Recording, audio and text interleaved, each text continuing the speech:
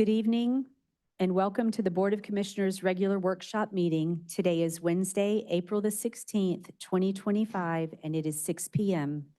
City Clerk, would you call the roll, please? Mayor Brooks, Here. Vice Mayor Kerr, Here. Commissioner Taglerini, Here. Commissioner McGeehan, Here. Commissioner Gavayi. Here. All are present. Public comment. Public participation is encouraged. If you are addressing the commission, step to the podium and state your name and address for the record and the organization or group you represent. Please limit your comment to 5 minutes and do not include any topic on the agenda. Public comment on agenda items will be allowed when they come up. If you would like someone at the city to follow up on a comment or question made at the meeting, you may fill out a comment card with the contact information and give it to the city manager. Comment cards are available at the back table in the commission chambers. Completing a comment card is not mandatory. Do we have any public comment? With no public comment, first item on the agenda is Board of Commissioners Policy Handbook. City Manager. Thank you, Mayor. I think prior discussions about the Board of Commissioners Policy Handbook, within the first 90 days after taking office, after an election, typically the commission, mayor and commission review the handbook for any changes. At that, the first workshop, or the March workshop, excuse me, Mary brought up about adding to the manual a process that's been in place to allow for any public comment to be addressed at the end of the meeting. Your discussion and what is most likely the appropriate place would be to add that to your order of business for BOC meetings, for the regular meetings. So I guess we could, whatever we would call that, after or prior to the adjournment, or possibly either before number 14, reports correspondence, or after adjournment. And I'm on page 23 of the packet, by the way. I was thinking, I don't really have I'm indifferent to where it goes. It had come up that we should make it official and have it. This is talking about when someone comes up to the podium during public comment and they have public comment items, and we've been discussing those before we adjourn the meeting so that we can decide or we could discuss the item, and we have. In some cases, we've discussed adding those items to upcoming agendas. My intent when I asked you all if you were okay with doing that was that so many residents come to meetings and make statements and it never goes anywhere. And by us adding that formally to our order of business, it would make sure that it doesn't get missed, and that residents know that if they come and have a public comment, we will address that public comment before we adjourn for the day. I'd like to see us have it not only on our order of business for the regular meetings, but also for it to appear on our workshop meetings, just so that it is a consistent. Yeah, Mayor, I agree with that. I think it's a great idea. We could call it maybe something like public comment, discussion, or questions. I think that sounds fantastic. And then that, like, we might not need to ask any questions or have any discussions, but I can think of at least 2 times a resident has asked a question or made a comment. One I thought was false, and I didn't have the opportunity to address it. But most times it's just, there's no issues. But sometimes I'd like to have that opportunity to address what the resident said.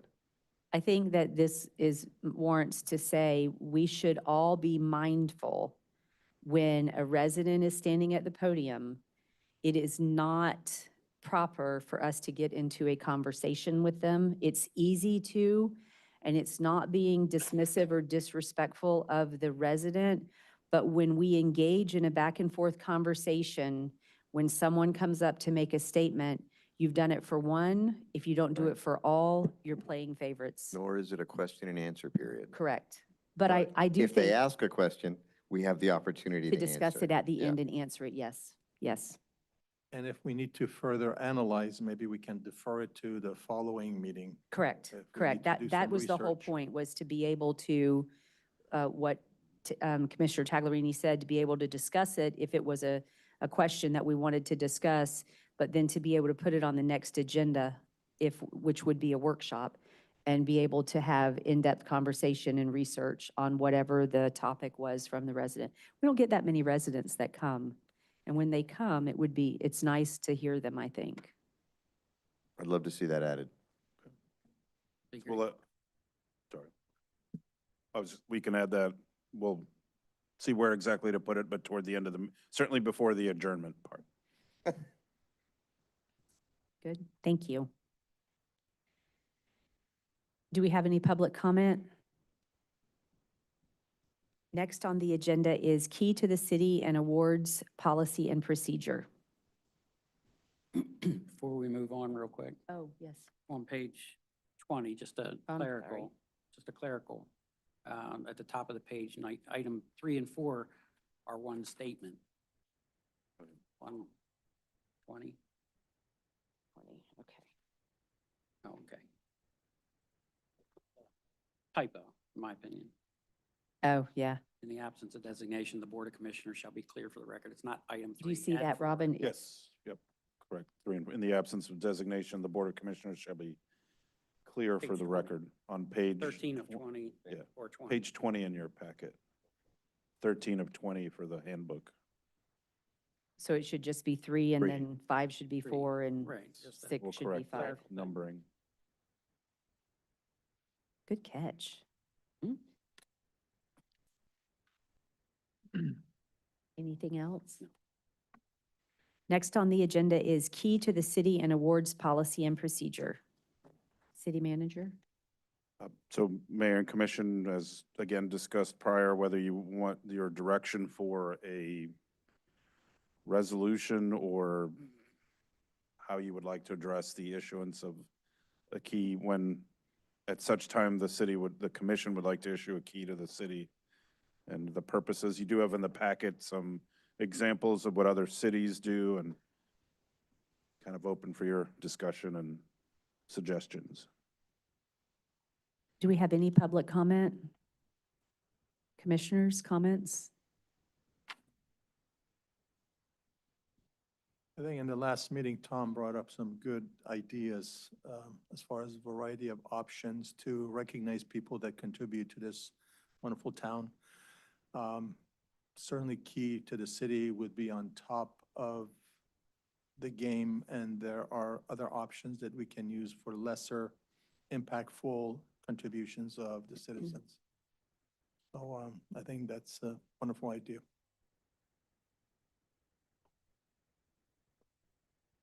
I have a question. Okay. So we're looking at some, City of Cocoa Beach as an example, where on page 30, number C2, key to the city commission will consider a complete qualifying request for a key to the city during a public meeting and determine awarding the key. Now, would that request come from a commissioner or resident, or either? It doesn't matter where it comes from? I think the intent was that Attorney Trask provided us several different cities. Right. And it was for us to look at it and decide what we wanted to do for our city. So that would be, Well, I like the comment, but I just need it. I don't know. I think a resident would have to come to a commissioner, and the commissioner would have to bring it to the board for consideration. And I truly think that you would have to have, as I spoke of before, reasons why in writing. This is why we would like to present the key to the city to John Doe. Now, would that also be a resident vote or a No. commission vote? I think that ultimately whatever we determine, the commission's going to decide who gets the key. It's setting up parameters of how you determine who qualifies, because, I mean, in my thoughts, if you're going to give the key to someone, It shouldn't just be to give a key away. Right. They should have done something for the city. There should be something above and beyond Mhm. that would be my thought. It's typically how other cities handle giving keys. Correct, okay. Well, again, if I might, I'm sorry, to the same, that I spoke of earlier, if you go to the next page, page 33, City of Doral, anyone seeking a key to the city. So that would, these are things to consider when we write the policy. Do we actually want people to seek a key? I don't think so. I think it should be, my mother taught me you never sing your own graces, you have someone else Correct. sing them for you. So, But we could also take like the top three, or maybe top three finalists, and have the residents of Madeira Beach vote for that in that kind of Oh, situation. and again, I'm sorry. Oh, no, I just think, if anyone of the five of us, and it could be inspired by a resident, right, would bring it to the commission right. and present it, Right. here's the reasons why, and then we could have that as a follow-up discussion on that. I like that idea very much. I looked through all the samples that we got, and couple things kind of kept going to the top. Only individuals who have contributed significantly to the city through cultural, historic, educational, community service, humanitarian, or business efforts should be qualified. Keys to the city are on honor, these are different from different cities, the ones that we got. Mhm. Keys to the city are on honor bestowed by the city upon distinguished persons and honored guests, symbolizes outstanding civic contributions to the recipients. Key to the city, the most prestigious award may be given selectively to honor a person with extraordinary significant accomplishments and contributions to any of the following: history, economic, and social cultural fabric of the city, uh, uh, significant contributions to the military service, to persons who have performed acts of heroism. These are just things that all kind of, these are different cities, Mhm. right? Key to the city is an honor on ceremony gesture granted by the council to distinguish individuals or special guests, typically to recognize exceptional civic contributions. So what I see is it's got to be significant. I don't know that we're going to have every year, okay, who are we going to give the key to? Maybe not. Right. Maybe this is something that only happens once in a while. And I don't feel like, I'm not comfortable giving a prestigious award to someone who benefited the city in the course of doing their job. Like, for instance, Tom Trask is a great city attorney, and he may do something that gets the city a big benefit, like win a lawsuit or something like that. But that's what we pay him to do, right? And it could be huge. I'm looking for someone outside of their normal job description who did something for the city. But there were other alternatives to that. We could have a proclamation, which I think we do sometimes. We could have a Board of Commissioners or City Manager Award. We could have a business award. And here's the one I think that would be good for some: certificates of recognition and appreciation. Those individuals or organizations who have performed some act of or completed some task or effort on behalf of the city or residents of the city, something like that.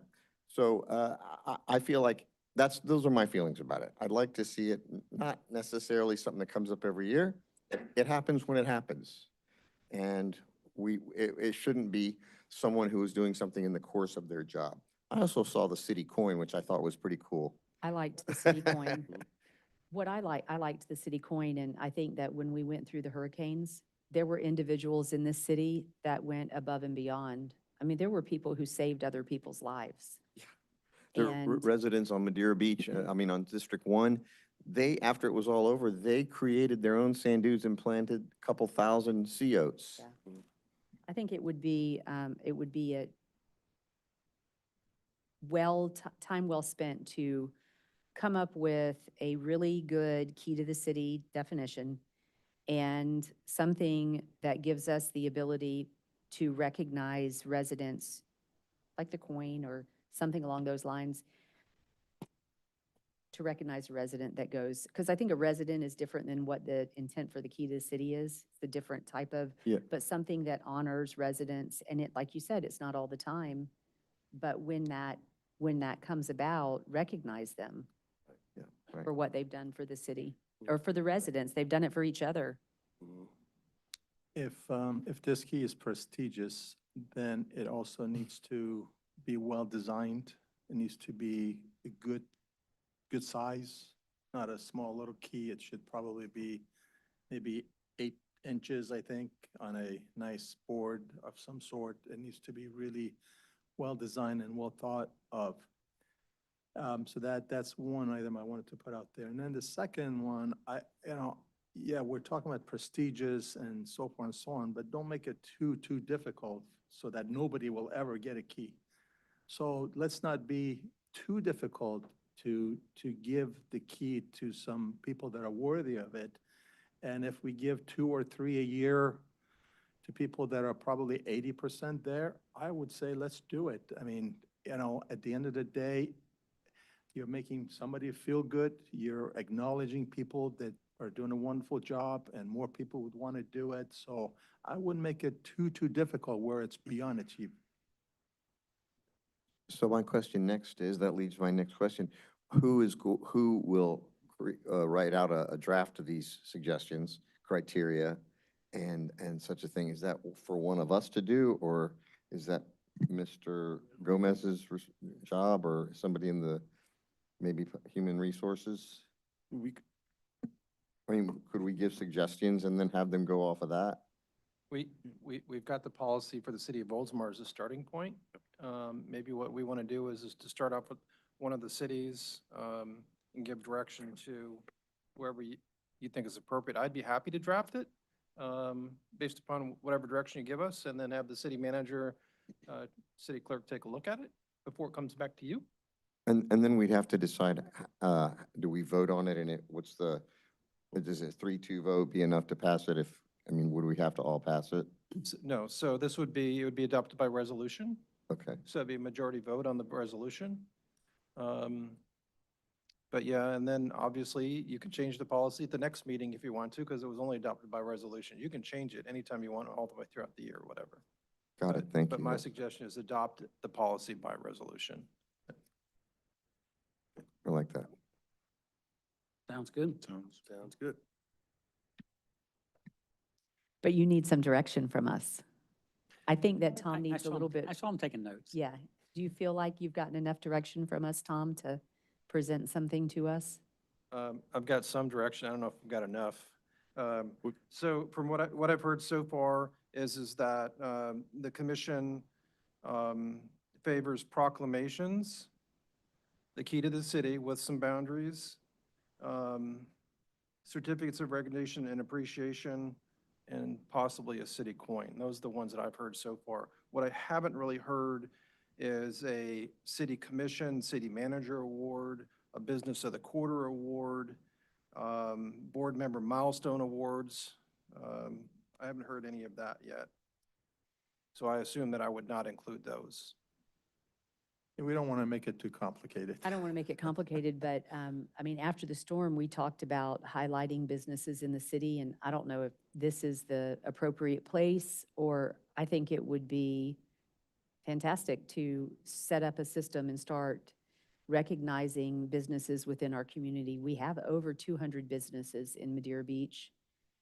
And especially now when businesses are coming back and trying to come back, I think this might be a good place to do that, but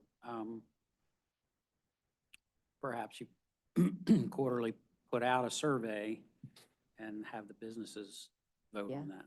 I think that, I definitely don't think the Residents. 5 of us should be choosing it, but more of a community. Would that be appropriate in this, or would that be better? Let me tell you how some of the other cities do it. Okay. They go to their business community, whether it's a chamber of commerce, maybe it's the Rotary Club, or maybe it's somebody else in the city that would make a recommendation.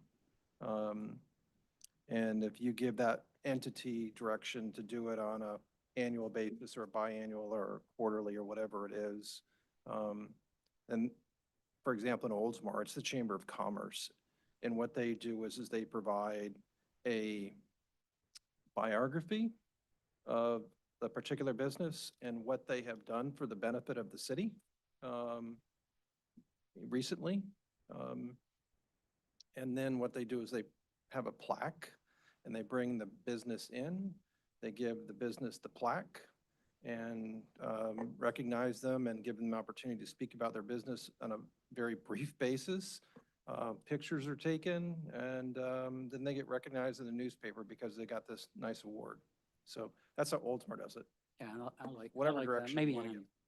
I think quarterly will kind of get to be just too Yeah, much. quarterly would be too much. Maybe twice a year, once a year. Yeah. What do you I think just to add a little bit to the things that other cities are doing, like I mentioned to each of you, we were planning and we've deferred it to October to have the Citizens Academy, but kind of your discussion is along those lines to bring and begin implementing some of the programs that, like a Business of the Quarter, even Citizen of the Year, certain things like that, that would fall under the discussion. We can just make it Business Recognition Award and not nail it down to a specific time frame. That doesn't mean you can't do it on a monthly, quarterly, annual, or biannual basis. But if I take out the quarterly that Oldsmar does, for example, you can just do it whenever you feel it's appropriate. Yeah. Okay? Anything additional? Well, I think as Tom has stated, Chamber of Commerce needs to weigh quite a bit on these awards related to businesses.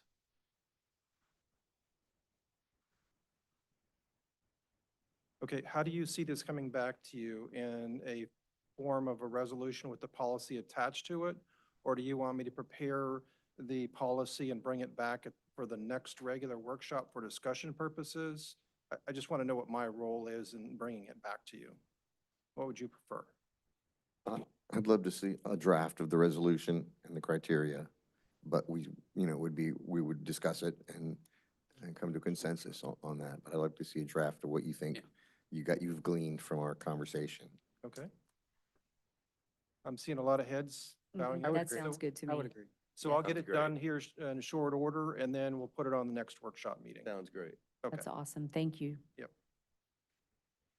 Next on the agenda is City Manager Personnel Policy and Procedures Manual. From the prior meeting, looking to make some adjustments to the recently adopted, or have a discussion for any other adjustments to the Personnel Policy Rules and Procedures Manual.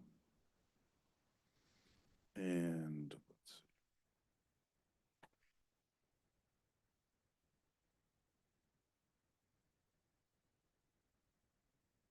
I think one change was related to the time frame for professional development, employee reimbursement for classes.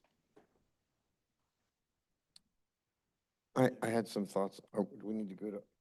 Do we have any public comment?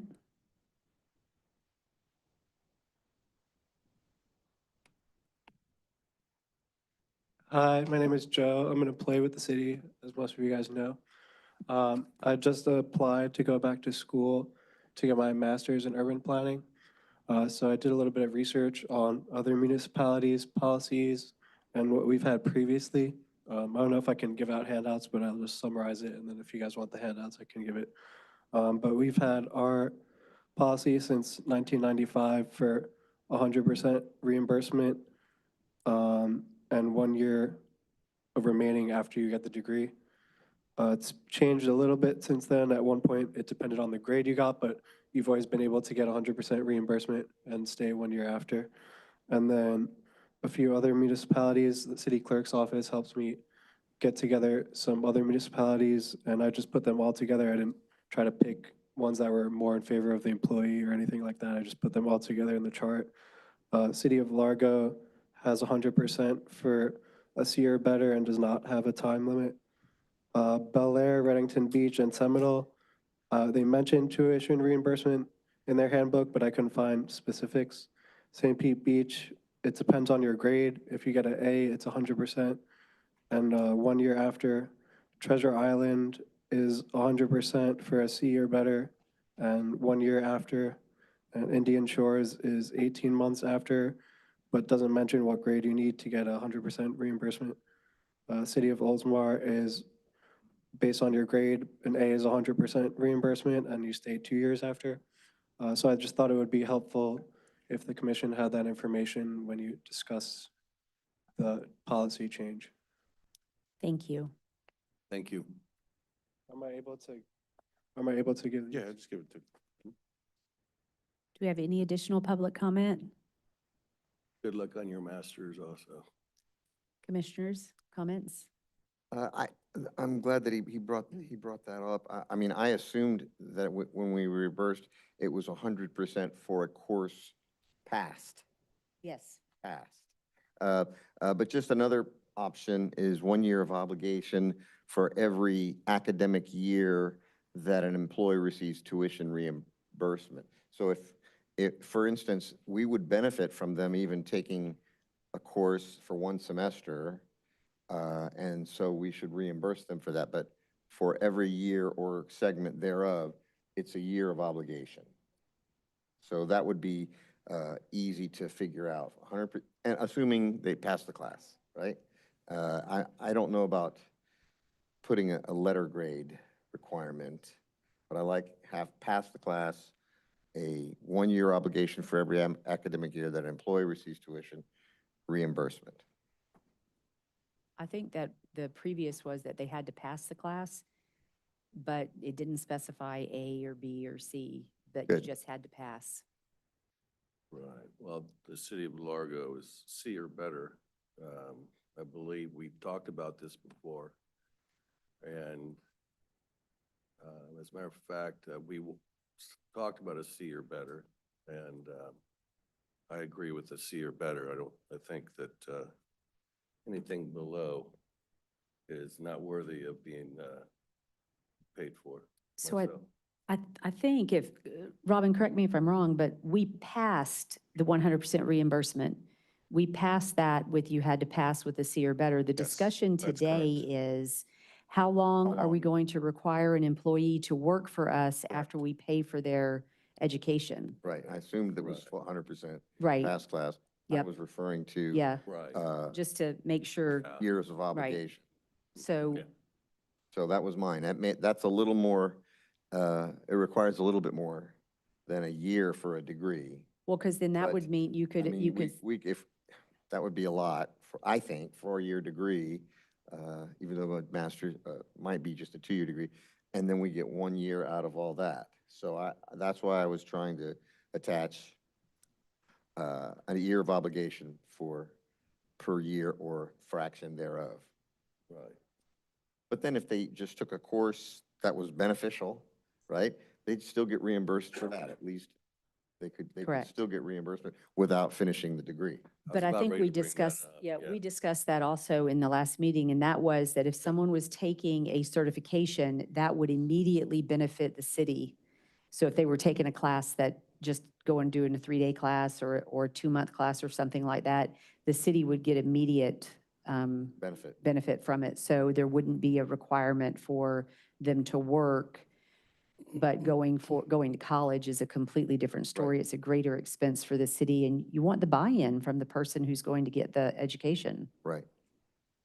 So how do you determine that? Okay, so if you're working full-time and you're going to school part-time and you have 12 credits per semester, you pass them, you get reimbursed immediately.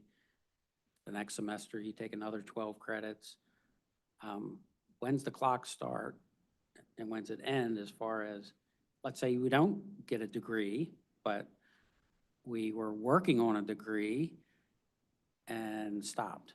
You have 60 credits and they've all been reimbursed by the city.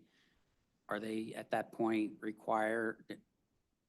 When's the clock start for them to have a requirement to work for the city for an additional year? The last time they were reimbursed? It's the minute they receive the degree, No, isn't it? I thought it would be when they received reimbursement. But from what if that. they don't get a degree? they're working No, I on a think degree, the but they time stop. period would begin when they receive the reimbursement. Right. So if you, So every time they receive a reimbursement, the clock that's starts. one way to, Well, that's I'm- how I'm just cities do Trying it. to provide some clarity to Yep. it. Yeah. So I'm working on a degree and, you know, I have to take this semester off because of, for whatever reason, family reasons. But then I want to go back in the fall and continue to do it. And the city has been reimbursing me all along the way. Every time that there's a check cut for reimbursement, that's when the clock starts. Extends it at that It point. extends it to a one-year period. 1 year, beyond that 2 point. year, through Whatever whatever. it is. Yes, And correct. and I think the last time we discussed this, it may have been more than a year. I don't recall what that funding was, but ongoing throughout, as they're taking the classes, we're getting benefit from them taking the classes. So is your question, so I go to school and I'm going to get a bachelor's degree. For a full-time student, it would take 4 years. For me, because I'm working full-time and I'm going to go to school essentially part-time, it's going to take me 6 years.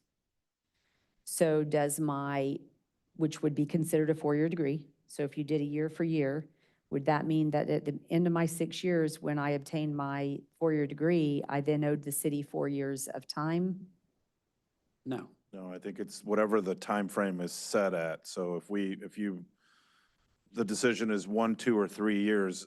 I know some cities that do it 2 years. You just are required, at the last time of receiving your reimbursement, you must stay with the city for at least 2 years. Right, which would mean at the end Not of my cumulative. 6 years, I would receive my last reimbursement. So if 4 years is my number, my 4 years would start when I received my final reimbursement.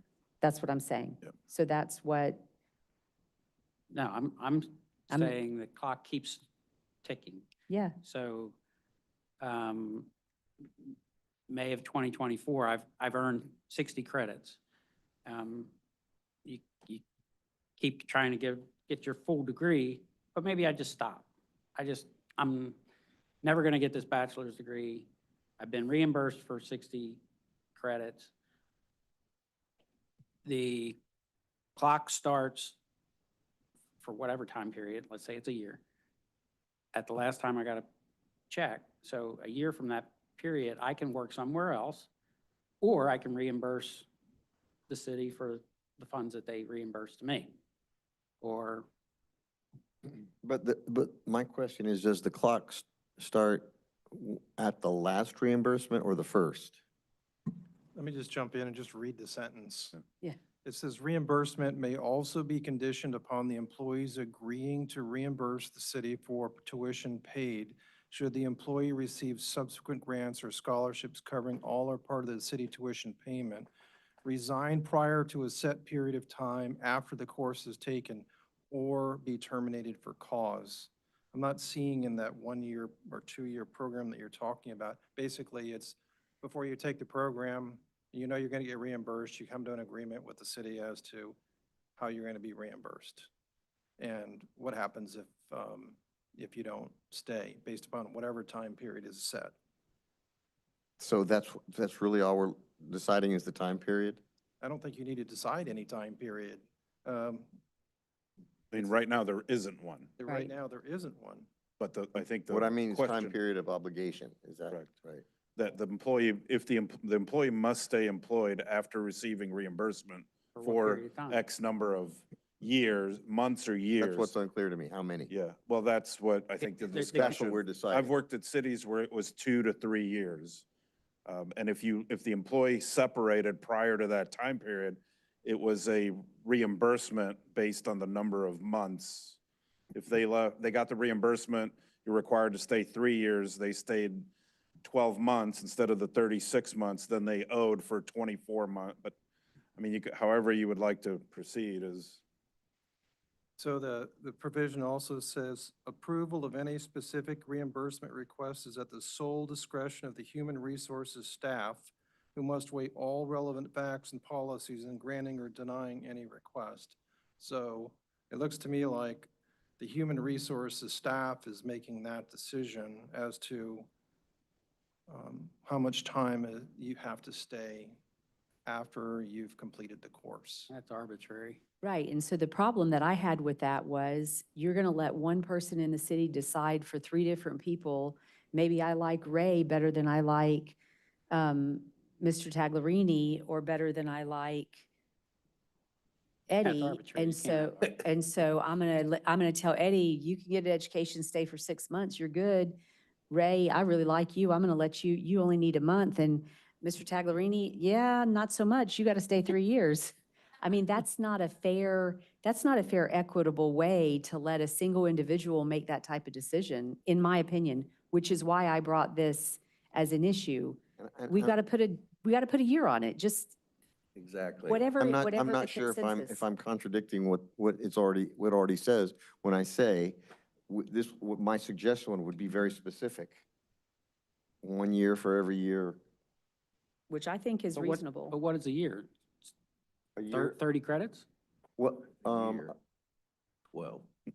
for a year or segment thereof. So if you took 12 credits one semester, but not the second semester, well, that's a year. Because we're reimbursing you for 12 hours. And then you owe us a year. All of this language is not necessarily tied to a specific time frame. It's all tied to courses and not semesters or degrees. It says reimbursement shall be limited to courses which are required as part of an overall academic program leading to a degree related to the employee's current city position. So it's all related to courses and not necessarily an entire program. To a degree. Correct. There is you have two different paragraphs in your policy, one for non-degree courses or seminars and one for degree programs. There's two separate paragraphs, but it's all related to courses taken, it seems to me, versus an actual completed program. Right. And when I say segment of a year, I mean a completed section, a completed semester, right? 12 or 6 hours, whatever the course's value is, completed, passing grade. Not to throw another wrench in it, but I do know, there's opportunities that are given if you get your master's, that we will increase your compensation as a reward, but you have to maintain employment with the city for a certain period of time. I understood that as being available. I don't know if that is in what Mr. Trask is reading. That's been based off of employment agreements, I believe, Yes. individually in the past. And then what Mr. Trask did read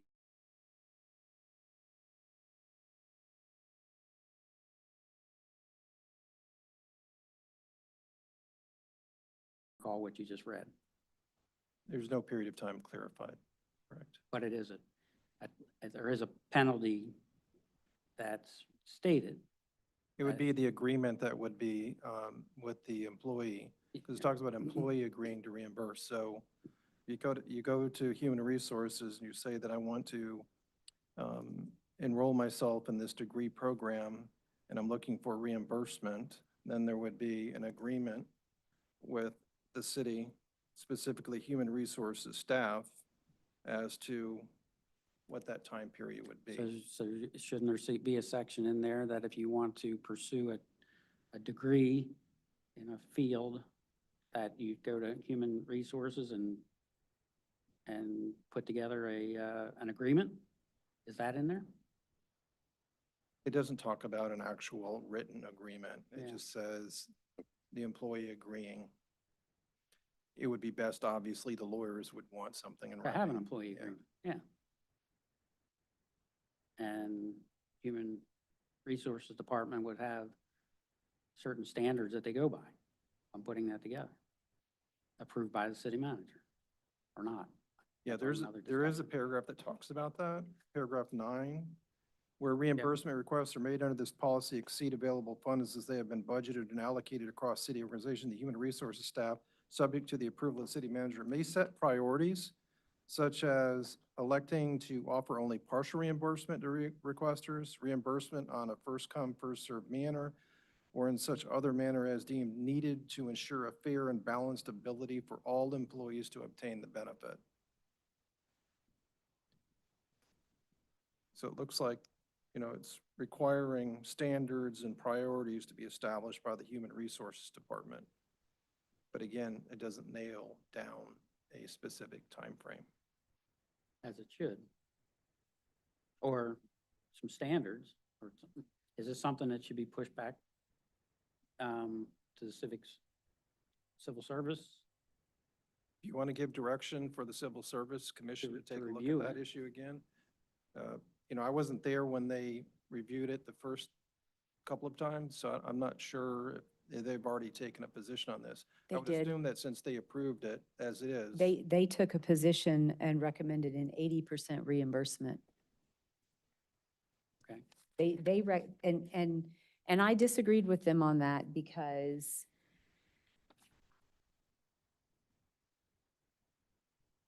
if you have an employee, my thought on it was if you have an employee who's wanting to further their education for the benefit of the city, they're going to do that outside of working for the city.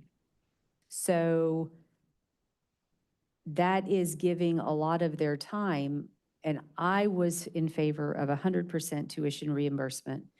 You could tie that to grades if you wanted to.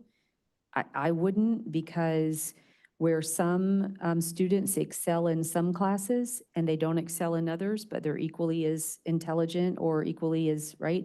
They just maybe not excel in that. But my comments and my thoughts were, if you're going to spend the money that it costs to get a master's degree, the money that it costs to get a bachelor's degree, I just didn't feel like a year was enough for somebody to commit to the city. So you come to the city, you have zero education. We pay for your 4-year degree and you only have to stay here for a year and you can walk down the road somewhere else. I'm not a fan of that. You come here, you have a bachelor's degree, you want to get a master's degree. We'll pay for the master's degree, but I want more than a year out of you. I'm sorry, that's just my opinion. I'm not saying that it has to be 4 years. That's why I keep I saying a like the year year per to year, year. year per year. I like that, but I think that you need to have some more investment. And if an employee is going to say, I'm not willing to give the city 2 years, then I don't want to pay for your education. That's just how I feel. I go You back. should be committed to us. Year for year, and with the penalties already in place for not completing or leaving, leaving the job early. So it would be cumulative? Yes, Yeah, so if If you you're were getting, reimbursed in three consecutive calendar years, then you must stay employed for 3 years after. so Is that? Commissioner Taglerini, are you thinking the year for year based on the year or on the term of study or on the actual time it takes? Because I like your idea of year for year, but I would want to base that off of what the year, not off how long it's going to take them, because they're not going to go full time. So if the master's program or the bachelor's program, whatever, however many years it would take if you were a full-time student, then that's what you'd owe us at the end of earning it. Because a bachelor's program could take someone 6 years, and although I would like to hope that they would stay here for 6 years or 10 years or 12 years or 20 years, I don't know that I would be willing to try to make somebody commit to 6 years, but 4 years, if that's what you're saying, I could buy for that. yeah, I think I would support that, yeah. Yeah, I thought that's what you meant when you said it originally.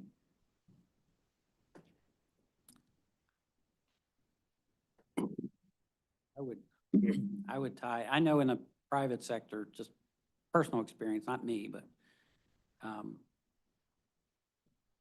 the person that I'm thinking of went and got their master's degree, full ride, private company, but it was a 3-year commitment.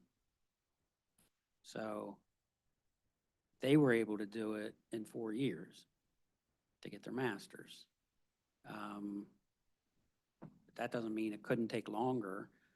I like a finite, if we're going to reimburse you for a master's degree, This is let's- how many years? let's just say this is how many years. It's going to be a bachelor's degree, maybe it's the same amount of years, but it's a finite period of time.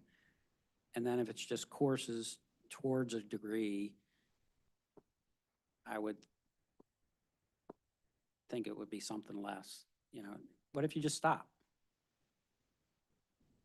Some people may have a reason to stop and not get the full degree, or they may just get an AA or. I believe in that case, we would have reimbursement them for the year or years that they completed. Right. They would be obligated to work for that number of years, and if they didn't, we have a penalty in place for reimbursing. Again, I'm just not following the year for year because may only take 12 credits per semester because you're working full Well, time. that's a full load. Yeah. Well, is this a contractual agreement? How do you figure that out? This be, So I think that, Tom, would that be a contractual agreement? So what we're talking about is making it part of the policy. right, So once it's part of the policy, you don't need to get the employee's agreement. It's part of the policy. No, they can be So- terminated at any time also, correct? After they get their degree, say, for instance, they come out with a bachelor's degree and they're terrible. So they can be terminated at any time, right? they would have been terrible before the bachelor's degree. Well, there's a lot of people that graduate with a bachelor's degree with the help of Dr. Google, and they come out and don't know anything. So I'm saying, Yeah, Wow. you would still be able to terminate the employee. right, And if you want your policy to say, basically, if the employee is terminated, within it, if, for example, if you're requiring them to stay 2 years for an AA degree or a master's degree or whatever, and you fire them after the first year, they need to reimburse you back for the other year. Yeah, something like that, if that's. right, okay, so, year to year, and then, like I agree with, Commissioner Tagliarini, you said year to year, right, correct?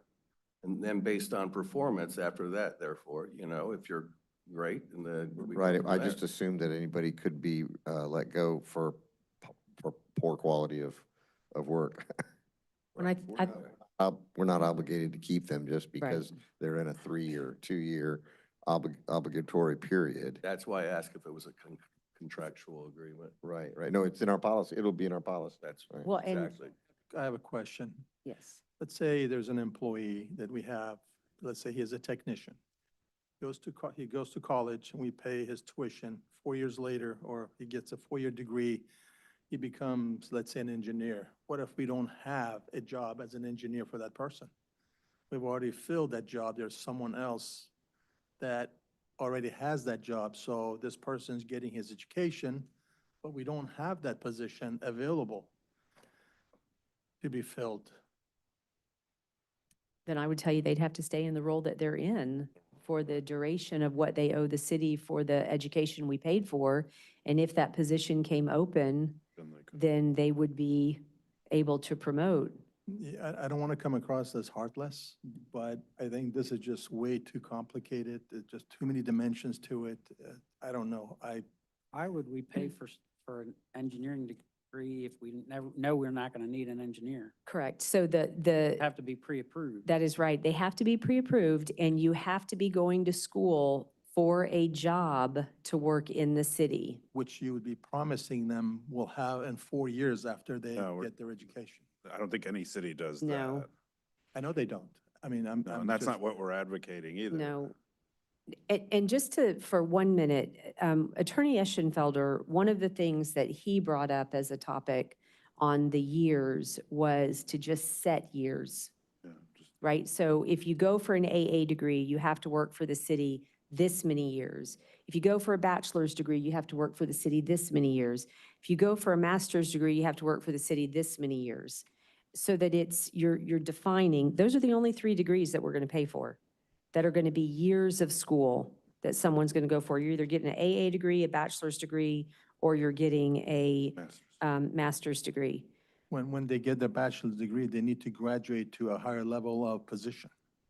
Not necessarily.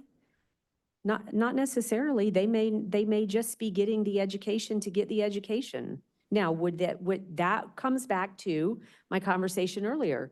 Everybody gets a trophy, so everybody's going to get the same raise, Or are we giving merit-based raises? And that's where you would get a raise because you've gone to school, you've obtained a bachelor's degree or a master's degree, now you merit more money. You have a higher level of education, you're able to bring more to your position. Joe is wanting to go to school to get his master's because of the position he's in at the city, it will elevate him. Yes.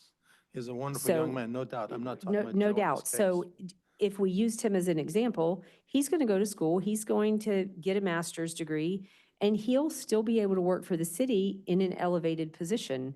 He'll go from what, a planner 1 to a planner 2 or a planner 3 or something. Yeah, I mean, based on budget, right. I Based mean, I on think budget based on and where budgets. he's at, But it's that's not a what would happen. guarantee. Correct. He could have to it- stay in the position he's in for 6 months or 8 months until we have that elevated position available. But And it's not a condition of obtaining the degree. We're not agreeing nor telling an employee, Right. if you go to school, we will then promote you. That does not happen. Right. If we've done that as a condition of employment and as a separate, an actual agreement between the city and an employee, but in terms of the policy, it's allowing employees to obtain a degree to better themselves and their future, but we want to protect the city's investment once they receive the reimbursement, whether that's for 1, 2, 3, or 4 years. And So typically, I've been in cities where it's been either 2 or 3 years. That's it. So after you receive the reimbursement, if you leave prior to 2 years, then you will reimburse the city a portion of what the city paid you. which is fair. So do you want to just give me, for each one of those degrees, the years, number of Yeah. years, and we'll work on a change to this policy? 1, 2, and 3? So master's degree, 1 year, Master's 3, 3, I think. 3 years? 3 years. bachelor's 2, Okay. AA 1. That make sense? So upon receiving reimbursement when they're going after each one of those degrees, that's the corresponding time period. Should they leave prior to that, they would pay back the city that reimbursement. Bachelor's degree takes longer than a master's degree. Master's is usually 2. Bachelor's is 4. But keep in mind that I don't believe we have any employee going to school full-time. That would be very difficult to work. I know that, for example, we had an employee looking to obtain their bachelor's degree was taking 2 classes a semester. And Takes that's a a very lot. long So taking time. 2 classes a semester is going to take you some time. But again, they're going for their bachelor's, so should they get a reimbursement, should they leave within 2 years after that, then they would repay back the city. So just for clarity, we are now talking about reimbursing for a degree, not for credit hours. No, Not for Oh. courses. no, We're reimbursing for a degree. correct. Would you be okay with 1, 2, 3? Does that sound reasonable to you? And maybe 1, 2, 2. Maybe 1, 2, 2. I mean, yeah, 1, 2, 2. It is what it is. What do you think? I don't know. I mean, there's so many dimensions to this, and I hear you. Let's say this person gets a degree after whatever years, then that person really deserves to be in the position that they have achieved, they have worked.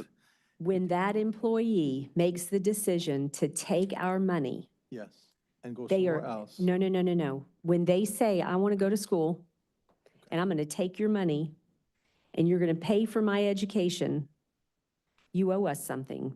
You owe the residents of this city something. And if it means that when you graduate with that degree, that you work here for 2 years in a position that is beneath where you believe that person should be, they're going to know that. They're going to know when they get their education paid for, that they're making a commitment to the residents of this city, that they're going to work for the city for 2 years. The intent behind my thoughts is that we're spending a lot of time talking about something that shouldn't even matter, because you would hope that any employee who worked here had the intent of staying for many years and growing with the city and would understand the need for the role that they're growing their education in. But to make a 2-year commitment, I wouldn't do it for anything less. yeah, I mean, 2 years There's nothing. is nothing when you think of the amount of the tuition that's going to be paid on their behalf. Yeah, and I'm not sure how much credit hours cost is these days. 100 years ago, it was like $100 an hour, credit hour. If a course is 3 credit hours, Well, they're all usually 3 credits. I think So one 3 class times- is probably, I mean, just think like at a St. Petersburg College, probably $500 for one 3-credit class, maybe a little bit more. USF or State University, it's going to be more. so if you're trying to get your master's degree, let's say 24 hours, 24, Well, master's degrees are usually 30 credits. 30 credits. All Or right. That, you No, know, let's 60 say, credits. let's say, no, it's 2 years. 2 generally years, no, it's speaking. 15. So- Yeah, it's 60 credits. I can't remember how many I took years ago. Is it 36? 36 credits for a master's. All right, let's say just 30, just for the sake of multiplying. So 30 times 500, right? 30 hours times Yeah, 500. 15,000. So that's 15,000. We would be giving towards his master's degree.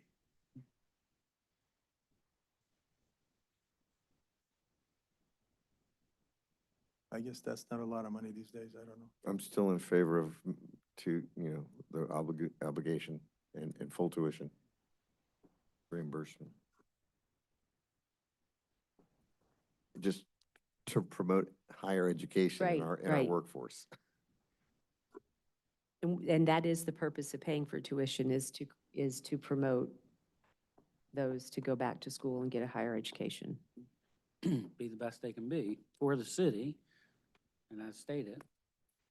Once they achieve that, I mean, if I get a master's degree that was, regardless, if I'm working at a position that's less than what a master's degree would be on the open market, I think 2 years is sufficient to recover, and hopefully in that 2 years, be able to promote that person to retain them. And if it's not important to retain them, they're gonna go out on the open market and find out what they can get. You can't blame them. Correct. All right. So do we So agree? I think 1, 2, and 2. 1, 2, 2.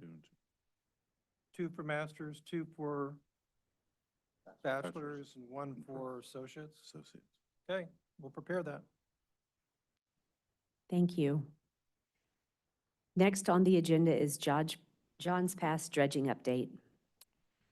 So Mayor and Commission, just to give you the updates of where we are with the dredging, there's communication between our consultant Aptim, and the Florida Department of Environmental Protection, and also the U.S. Army Corps of Engineering, working to obtain those permits to begin the dredging. And communication, the consultant received communication on April 7th and April 11th, and still reviewing information and getting reviews completed from their partners, specifically for the U.S. Army Corps. They're waiting to receive comments from their resource agencies, and the U.S. Department of Environmental Protection waiting to receive reviewing best management practices and related reports. I have James here with Aptim. And James, if you have any other updates to provide. But both applications have been in process or awaiting additional information. Thank you. James. Bo Southard for Aptim. James is our I'm sorry. engineer who is working on the project. I'm the director of Aptim's Coastal Ports Marine Program. As the city manager mentioned, both applications are in.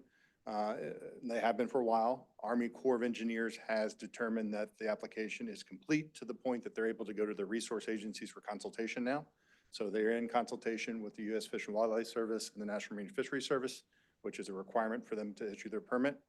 And on the DEP side, we've gone back and forth on a few REIs.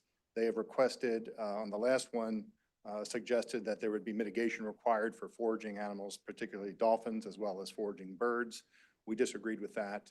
We've provided information back to them why we do not believe mitigation is required for this project, and that's currently what they're evaluating. And that's where we stand right now. Do we have any public comment? Commissioners, questions? I have a question. So you are working with DEP to basically hopefully obtain their permit, and you disagree with some comments that they have made. So you just responded to them and you said you disagree and this is why? Yeah, we provide our professional opinion as to why we do not think that there's an impact to the foraging habitat, specifically to dolphins and, So if they disagree with your disagreement, what would happen then? ultimately, they can issue a permit and require mitigation. It is our opinion to try and work through that process now. Mitigation would require additional cost, additional time.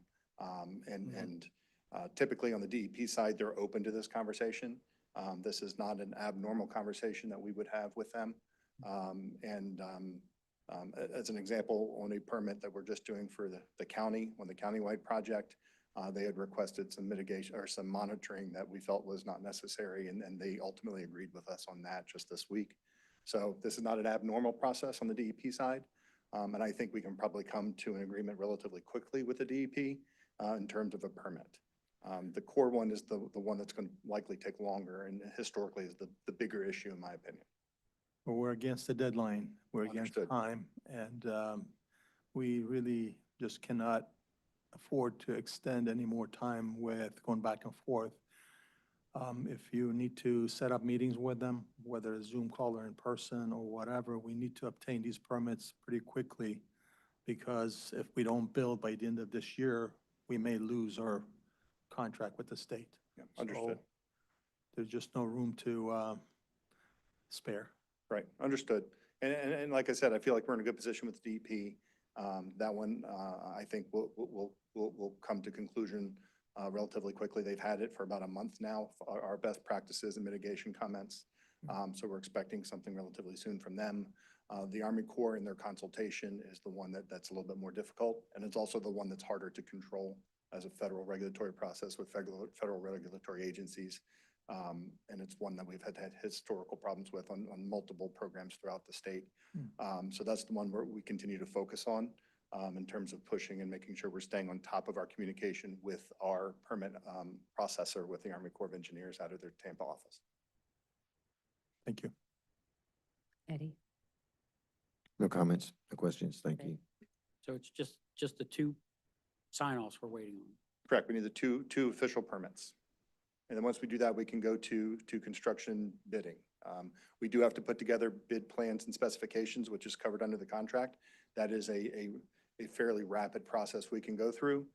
We don't do it now because there can be special conditions that come out of the permits that impact the plans and specifications. So that would be a duplicative effort if that happens. But we have draft specifications and our plans. We already have the permit plans in place, so it'd be a modification of the permit plan. So once we get the two authorizations, we can wrap up the plans and specifications very quickly, put a bid package together for the city to then advertise.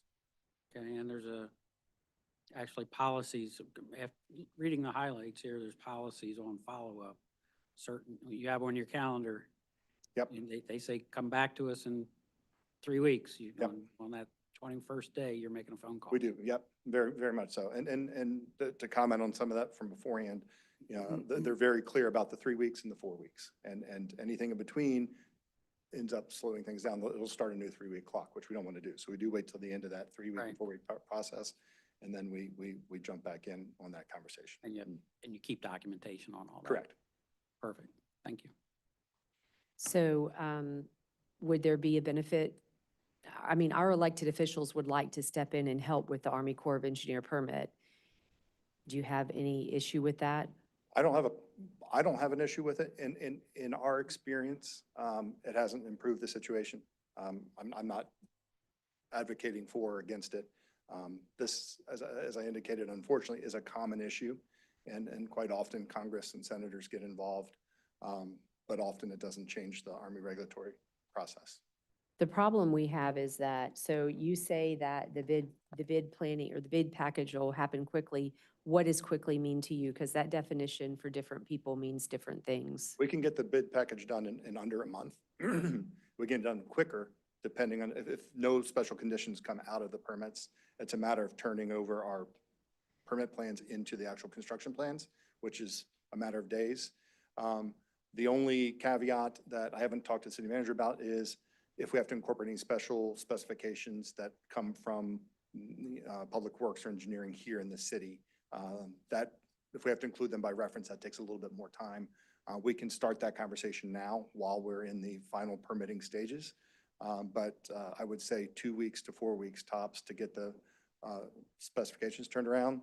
And we can do some pre-coordination with the city to make sure that those specifications and your procurement department is prepared and are ready to sign off on our documents. So I want to tell you my frustration. Yes, ma'am. Because I have asked a lot of questions and I've been extremely frustrated. And when you go back and look at the timeline of when this project was awarded, and you look at the timeline from when you were awarded the project to today, and the in-betweens and some of the correspondence that went back and forth, for someone who's not a professional, reading some of the questions that came back, many of those questions seemed to be questions that should have been included in a package that went to the Army Corps, especially after having a pre-bid meeting. I've been to pre-bid meetings. I know what that is, or pre-permit meeting, I'm sorry. You should have had a better, in my opinion, it seemed like a better understanding of what they were looking for. It's what you do for a living. This is what you do every day. We're 2.5 years in. We are on a deadline that if we don't have this project completed by December 31st, we lose the funding. That's a really big deal. It's a big deal for more reasons than just not dredging the pass. We have a elected official who fought for 3 years to get us this appropriation to pay for this. And we've sat back and just let you do your job and not ask the questions. And then when the questions started getting asked, it looks like because we weren't following up, nobody was really following up on your end in an urgent, time-sensitive manner. So if you tell us today, we're going into the end of April, that we're still waiting on Army Corps, DEP is going to be no problem, you're going to get that. We're still waiting on Army Corps. Don't know how long that's going to take because of how they are. And once they approve it, it's going to take you a minimum of 1 month to get the package ready to go out to bid. It's going to take us a minimum of 45 days to bid the project because we have processes that the city has to go through to do bidding. And then we're in hurricane season. There's no path that we're not in hurricane season when we go to bid. And then, so then you're in hurricane season, and I mean, what if you don't get the permit? If we don't push harder or at some angle, if we don't have that permit and get this project done, that's a whole conversation I don't even want to be the person on the receiving end of having. I don't want to be sitting in a position where we're sitting currently that appropriations aren't being pushed forward for this city because we couldn't get this project completed. Understanding that the Army Corps is difficult, I'm looking for you to say, this is how we're better and what we're doing to move the process along. Right? I completely understand everything you have to say. I recognize it's taken some time. The best approach for the Corps is constant, timely communication. We are at a point now where the Corps has the answers that they needed. That's not an easy process, and it's not always easy to anticipate what they're asking or what they're going to ask for. As an example, on the DEP side, we've never had a question about dolphin foraging habitat for a project like this. That's a new one for us. I don't even know how we would mitigate for that, to be honest. So that's just an example. But now that they have, accepted the application as complete to the point that they can go to consultation, the point now becomes for us to to every couple of weeks to get with a permit processor, document the communications, ask for updates on consultation, ask for previews on anything coming out of consultation that could potentially accelerate our ability to accelerate the plans and specifications. If we can anticipate if there are any issues coming out of National Marine Fisheries Service or U.S. Fish and Wildlife Service, we can get a head start on those. And what we can do is work directly with the permit processor to get that information. The permit processor we're working with is the same one we worked with recently on the large-scale beach nourishment project that the county's ready to undertake. They actually put that out to bid today. So we do have a relationship with that individual.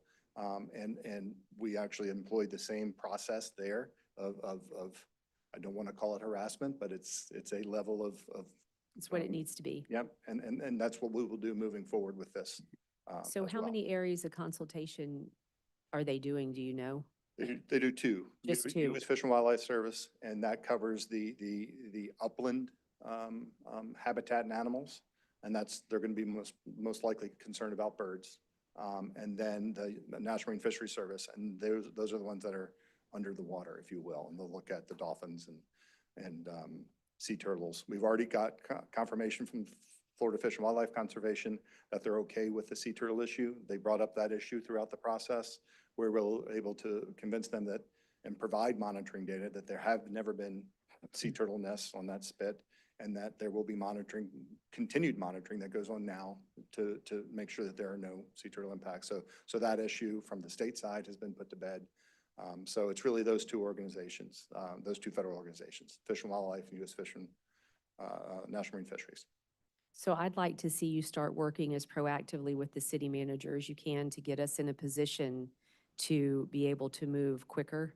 Yep. Once we have the permit or once we have the approval, so that we can get our side out to bid, have the drawings and all of that, whatever that is that you need to communicate with him so that we're in a better position to move faster. Okay, what I can commit to do, I will commit our organization to have draft plans and specs written by the end of May for city review, with the caveat that they are draft. If the Corps then comes back and requires edits to that based off of the consultations, we'll take that added effort on to that way we have a draft in place. So Because wouldn't it be easier to edit it than to start from scratch? not always. It depends on what we have to incorporate from the city standpoint. And if it addressed multiple connected specifications, if you will, sometimes the specifications can be quite complicated. The counties are very complicated. And it depends on what it impacts. So same with the drawings. If they come back with mitigation requirements, those all then have to be designed and incorporated as brand new specifications. So regardless, we will do a draft set. Okay. I think that would be helpful. Mayor, if I may. Yes. We don't necessarily have to have the permits in order to send the plans out to bid, as long as we're comfortable with the plans being 90% completed and the specs 90%. So at least we can get some feedback. And once they give us the cost estimates, let's say 3 different companies, hopefully by then we'll receive comments back from Army Corps or FDP or whatever, and then we can reissue those changes to these 3 different companies. Yeah, you don't want to get too far ahead on the bid process, but to your point, and again, I'll use the county as an example, what we can do is as we get at least verbal confirmation from the regulatory agencies of what the conditions may be, we can go ahead and finalize the plans and specs. Well, I'm sorry to cut you off, but the urgency, I'm sure you see it in the mayor's voice. The urgency is there, and we need to utilize every day, every minute to achieve our goal. So whatever it takes to cut the time shorter, we need to comply with that. And I agree, and I It is understand. urgent. It is urgent. My only concern about advertising a bid that doesn't have regulatory, at least a verbal understanding what the regulatory conditions are, is that you're going to get contractors who will either not bid or overbid that project to mitigate their risk. It's not their business to have a permit. It's your business. It's our business to have a permit. So they just need to bid on the plan that you give them. The plan requires that it contains the permit required specifications. Understood. give them the specs and give them the plans. We have to know what the permit specs are. And so the argument I'm trying to make here is that what we've done with the county is we have put it out to bid without the permits, as you've indicated. However, we've had indication from the DEP, we have the core permit, we have indications from the DEP permit of what that what the specific conditions are going to be so that we can incorporate them. As soon as we get a verbal indication as to what those specific conditions are, we can complete the bid package and get that on the street. That's the fastest route. I guess I we're think not for the that city. far ahead. In other words, we're not as far into the game as I thought we were. We probably just recently submitted the plans, right? They've had plans for a while. The problem is in identifying the specific conditions that are going to be required for the protection of marine and upland resources, for environmental resources. The DEP has thrown a curveball by saying that they wanted mitigation for dolphin foraging habitat and bird foraging habitat. We have now gone back with what we believe is a solid argument as to why that should not be required. The Corps has not provided us that yet because they've now gone to consultation with their resource agency because they've answered all their own questions.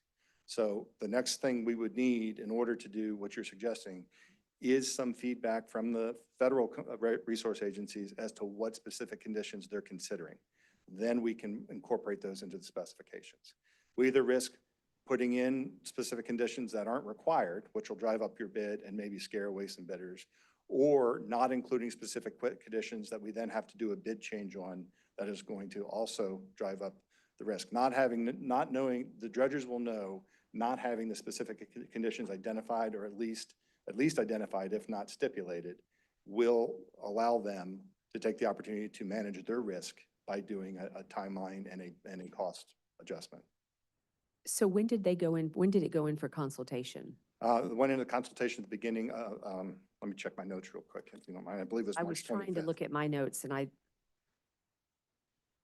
Actually, I believe it was the April 11th or April 7th communication we received back from them was that they have got it in consultation. so let me ask you this, based on your professional opinion, knowing that the Army Corps is unpredictable, if they went into consultation on April 7th, what would you estimate how long it would take them to consult with the two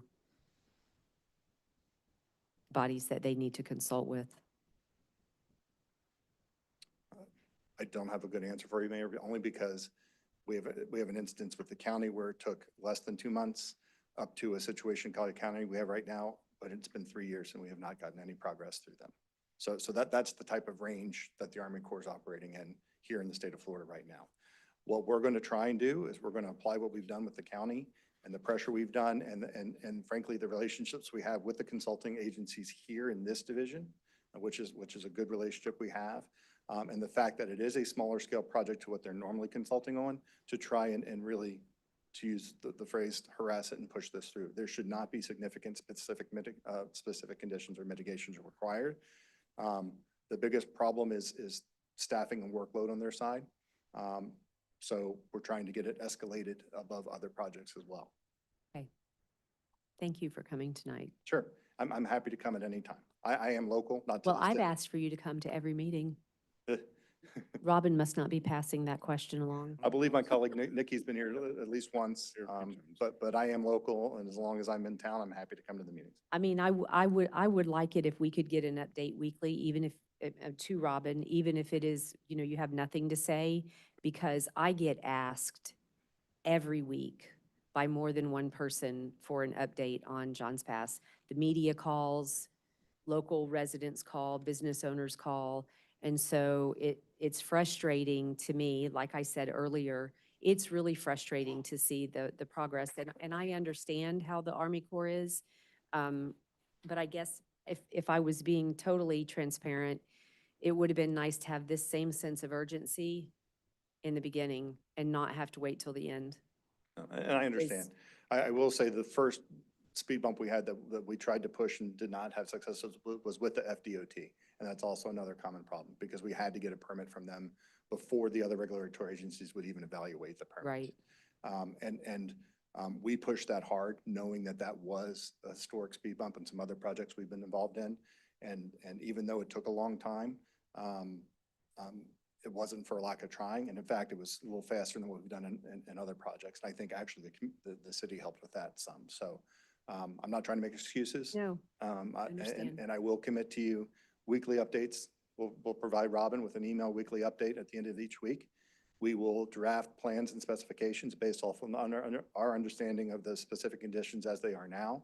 We'll coordinate with Robin in the city so that they can make sure that our specs match their specs, or that any of those potential speed bumps we tend to have when we're working with the Public Works Department or Procurement Department for a municipality are hashed out beforehand.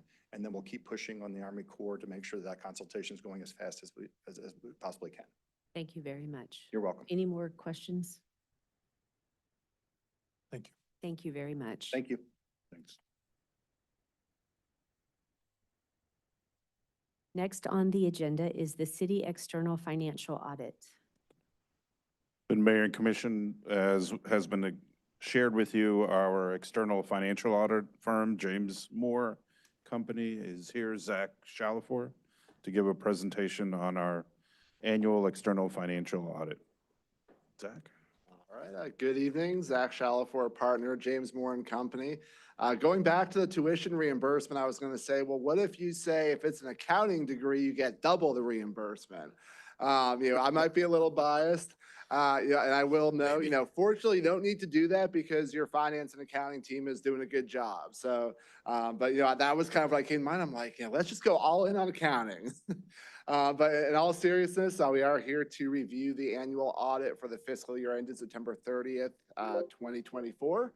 I have a PowerPoint here on the screen as in prior years to keep it pretty high level, but more than glad as always to answer any questions as I'm going. Feel free to jump in, or of course at the end, but I will again try to keep it pretty high level to move through it here as quickly as we can.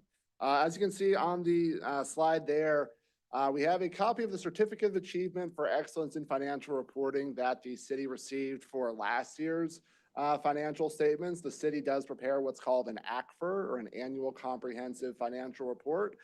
That document includes a lot more than the minimum of what's required by the state. It gets submitted every year to the GFOA, the Government Finance Officers Association, for evaluation, and if it meets the criteria of that really enhanced level of reporting, that certificate is then awarded. We would expect that to be awarded again for this year's 2024 financial statements.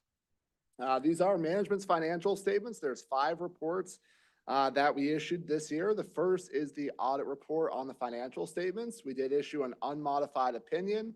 That's the best that we can issue and effectively says that the numbers can be relied upon. One different one this year is we did have a state single audit related to some of your DEP funding.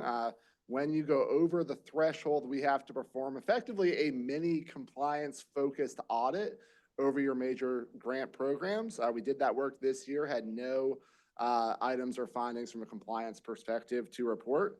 I did note there on the federal side, the ARPA funds were noted as spent, recognized in the current year.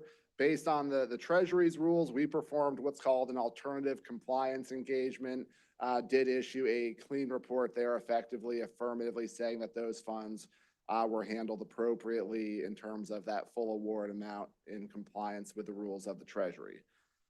The third report is on internal control and compliance. While this is not an internal control audit, there's separate audits focused on that. We do consider your internal controls over key financial processes, accounts payable, payroll, as well as just really getting the numbers right to produce these financial statements.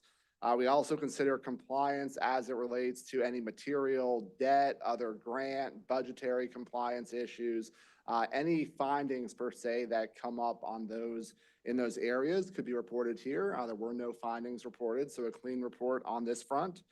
And then the last 2 reports are kind of a catch-all requirement from the Florida Auditor General. The 4th one there, that management letter, is mostly centered on financial condition. If there's any red flags that we note based on the state's emergency guidelines, and otherwise we would have to basically notify the state. No modifications to that area. And then if there's any just other comments, recommendations, observations, not in that deficiency category, but areas that we communicate with your team, we can note those here. Did have just one looking at just grant expenditure recognition and accounting, as far as how to, clean that up a little bit.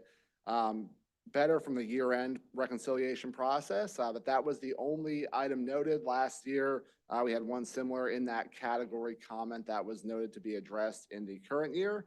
And then the last report, we did note the city to be in compliance with state statutes over investment activity and investment policies. So on the next slide, I have a historical 4-year look at your fund balance in the general fund as, of course, your primary operating fund of the city. And what we're going to look at is those bottom 2 buckets, your assigned and unassigned fund balances. Those really represent what are your available unrestricted reserves as of year end. So on the next slide, what I always do is take those bottom 2 numbers and combine that relative to what was spent in the budget to say, let's get this kind of in perspective. I will note on the percentage there, that number that we had plugged in there was based only on the unassigned number.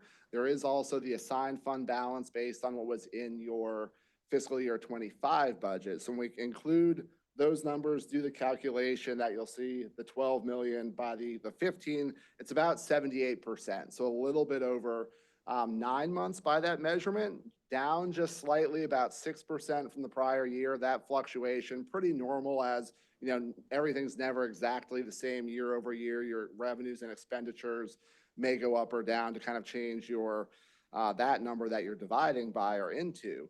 So very consistent, and the minimum recommendation from the GFOA, which I always emphasize is a bare minimum recommendation, is 2 months, and they always say, consider other factors such as the size of the entity, susceptibility to natural disasters, hurricanes. That's always the big one that we talk about as reasons for that to make sense, being some degree higher. And of course, this is as of September 30th, 2024. So we don't have the latest numbers in terms of the impact, but when you look at the storms and FEMA, as I know everyone has seen, it takes a while to get those dollars back, even though when we have a storm, we hopefully get the majority of that back, but it could be well over multiple years for that to finally happen. So having that cushion helps get through without having to really, stress about let's go borrow money at a high interest rate or otherwise while we play the waiting game.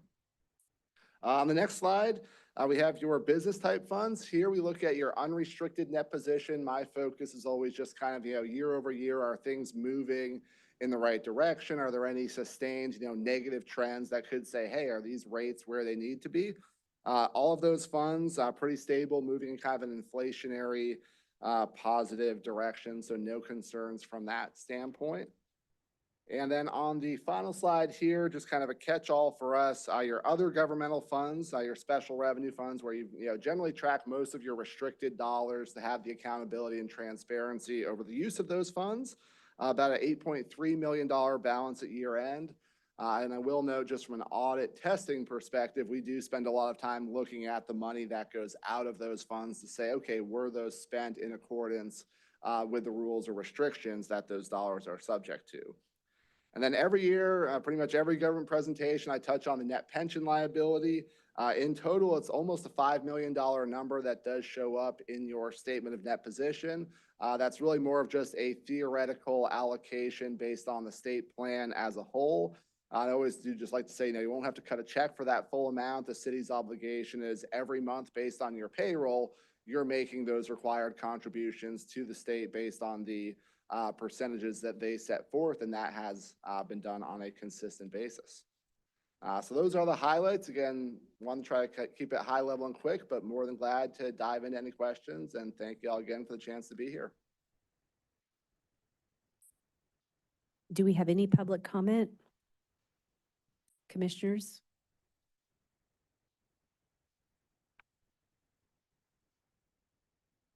I have a question on page 104 about the overpayment of grant expenditures. It doesn't really say what those expenditures were for. I didn't remember hearing about overpaying a vendor, even though checks and balances were in place. It appears it was found, the error was found, and corrections are being made over time. But do you recall, Andrew, or what that was about? So in our Beach Groins project and paying the vendor, we did not, the calculation that came from the pay app included, it seems like they were not including, or including additional, what would be the term, kind of cumulative from one pay app to the other. They did not take out what had previously been paid, so we ended up paying more than what was due at the time. That was caught, I don't know, the time frame after or by the next one or two pay apps, and then subsequently just, it's been credited and it's where it needs to be now. So it's recovered Yeah, so within, we just within paid that- early, excuse me. basically, yeah. Essentially, we paid early, and now we, when it was caught, we simply said, Balance. hey, you've already been paid. You will now receive a credit until it's zeroed out, the over. Okay, I was just, I've never seen that before in your audit before. Thank you for the explanation. So in general, we're still moving forward in a good way, even with the environmental issues that we've had and the loss of revenue from tourism over that period of time. We're still moving in a positive direction. Yep. Very good, thank you. Comments? No comments. Thank you very much. Yeah, thanks, all. Have a good night. Next on the agenda is Community Development, the Madeira Beach Master Plan update. Mayor and Commission, our consultant for our master plan, Kimberly Horn, is here. I think Hannah and company. I'm sorry, not Hannah. Madison, yep.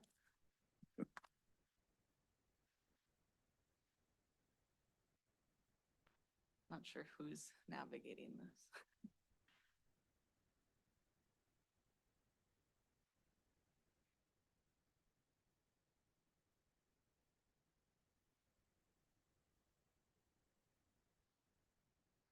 Yeah, slow down. Hold on.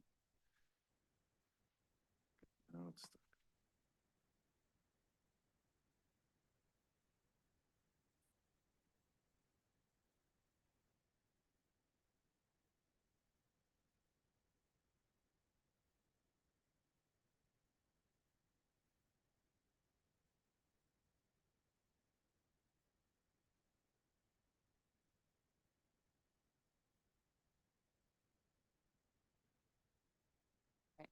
Here we go. And have no fear, don't let the front page fool you. This is the correct presentation. We presented to the Planning Commission last week and we made no changes to the PowerPoint. So it's just an oversight. So this is the correct presentation for this meeting. Want to thank you all for having us here tonight. We're really here just to give you an update on what's been going on with the project. I know a lot of you have been involved with the community engagement. So some of this might not be new to you, but want to let you know what we've heard so far through this process and this phase of the engagement, go over the draft goals and objectives that we've identified for the master plan, and then talk about what we have left in the project and what's next. Go to the next slide, please. And where we're at with the project, we're still pretty much on track to schedule or to finish with end of spring, early summer timeframe. So we plan on unveiling the final master plan at our final community workshop, which we're anticipating to be early June, mid-June timeframe. So we're really excited about that. So we're really wrapping up a lot of things right now. We're in the implementation phase where we're working with city staff and we're going to be working with other stakeholders, which includes the regional and local agencies such as FDOT, Ford, Pinellas, Pinellas County, PSTA, to ensure that the recommendations in this plan are supported by them, because some of those may require future partnerships and funding. So want to make sure that they're on board and that those can be implemented. Next slide. And just a reminder, the purpose of the master plan, it really is a long-term vision for the city. We're gonna have recommendations that could be completed in 5 years, 10 years, 20 years. So it is gonna have a range, and the responsibilities and in timeline are subjective as well. And the engagement we've had so far, want to go back up. So we've held 2 community workshops, which were pretty well attended, and I think the feedback we received during those was pretty fantastic. It's really rare that we get community members who want to sit and just have productive discussions and really talk about these things and bounce ideas off of each other and really listen. So that's really encouraging for us to see. And we know that what we're hearing really is, supported by the community. And we can then translate that into our recommendations and goals. And we've also been attending a lot of pop-up events. We've had a range of events that we've gone to, which has been good because we've gotten different feedback from different ages, demographics, depending on who's at the event. So we've heard a lot of unique things depending on where we've gone. A few weeks ago, we were at the Seafood Festival, so we heard a lot of comments about parking, which is probably no surprise for an event like that because it was very well attended, very difficult to find parking because everyone wanted to go. So each time we hear something new. And right now, we do have our second online survey going, which we actually have over 300 responses right now, which is pretty impressive because it just launched a couple weeks ago. So I think the city's been getting the word out.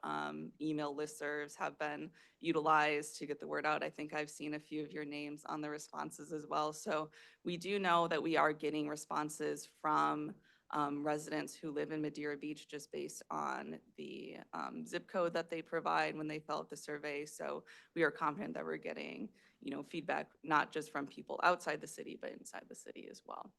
So we definitely encourage you to keep spreading the word about the online survey.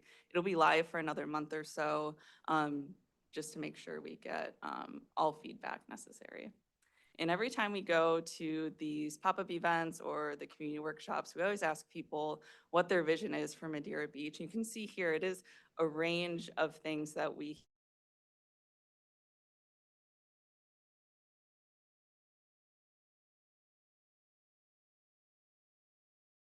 kind of unveiled those with the goals and objectives. And that's really what formed those, is what we've heard from the community engagement. And we were able to group what we were hearing into those 6 focus categories. And these are the 6 focus areas. And I'm going to go through each of these tonight. I'm going to read the goal statement, and then we have some of the recommendations and objectives within those goals. I'll kind of just hit the high notes. And if you have specific questions regarding any of them, we have our full master spreadsheet here that has everything. And we have been working with the city. We had a meeting the other day with other city departments where we've gone line by line to make sure, does this make sense? Is this something we can realistically achieve within the city? What are some challenges or barriers? So we're already working through that implementation so that we know what's in this plan is achievable. And we'll start with mobility. The goal statement is to create a safe and convenient transportation network that prioritizes all users, including pedestrians, cyclists, motorists, and public transit users. And really what we've been hearing from the community and what we've seen based on data is there really is a need for better facilities for all modes of transportation, not just vehicles. We've heard a lot from community members the desire for safer bike lanes. People are, really hesitant to bike down Gulf Boulevard with the condition that it's in right now. More trails, more wider sidewalks so people feel more comfortable, more crossings on the busier roadways so people can cross safely. And, parking's a big one too. We've heard a lot about parking. There seems to be a lot of support for more public parking or a parking garage in certain areas where there's a lot of activity. You can go to the next one. And for new development or redevelopment, our goal is to support sustainable growth that balances community identity with economic vitality by directing growth towards the city's activity centers while maintaining neighborhood character. And what we've heard really is, people aren't afraid of development or redevelopment. They just want it to look good. They want quality development that is happening within the city that matches the historic character and culture of the city. And that's really important because you all are going to redevelop and you want it to look as best as you can. So that's really what we've been hearing from the community. It's what we heard from the Planning Commission last week as well. You can go to the next slide. And the next focus area is economic and business development. The goal is to foster a thriving local economy that supports small business development and encourages a diversity of entrepreneurial activities that meet the daily needs of year-round residents while providing memorable experiences for visitors.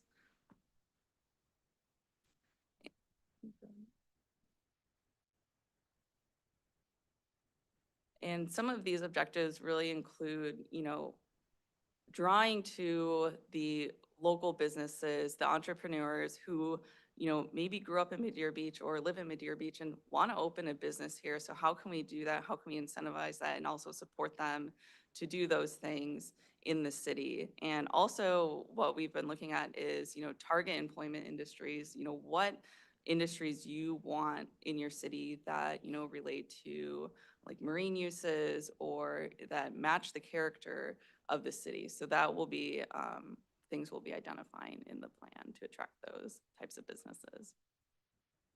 And for sustainability and resiliency, the goal is to promote stewardship of coastal resources and invest in adaptive infrastructure to mitigate flood risk and support long-term community resilience.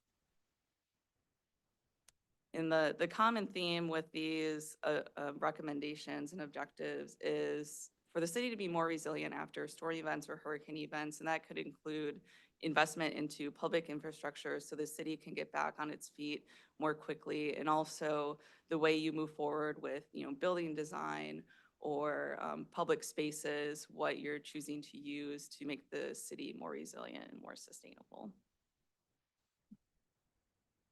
The next focus area for parks, recreation, and public spaces, the goal is to optimize the use and accessibility of existing public spaces and recreational amenities to better serve the needs of current and future residents and visitors. And what we've heard from the community is they all really love the events that you have going on in the city. People can't get enough, they want more, and I think you all do a really, really good job of that. So it's hard to identify what more you could do, but there's always opportunities as, time evolves, things change, new things come out. So you can continue to host events and look for opportunities to host more that are dedicated or curated to your audience, your residents, and your visitors. And the last focus area is beautification and placemaking. The goal is to encourage creative planning, design and programming of public and private spaces to increase cultural and social vibrancy and reinforce Mid-Deer Beach's identity as a small fishing village that has evolved into a must-visit coastal destination. And this somewhat overlaps with the previous one where, you have all these events that really speak to the character of the city. And there's other ways you can establish that. It can be through landscaping, design, wayfinding, public art, which you all are doing a really good job of. You all unveiled a mural a couple of weeks ago. That gets people excited. And those are things that the community can do. It's not just up to the city. I think you all have really good partnerships with other groups like the Trash Pirates and is it the Trash Turtles, the children's organization. So I think those are really powerful partnerships that you already have that can move the city forward and help achieve some of these goals, specifically in this category too. And what's next for this plan is we're hosting the online survey right now, which is our final push to understand if we're missing anything with the recommendations or the objectives in this plan. And we'll be having those meetings with the other agencies, the stakeholders, to ensure that the recommendations that we're making that require their partnership, they're on board with. So that's kind of what we're working on right now. And once we have that finalized, we will host our final community workshop where we'll unveil, what is the final of the plan to the community and really get their last feedback and really get them excited for this. Because like I said, it's not all up to the city to achieve these things. There's plenty of things that the community members can do, and I think they want to do based on what we've been hearing. We don't want this plan to sit on a shelf. We want people to get excited and there to be momentum where they see things happening and there's things that they can do and be a part of. And with that, I'll open it to any questions, any comments you might have at this time. Do we have any public comment? Commissioners, comments? I just had a quick comment, and as everyone here is aware, the community involvement was a great success. It brought a lot of people out with some great ideas. You guys did a wonderful job. I had a great time myself, and sitting at the table, you know, with other fellow residents and everyone getting together to share their ideas and their goals. You guys really brought that out, and the people that live here are awesome residents, and great job. Thank you. Presentation was very nice, very general, so, you know, there's really nothing right now specific to discuss. The goals and objectives are out there, and we're there with you. The only concern I would have, if I may, is, you know, if you consider parking garage in John's Pass, you know, I mean, do you build more parking so more people, less people can come? Or there has to be a nice balance, or do you have less parking and then more people, there's more room for more people? So, John's Pass is a jewel to this community. And, the characteristics of it is really, right now, it's well-seasoned and people go there for what it is. So, I love everything you said. Hopefully, you know, your concept and vision for John's Pass would, you know, would take us to the next step in a nice way. Yeah, absolutely. There's definitely a balance, and we do have identified in the plan for there to be a citywide parking strategy conducted, so you can understand what is the right balance for that area. Comments? Thank you for being proactive with community input, and thank you for the wide range of topics, from community spaces to environmental health of the island to transportation, bike work. I like the wide range of focuses that we've had. I took the survey. Looks good. Okay. Thank you very much. Thank you for presenting tonight. I have a couple of questions. One has to do with Johns Pass Village and the character of Johns Pass Village. I think we just went through a series of ordinances and redevelopment objectives, and part of that, in my opinion, is abstract as far as the character of the village. And I'm hopeful that you can meet with staff, if you haven't already, and help define that and put some real concrete examples of barriers. Need to wordsmith that a bit, but I think you know where I'm going, so that when we do have redevelopment in Johns Pass, that it's defined, it's not arbitrary. Yeah. So, and as a third party, that would also help coming from Kimley Horn. So hopefully you're working on that, and if you're not, please do. Yeah, it's on our radar, and we've had discussions with the city, and this actually came up at the Planning Commission last week, is I think there is an expressed interest for architectural guidelines, so it is a little bit more clear, but to what level, we would need to figure that out. So Yeah. it's on our radar. Okay, thank you. And then the second is on your vision, and not your vision, but the community's vision that you've been receiving feedback for the marina, and what the community really feels like the marina can be, what they want it to be. And hopefully you've met with city manager on what restrictions we may have, and who we may reach out to ease some of those restrictions as needed. But it would go, I think it would go a long way, coming again from a third party that's a professional in your industry, and maybe have a letter prepared with the help of the city manager and the feedback you've been getting to back up any requests that we may have for that area. I think it's a jewel. Just as John's Pass is a jewel to the city, I think the marina is, but I think the marina can be so much more. Yeah. And we've been working with, I forget his name, with Krabby. So he's been involved in our meetings. So Great. he has seen these recommendations and we work through any concerns he might have had. Do we have a guideline or an idea when you may be presenting your draft, I'll say? The draft, we should have a draft prepared, I would think early June. So if that is something you all would like to see, we can certainly send that your way. I'm not sure what the procedure would be on that, but yeah, we could show you the draft early June. That's when we're anticipating. Great. I'm excited. Thank you for all your work. Yeah, thank you.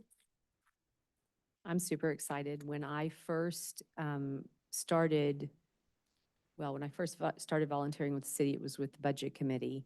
And then I got appointed to the Planning Commission and was introduced to the Duwani Plan.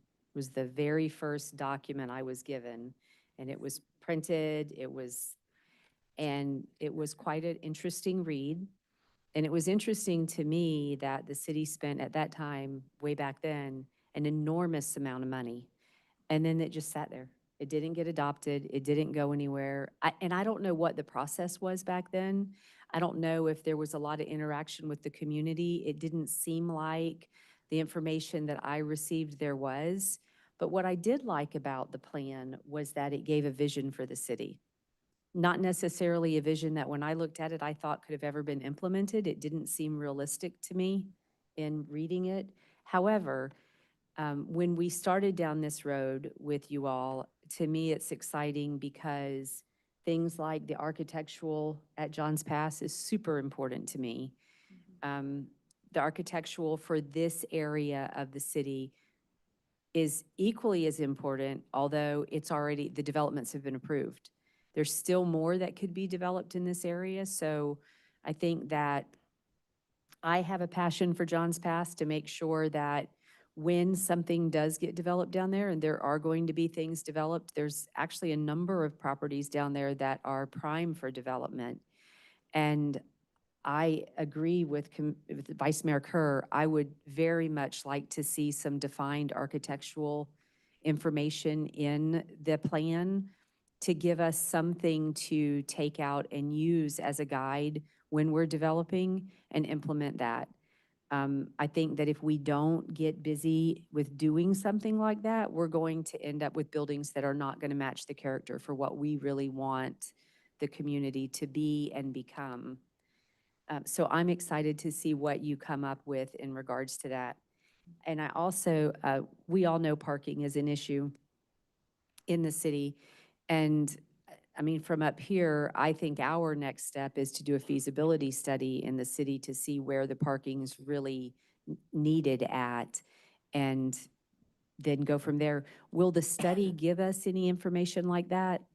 Yeah, it can Specific? range for whatever you want. You can understand what areas are busier, what areas aren't, even what times of day they're busy, so you can form a whole strategy around that.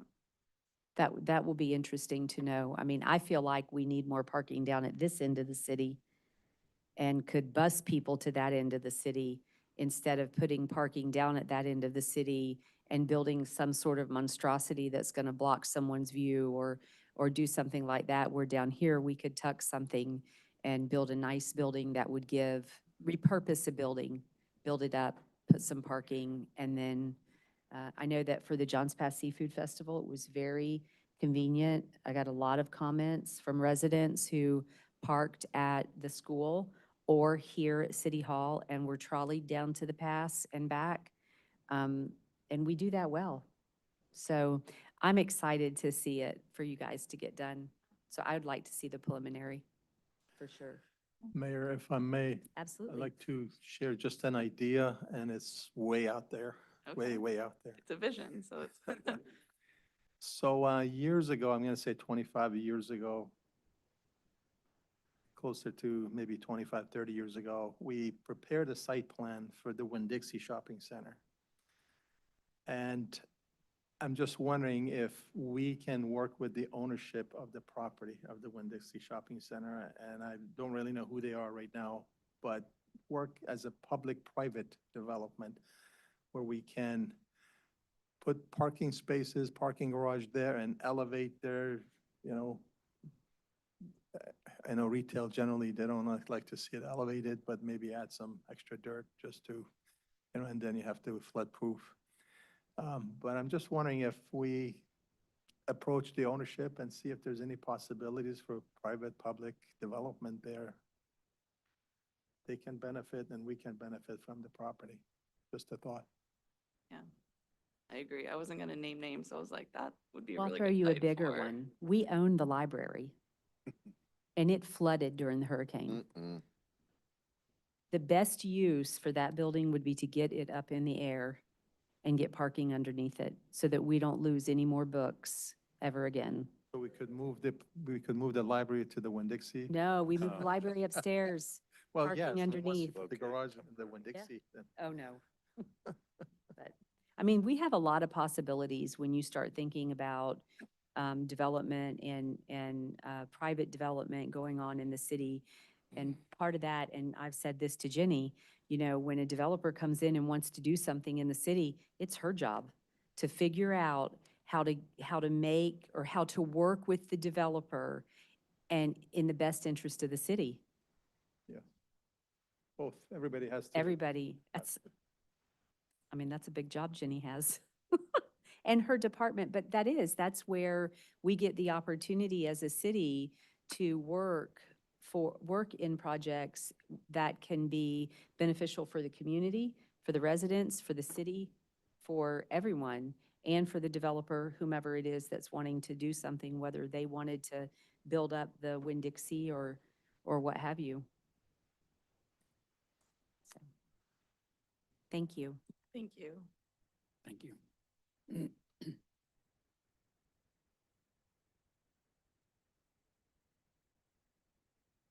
Next on the agenda is impact fees. I think this came from the commission to have a impact fees discussion.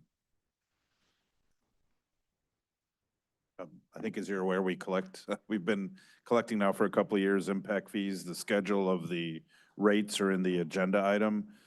We are over 250,000 that have been collected so far, and we have had multiple discussions at workshops and meetings and had our consultant provide some input.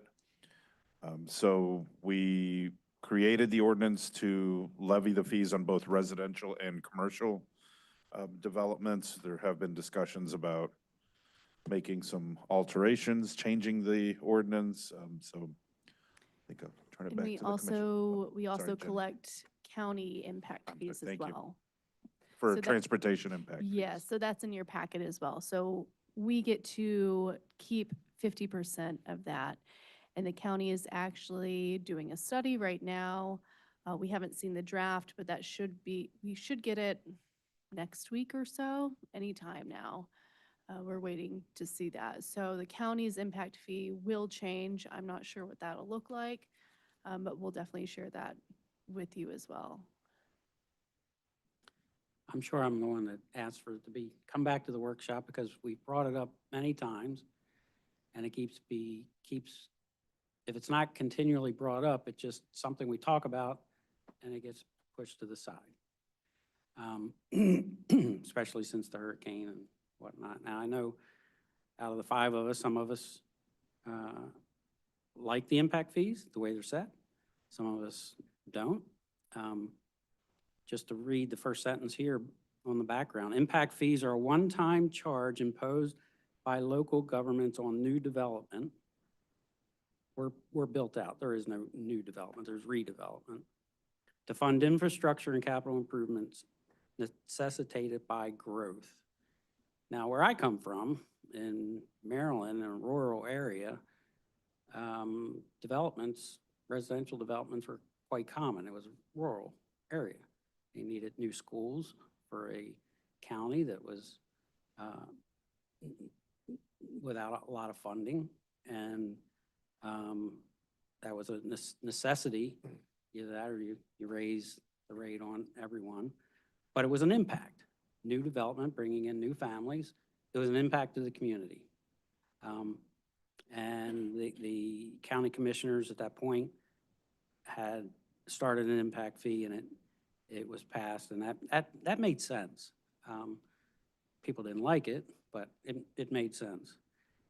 Now, what we're doing here, and I mean, the mayor and I go way back on this, with being in the planning commission, and we both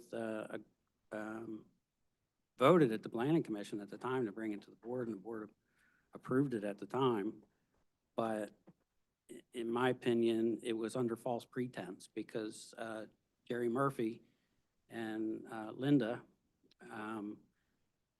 told me directly multiple times that we could not just have impact fees on commercial. Now, I know I'm repeating myself, but some people may not have heard my rant before.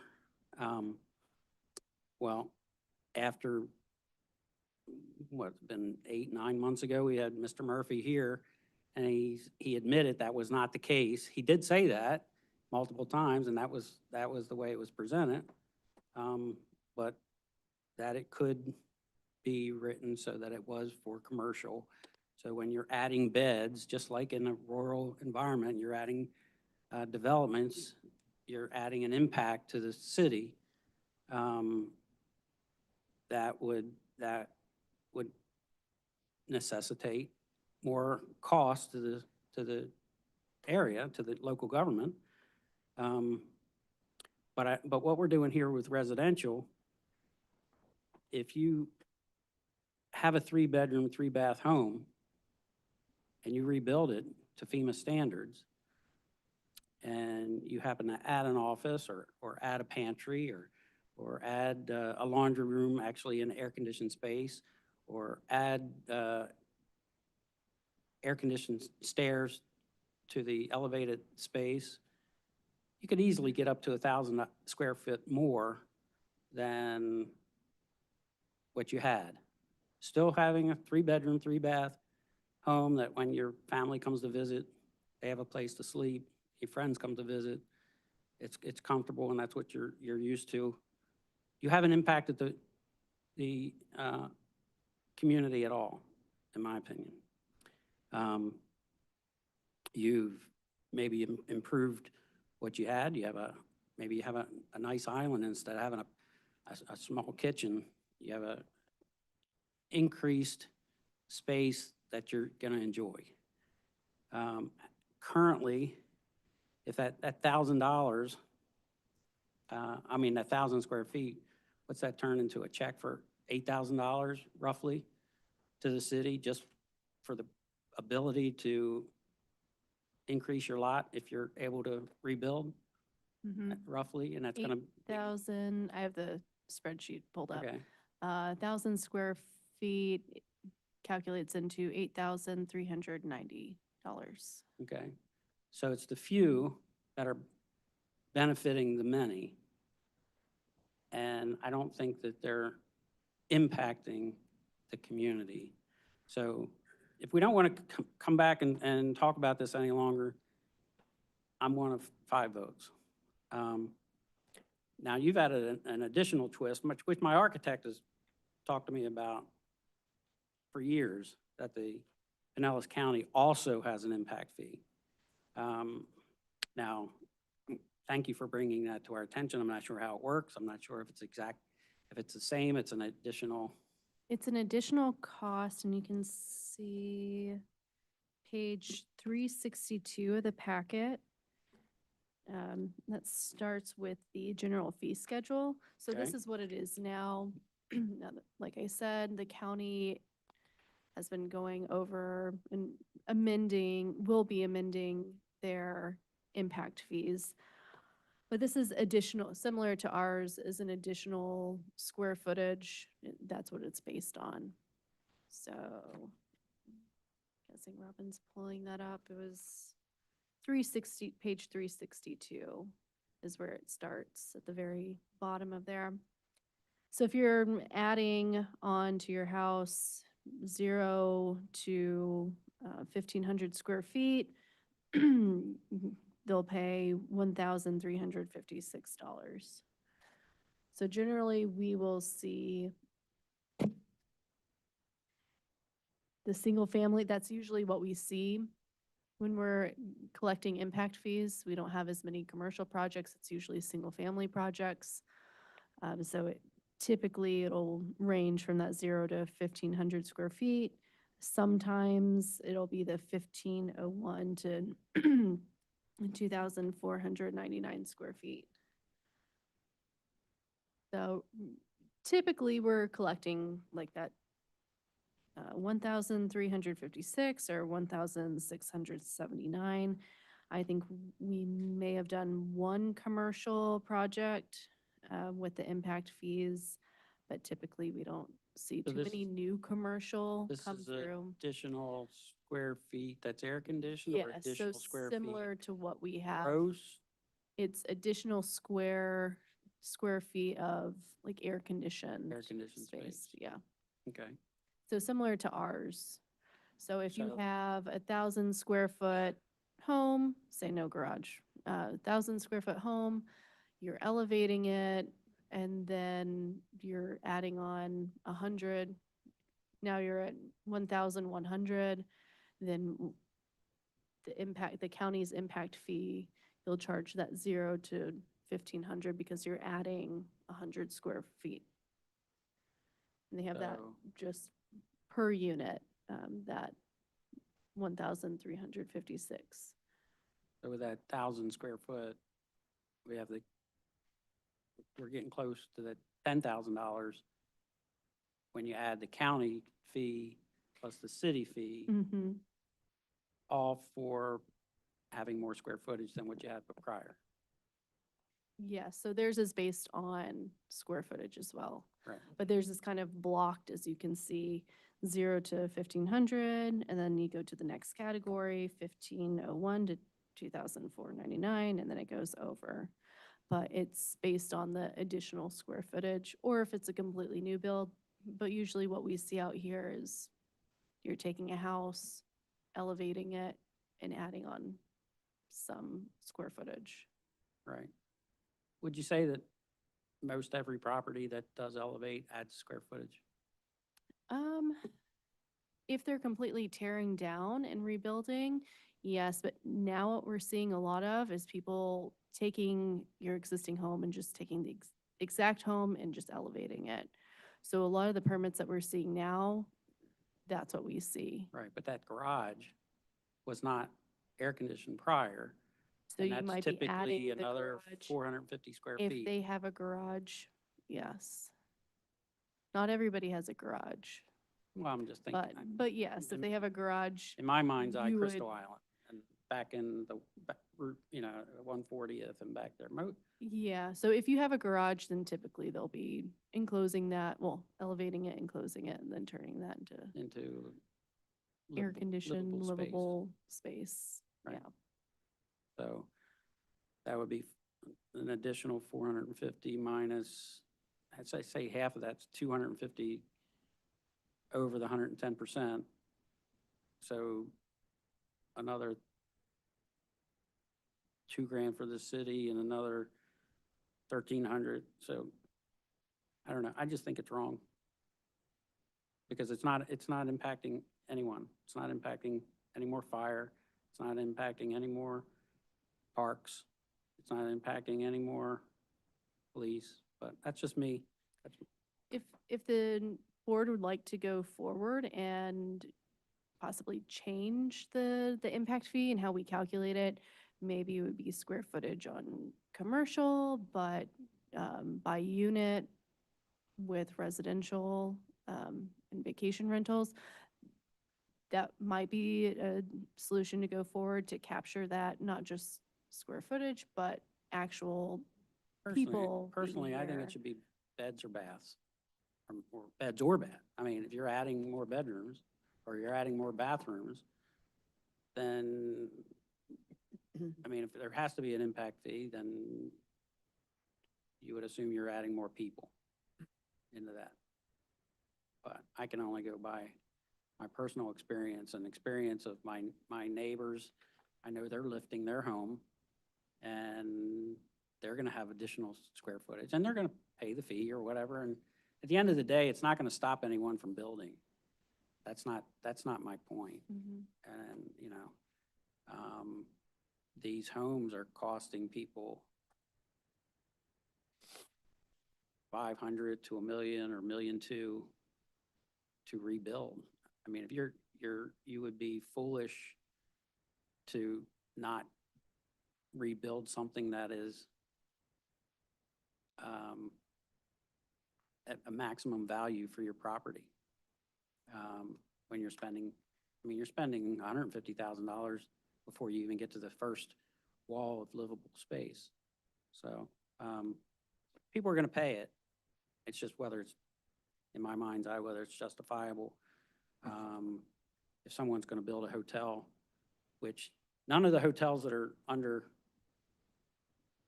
not even under permit, but under approval, like out next to the marina or is it the Beach Maker, none of them are gonna pay impact fees because they were pre-approved prior to 2021.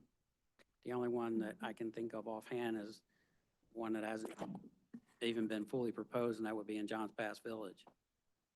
If a hotel is built in that area. But I don't know what your exact percentage is, but all the money that's been raised, it's been on the backs of our residents. And I'm just opposed to a few residents paying for the improvements of the city. But I've said my piece many times. If we don't want to bring this up anymore, that's fine. If everyone, Well, I appreciate your argument about, and what Jenny said interests me. I'd actually like to hear a proposal to go by units. So if you have a 3-bedroom house and you're elevating it and you're building a 3-bedroom house, 3-bedroom, 2-bath, I mean, I'm not in construction, that logically means you're having the same number of people there. And I would think it would be good to see how that would impact the difference between raising money or charging impact fees. And I'm just referring to residential, right? So units rather than square foot. I would like to see the comparison between charging impact fees for units versus square foot on a residential property. I think a majority of our impact fees is single family to single family, so it would be quite low. Now, if there was a study or the board wanted to change the impact fees, we would have to get an outside consultant. So that would be a fee that the city would have to pay to change it if that's something that the board would want to pursue. if I might, I'm sorry. Jerry Murphy was supposed to bring us a quote months and months and months ago. And he's against it. I would imagine that's why he hasn't brought it back. But we've asked for that quote many times. He gave us a quote, but then the Hurricane Helene hit and that kind of got pushed on the back burner. We could reach out to him and get an updated one. I know that the first, I was going through earlier today, the first time this was done and doing the whole comprehensive study, the city paid 90,000 total. Wasn't that a grant, though? So this, I believe it was paid for by I a am grant. not sure. I think that was between the time that I was here is when he's That's just my conducted that. recollection.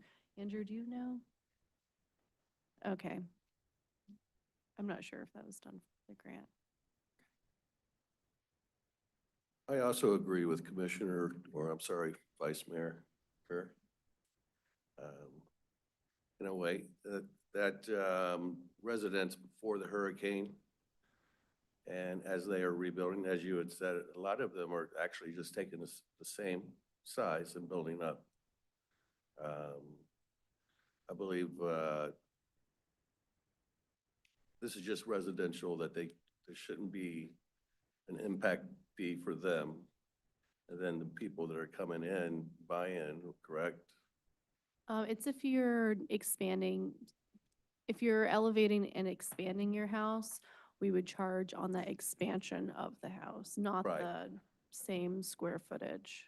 Right, That's how it's written right now. right. And it's important to remember that it's just on the heated square footage, so all that space downstairs, we're not counting that. It is, That's not livable space. Yeah. Correct. so correct. like if someone elevated a house that's 1,000 square feet that had no garage, potentially it'd be zero. I guess they'd have to pay the counties then still, or No, they want want it? 0 to I guess if they're not, 15, I guess they're so- adding nothing then, but, so, I mean, I guess the only thing, if you enclose a garage, then I guess that's what you'd be paying when you elevate that, but even still, that's still a big discount, like, we're not counting all that existing square footage, and even if you demolished your existing house and built a new house, would we still be subtracting off that previous heated square footage and only charging on Mhm. to try to help homeowners and give them a discount, because we set this up in a way to incentivize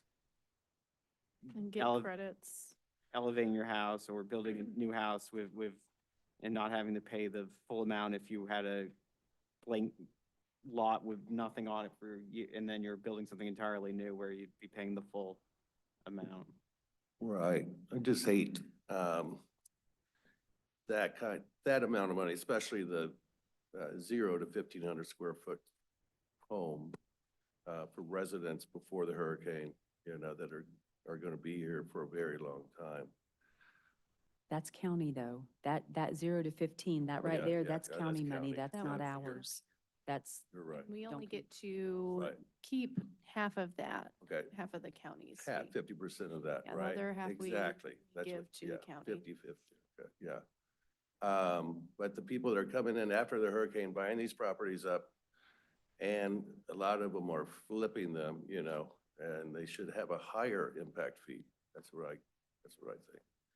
And that's how we can recoup some of that money.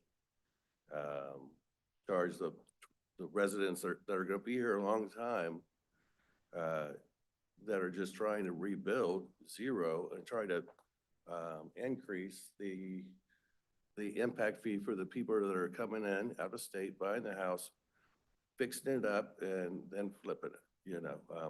I'm just looking out for the longtime residents. That's basically what I'm trying to get to. And I don't know if there's a way that the impact fees could collect that or put that into the study, because it's a long-term study on what's the impact of development, basically. Right, And redevelopment. I think that is better suited for kind of like what we've done with the permit fees. And also keep in mind, I know these are two separate funds, but the permit fees were also reduced from 2% to 1%. So we do have a reduction there. The impact fees are still in play. And those have not had any reductions since post-storm. So both the Right. counties and Right. ours are. All right, thank you, thank you. Impact fees, I'm sorry, obviously it should be based on the use. And if it's residential, I've always understood that impact fees are based on dwelling units. Doesn't matter the size of the unit. So, whatever, if you build one unit, if it's 1,000, 2,000, 3,000, whatever, it should have just one impact fee. That's for residential. For commercial, every use is different, whether it's retail, whether it's restaurant, it all really has to do with the traffic that it generates and also the infrastructure that it impacts, whether it's water, it's sewer, and sometimes parkland fees. So, if a property is commercial and it's torn down and you want to build a different use, you certainly should get credit for what was there before. So if you had retail and now you'd like to do restaurant, you calculate the square footage impact fees based on what it would be for retail and then subtracted for what it would be for a restaurant. So the difference is what the developer would be paying. So I'm in favor of residential be based on dwelling units, and retail restaurant would be based on, whatever it is that we have per 1,000 square foot typically is charged, or per seats. So that is what I would recommend.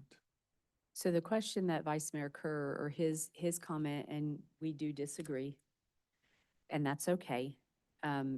When the study was done, so the conversation's not about commercial, because the commercial's the commercial, and nobody has an issue with the commercial.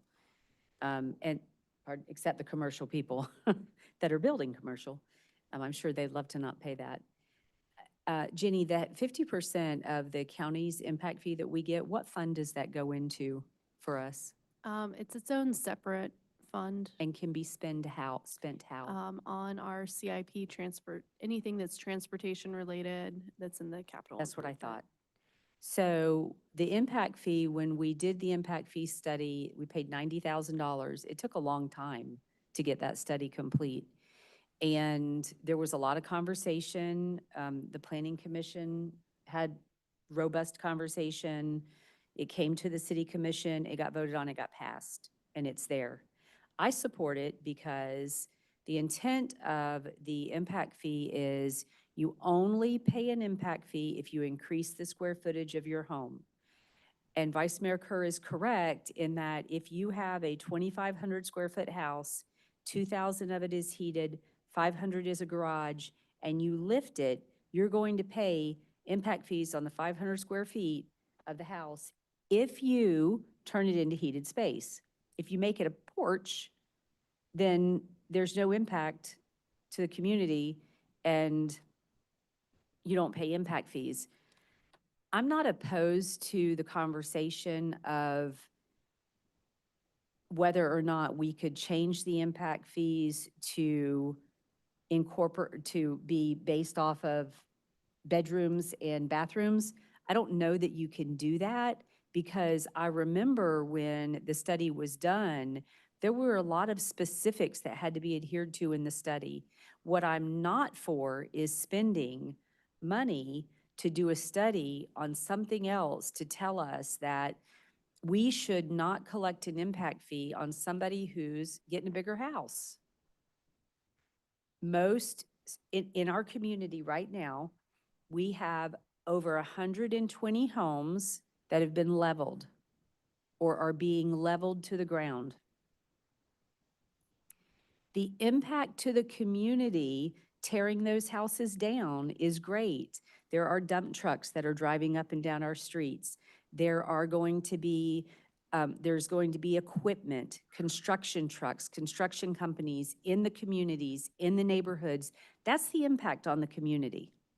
So for the impact fee that we're collecting, we can use that to repair the parks, to enhance the parks, to make the community a better, nicer place for the community to be. When we collect permit fees, so when you build something, you're paying an impact fee and a permit fee. The impact fees, we can spend it any way we want virtually in the city, in a recreational way. We have 3. So we have culture and rec. Yep. So that's parks. We have mobility, transportation, Yep. roadways, sidewalks, and then we have public safety. So we're able to spend that money very diversely throughout the community to improve the community, how it is impacted by all of this construction going on. So to me, there is an impact. When you tear your house down or you build your house up, there is an impact on the community. We're collecting that money. That money can be spent virtually however we want to improve the community in whatever way is needed. And we know from the study from Kimley Horn so far that a lot of our community would like to see more parks, more beautification, that type of thing. So it's a good use of our dollars. When you get the permit fees, of which we reduced the permit fees from 2% to 1% to save the community money. And in my mind, when we sat up here and that was the recommendation and we talked through reducing those fees, we were taking away 1% of permit fees, we kept the impact fees, and there's a balance that goes there. When we get permit fees, we are only allowed to spend that money in the building department. You can't take the $1 million that's sitting in the building fund and go out and pave a road with it. You can't go build a park with it. It has to be used for the building department. So that's why the building department has electric vehicles, which, by the way, cost less money than a gas vehicle would have cost us, not just initially, but long-term. Their money has to be spent there. So when you talk about doing cost savings or something for the community, in my opinion, the conversation is better served in that. We reduced from 2% to 1%. That's a big savings for someone building a house across the board. If you're getting permits, you're paying $50 plus 1% of the value of the job. It used to be $50 plus 2% of the value of the job. 1% reduction is a big deal. So that's just my opinion. I don't know what it would cost to do the study. I'm not in favor of it, but I, like you, Vice Mayor, am only one person sitting up here, and we have no idea the cost or the timeline. And I would imagine that the cost is high and the timeline is long, and by the time we get the cost, if we all voted to do it and then we got the study, the hurricane repairs are done. And those houses have been permitted, and that, we're not talking about somebody rebuilding from a permit or from a hurricane. I mean, it would make more sense to when we eventually have to update our comprehensive plan again by 2029, where we could revisit this and then roll it into the cost when we have to hire a consultant to help update it, because that would make more sense if we're gonna spend the money that when we're updating the comprehensive plan to include looking at, so we do it all as one amendment and not have to, but that's a few years out, because we recently updated it. I don't remember the timeline, but I do remember that there is an ongoing cost to have someone, assuming Jerry Murphy, come in and redo all the cost calculations, which took quite a bit of time. Don't know what that expense is, for mobility, for Parks and Recreation, for the different buckets, because it needs to be justified to the state what the impact is. Now so that's one item. I don't know when that's coming up. If this was in 2021, is it every 10 years? Is it every 5 years? Is it gonna happen next year regardless, if we still have the impact fees here? Regarding the comment about trucks, if I build a 2,000 square foot home to replace my 2,000 square foot home, or I place or build a 3,000 square foot home, there's still going to be concrete trucks running up and down the road. And I don't see that as a justification, because I've got a bigger house that, I had 6 trips instead of 3 trips. But if you do, that's fine. Most people that are rebuilding now or elevating now, I'd say 99% of them, they didn't plan to do that this year. That's why we decided to give them a 1-year opportunity not to have permit fees. This was forced upon everyone. If they had the ability to rebuild or lift, they're still here. They didn't have the ability to do that, they may have had to sell. So I can't go for the argument right now. We had the funds in the building department. We had that discussion. I remember having it on a one-on-one that this was something that we could do. We could waive the permit fees for a year and be in a good position, because we had the funding in the building department. We had reserves that would carry us through without a question. So in my mind, I don't put the impact fees and the permit fee pause on the same level. Again, I mean, it's just like property taxes or sales tax or whatever. I feel that if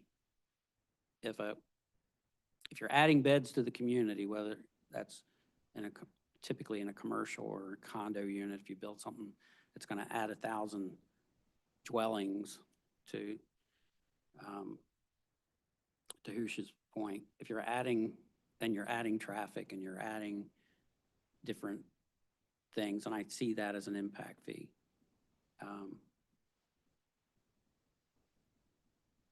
The last item would be, and correct me if I'm wrong, but I remember when we were going through in the planning commission on this task, we had the choice to go down the path of square footage or beds and bath. And honestly, the way I felt, just starting with working with city government, I hadn't had time to think through all these things. I'm taking the recommendations of Director Portal and Jerry Murphy, and it's Jerry's opinion, and he'll tell you that if you have bigger homes, they're gonna be rented, that it's gonna be retail, it's gonna be VRBO, regardless of what our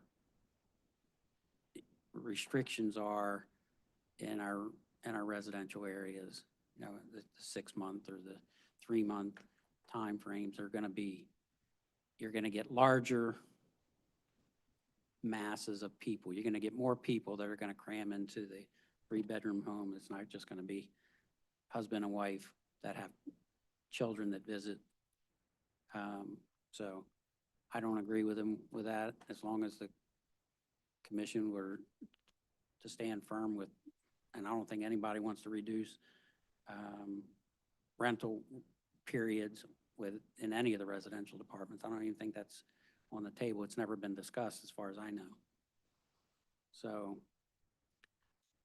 I just think it should be, you know, if we have parks to pay for, everyone should pay for them. It shouldn't be just on the few that are developing their property to their comfort level.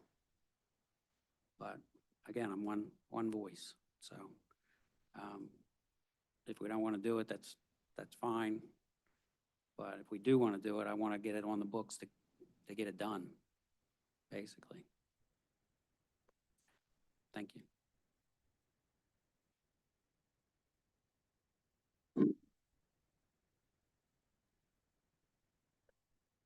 Could we analyze the way Pinellas County works as far as impact fees? And just, and look at that. Now, I do understand also, our mayor's, position as far as, you know, having to bring in revenue to the city for other uses. I mean, I understand both sides, the fence, but I've always understood in the past 40 some odd years that I've done work, impact fees based on number of dwelling units. If, you know, if it's a hotel based on rooms, if it's retail based on 1,000 square feet, this and that. So I've always understood that, you know, impact fees been based on number of dwelling units.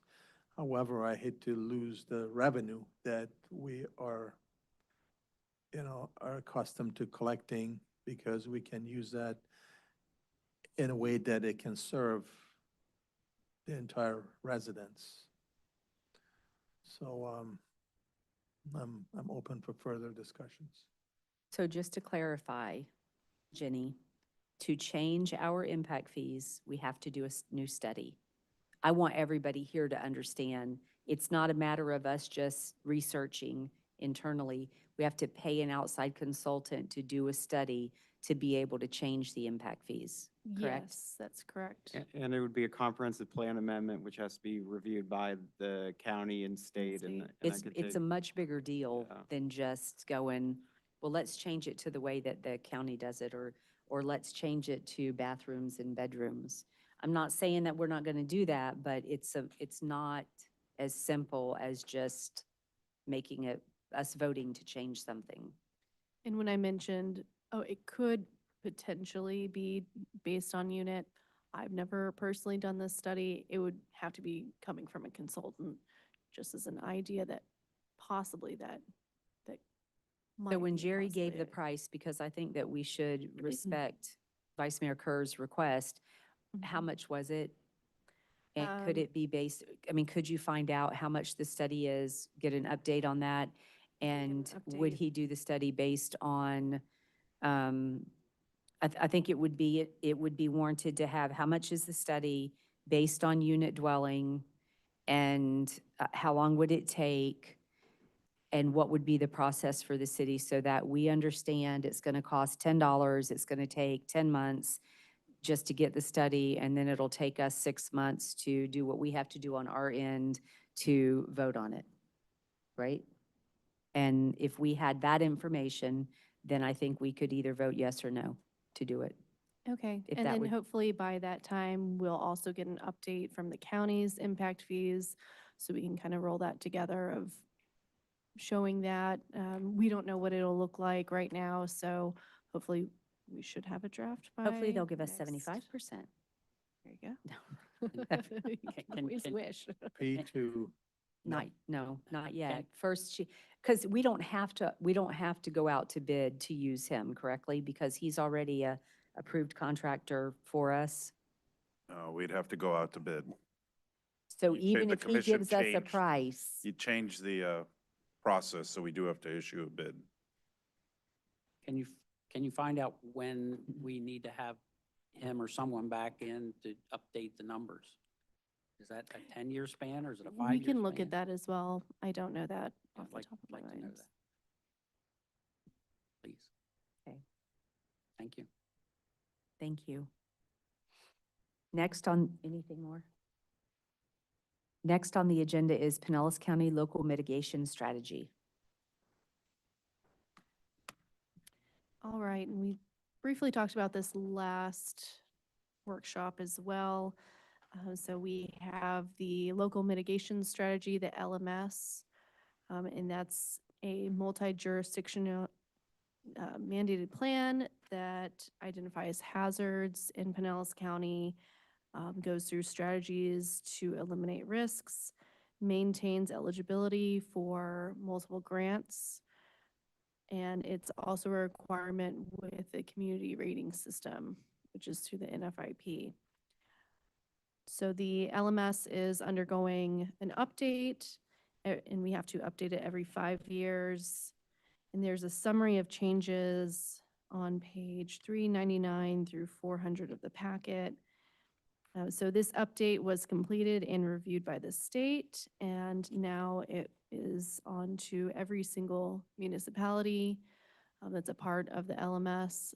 So with this, it's just telling you that there's an update for the LMS, and we are planning to bring that resolution next BOC regular meeting. Do we have any public comment? Commissioners' comments? What's the downside of not being part of this? We have to have a local mitigation strategy. There's really no downside. We've been a part of it for as long as I know. And our last update was 2020. It makes us eligible for a lot of grants. And so we're always updating every year on how are we getting the word out for any hazards. And then as well as what are the projects that we're doing to mitigate flooding. It's really, So there's some requirements that, we just have to update. And then, so the projects that we update in this plan every year, And it's just something that we do internally. I sit down with Megan and Chief, go over what projects they are doing, what do they see in the CIP that's eligible for these, and then from putting those projects, including those in the LMS every year, then that makes it those projects could be eligible for other grants. Great, thank you. Comments? It's pretty straightforward. Mhm. You guys can handle it. All Thank right, you. thanks. Next on the agenda is amendment to the Kimley Horn Agreement for the Master Plan. All right, and we are planning to bring this to next BOC regular meeting as well. We would like to amend the agreement with Kimley Horn to add in any additional consulting services that come from and result from the master plan. So one of the things that we've been talking about is amending the parking standards in our code so that if we amend our current agreement with the master plan, that would allow us to do additional things like having Kimley Horn come in and amend our land development regulations based off of the master plan and the outcomes of that. Do we have any public comment? Commissioners, questions? I support Kimley Horn. I mean, I've had consultations about elevating Madeira Beach, basically, and the undergrounding utilities. It's been some time ago before we actually, they were awarded the master plan consult for that. I support it. I don't know that the funding needs to come from the impact fees. It should come from the general fund or whatever, but that's besides the point. We can figure that out later. Comments? So we're amending our contract, right, with Kimberly Horn.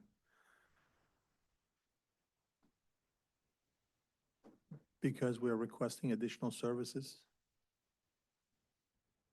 Can I ask a question? Do we have, like, I know you've gone out for engineering services and on a blanket and the rates for different types of services for a certain period of time, 5 years, 3 years, whatever it is, and you're able to go out to those engineers, consulting firms, and hire them to do work without going out for an RFP for each additional project. Is that what we're talking about here? No. This would be additional just for things that are with the master plan, so things that would come from the master plan. We do also have another RFQ that I think it might be out now, Friday, for additional services for urban design and engineering. So I've been working with Megan on that one. That's a separate RFQ, but this is just we're looking to amend the contract that we already have for the master plan. I guess to Commissioner Gabay's point, we don't know what we're amending to. How much? What's the It's dollar hard to amount? approve something you don't know. You can't buy a car without knowing how much it is. This is just to allow additional scopes of services to be created, and those scopes of services would have to be approved with an associated fee to those scopes of services. If it's in the budget, it's going to proceed one direction. If it's not in the budget, it's going to proceed another direction. But the bottom line is that you're going to see it again value-wise. This is just to amend the contract to allow other scopes of services to be farmed out to Kimley Horn. And back to your question about, I think you were about other firms. You remember that the Consultants Competitive Negotiation Act requires us, when we're hiring engineers or architects or landscape architects, to go through a certain process. And then once we go through that certain process, we enter into what's called a continuing contract for 3 years or 5 years or whatever, and allows us not have to go out to bid because you've got a qualified firm, but you can bring different scopes of services to that firm. In this particular case, it doesn't require the CCNA process to come into play because it doesn't involve engineers, it doesn't involve architects, it doesn't include landscape architects. So it's outside of the scope of that. So then the question becomes is, well, can you amend contracts? Yes, and that's what we're doing. It's just two little provisions in the contract. The contract, the way it currently reads, is all geared towards master plan. And so we can't bring these scopes of services under the current agreement way it currently reads because it only talks about master plan. So this would allow us to add those other scopes of services, which again, you'll have input on. Okay, that makes sense. Okay. I support it. Thank you. Are you So okay, the Commissioner? scope, Are the you okay? scope and services up to date, I guess, was limited to a certain Scope. scope. So they're specifically asking to amend it to include amendments to the land development regulations, comprehensive plan, and apply goals and strategies for the master plan. So they're asking to revise it for specific. Will be Scopes any of work. further amendments in the future? I don't foresee any, with this contract, I don't foresee anything else with this contract amending. So this would be more for, we want an amendment for the land development regulations. Kimley Horn could then assist us with that based on what comes from the master plan. Would it be fair to say that it will also help them to expand on what they're doing for the things that we've talked about here today? Yes, and Yeah. implement it as well. At the end of the day, do we know what we're getting for the fees that we're paying? Mhm. In other words, do we have that picture clear in our minds that we're gonna basically get what we are thinking we're going to get and it's going to be useful for this town? I think that's what Mr. Trask was saying, that Yeah. there'll be a second bite at seeing that. Mhm. We just want an agreement So that there'll be that scope we're, of work, yeah, scope of design, and fees associated with that. yes, And deliverables, Right. that type of thing. yes. This is just giving them the right or to be able to go forward, the approval to go forward with requesting that from them Yes, and then being able to bring it understood. to us and we'll But I approve just, it. I hate to have to go keep amending things and not knowing where the end picture is. I mean, That will come back at a later date.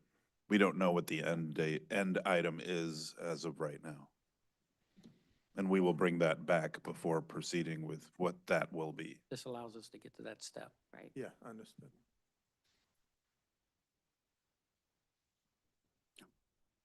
Good.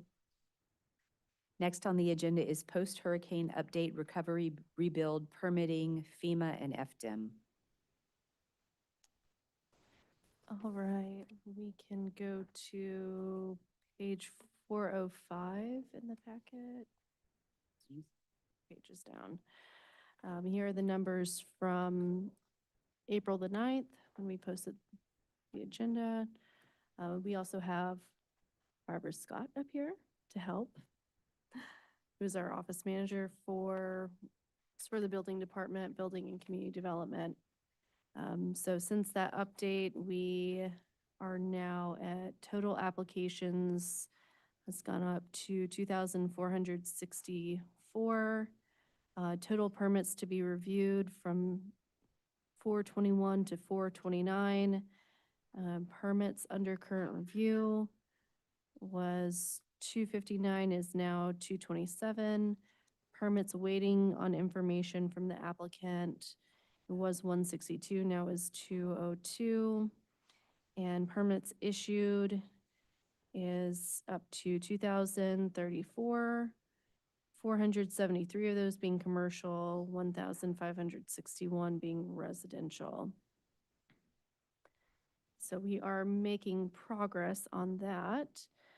We also had a meeting with FEMA, is it this week or last week? This week, it's blended together. That meeting went extremely well. They have no concerns for our community, and they told us that we shouldn't be seeing them again. So that is all very positive.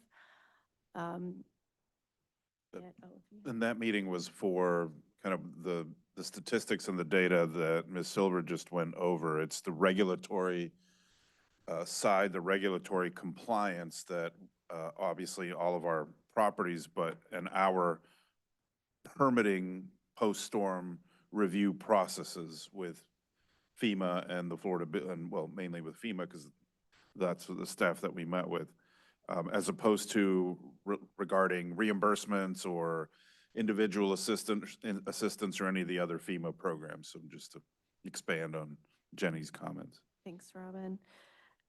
Also, internally, we are putting together the next step, which is what we've talked about, code enforcement. This will be a difficult step, trying to see who hasn't pulled permits or who pulled demo permits, who hasn't pulled remodel permits. So going through that list, we already have a list of about 200 to 300 properties. We have not sent out any letters yet, but we are drafting up a code enforcement courtesy letter. We want to do this as gradual as possible, give people time, but also we have to start the code enforcement process. So we are planning to start that in late May, early June. But we want to make sure that we have everything in line and that we are ready to go when we start that code enforcement process. When does the window close? I'm sure you gave us a date and I've forgotten it. For someone to get a post permit and have a inspection without Any without fees. fines and Currently, it's for a year. And we'll be going over the fee manual as well. And I think there's one other item before we go over that. right, but in code violation, this is Code violation, yeah, we'll talk about that too. Right now, it's after the fact is ×5, the permit's 0, so then it's 0. That's something that you could change, that we'll discuss. If you would like to change that, when we talk about the fee manual. When we get to the fee and collection manuals, all Mhm. of that is part of that discussion.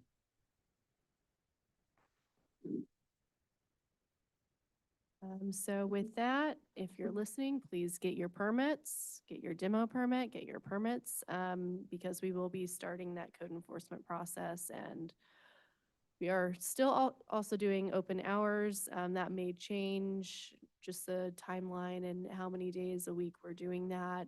So we will be discussing that with Robin and getting those open hour times out to the public like we have been doing. They're updated in real time on our website. So if you want to know, hey, are we doing them Thursday or Friday? They're updated daily, the open hour times. And also just some other quick FEMA or in Florida Division of Emergency Management, the Elevate Florida program had its final day where property owners could apply. That was April the 11th. As of, I think, that day, and the data's, no, that's not the, well, I think it's there were no other additions, but here in Madeira Beach, we had 189 properties apply to the Elevate Florida program. From the dashboard that FDEM has online, 118 applied for structure elevation, 68 for mitigation reconstruction, 3 for wind mitigation. How that will proceed, it's still proceeding, but it's going to be very intriguing to see how, and the timelines and the process related to that. As we receive information, we will post information on anything that the public may need to know. FDEM, to our knowledge, is notifying all the applicants going forward of any changes, timelines, requirements, et cetera. That's what's been information made public. We have received some inquiries on in reference to whether properties have been substantially damaged or not related to the FEMA program for the increased cost of compliance, or the ICC, which can provide, unless I've misread, up to about $30,000 with assistance for demolition. Um, According to multiple property owners, they do need some sort of letter from the city. What's been requested, our staff is reviewing, providing. Occasionally, it's not right there and then real time, but as soon as possible to get property owners moving with whatever process they may be at in time, whether with FEMA or FDEM. However, the Elevate Florida program and programs through FDEM are going directly through them, not through the city of Madeira Beach, or really not through any city related to elevating or demoing and rebuilding a new house. So again, as we receive any updates, we will post them through all of our information, through our media, and we will just keep doing that as we proceed.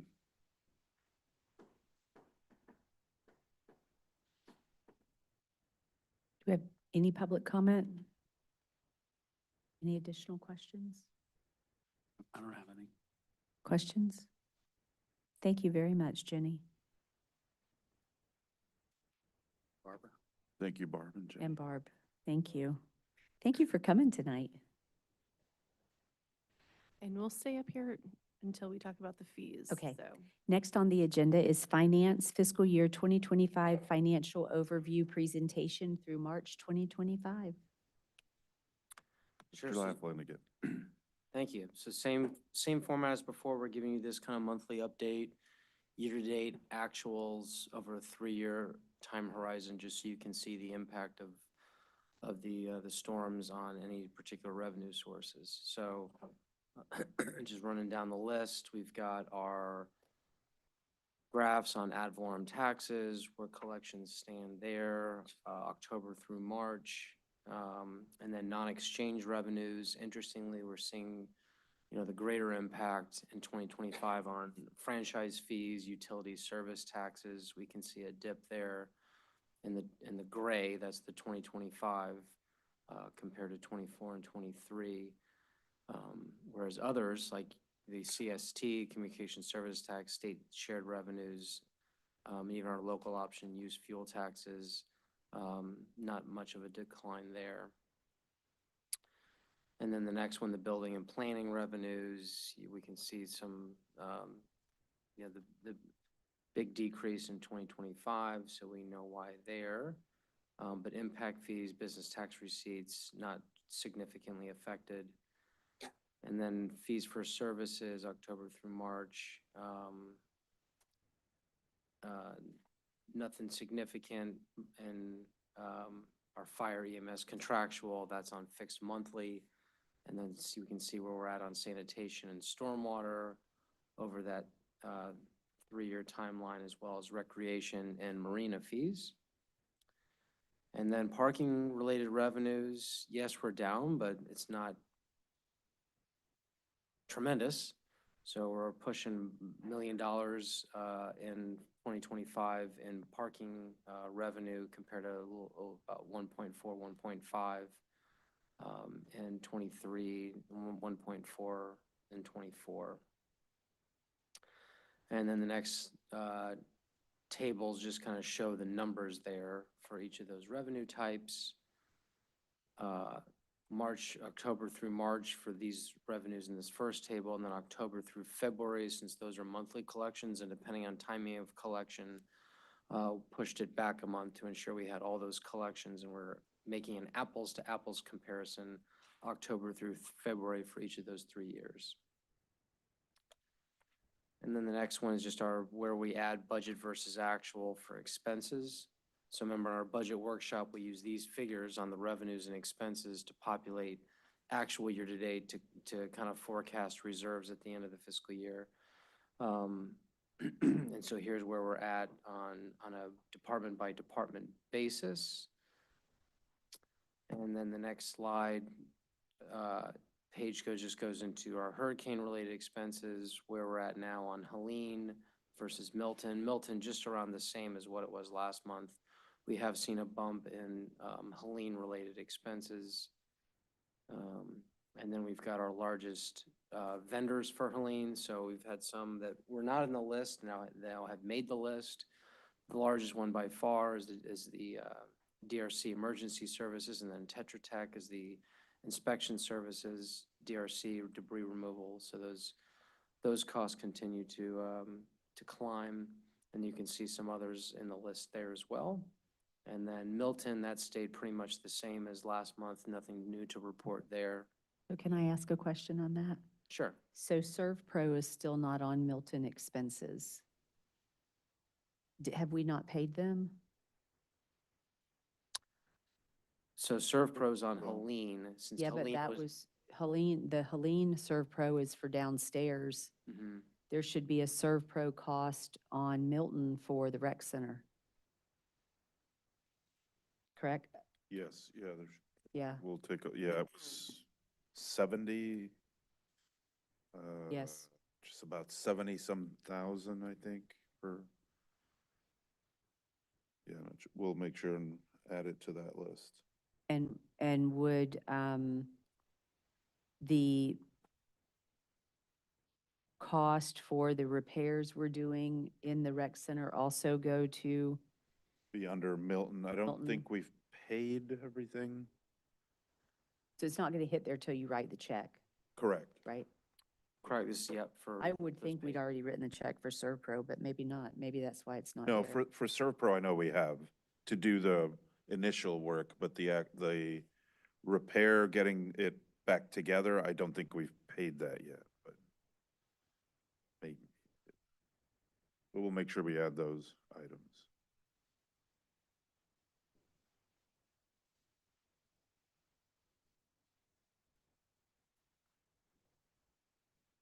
Yeah, I'm just showing, let's see.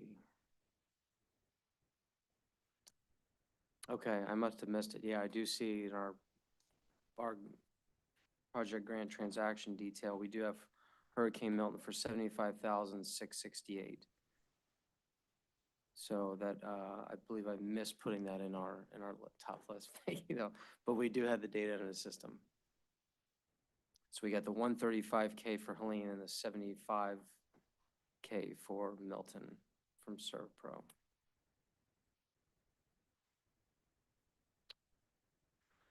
And then last. One more question. Oh, Sorry, Sure, I'm no sorry. So what defines a largest vendor?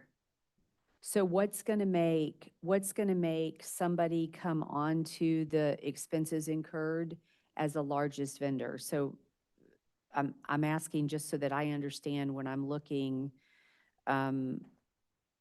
over, like, is it that the land and infrastructure, so some of those things are on the list, some of those things aren't? How are you defining who makes that list and who doesn't?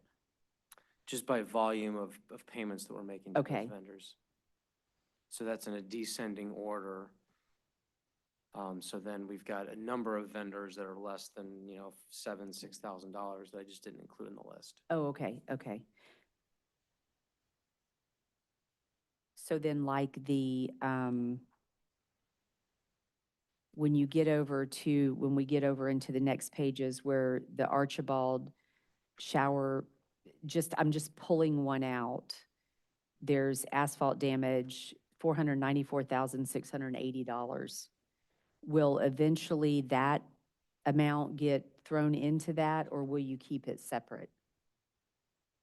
As long as it's coded, the payment would get coded in the system to Hurricane Helene, then that flags it. To We go have- in? And we have a projects and grants Yeah, yeah. module that I pull all those grant-related transactions out, sort by vendor, see the top ones, and that would And then get put added in, at that time. okay. We haven't, okay, so Yeah. that's why it's not there. That's Yeah. what I'm trying to make sure my brain is understanding when I'm looking Yeah, at it. that sorry, it's- well, Okay, Yeah, that the makes total damage, sense. the last documents, the damage assessment are really departments where work, if we have the estimated or actual, those have been filled into those cells, whereas what Andrew was just going over is what has actually been paid through our accounts payable in a Clarion. Right. Through the software. Well, I was We only will asking update. because it says completed, but that makes total Yeah. sense. If it's not paid, it Don't think wouldn't have we've rolled paid over it to yet. that yet. Okay, that helps me understand when I read it, so thank you. And that's actually a good one to, because I believe we are recording all of it as damaged. And so to repair it, what would be and Megan, I think you can describe it better, but so there were multiple components of the parking lot at Archibald that were damaged. Mhm. From cuts, scrapes, curbs, drainage areas. So how do you repair it? The best and to catch all of it is to mill and resurface the Right. entire lot. So, and restripe it. All the striping was gone. Most of the striping was gone. I think most of the parking blocks were gone.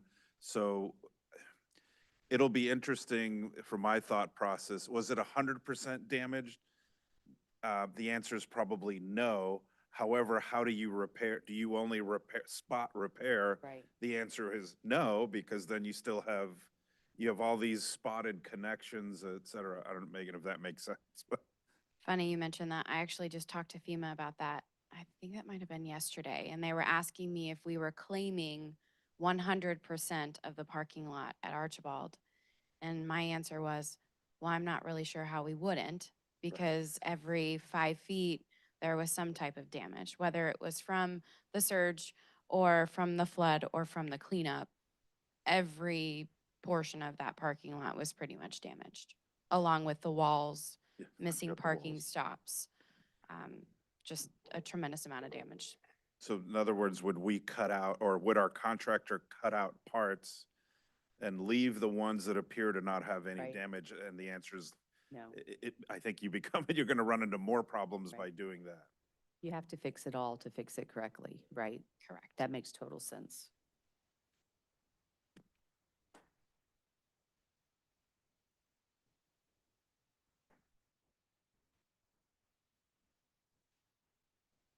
Any other questions on expenses? Otherwise, the last piece is just on the status of the damage assessment. So running through that, anything highlighted yellow would have been updated from last month's presentation. So any questions you have on that, we can walk through it. Otherwise, that would conclude the presentation.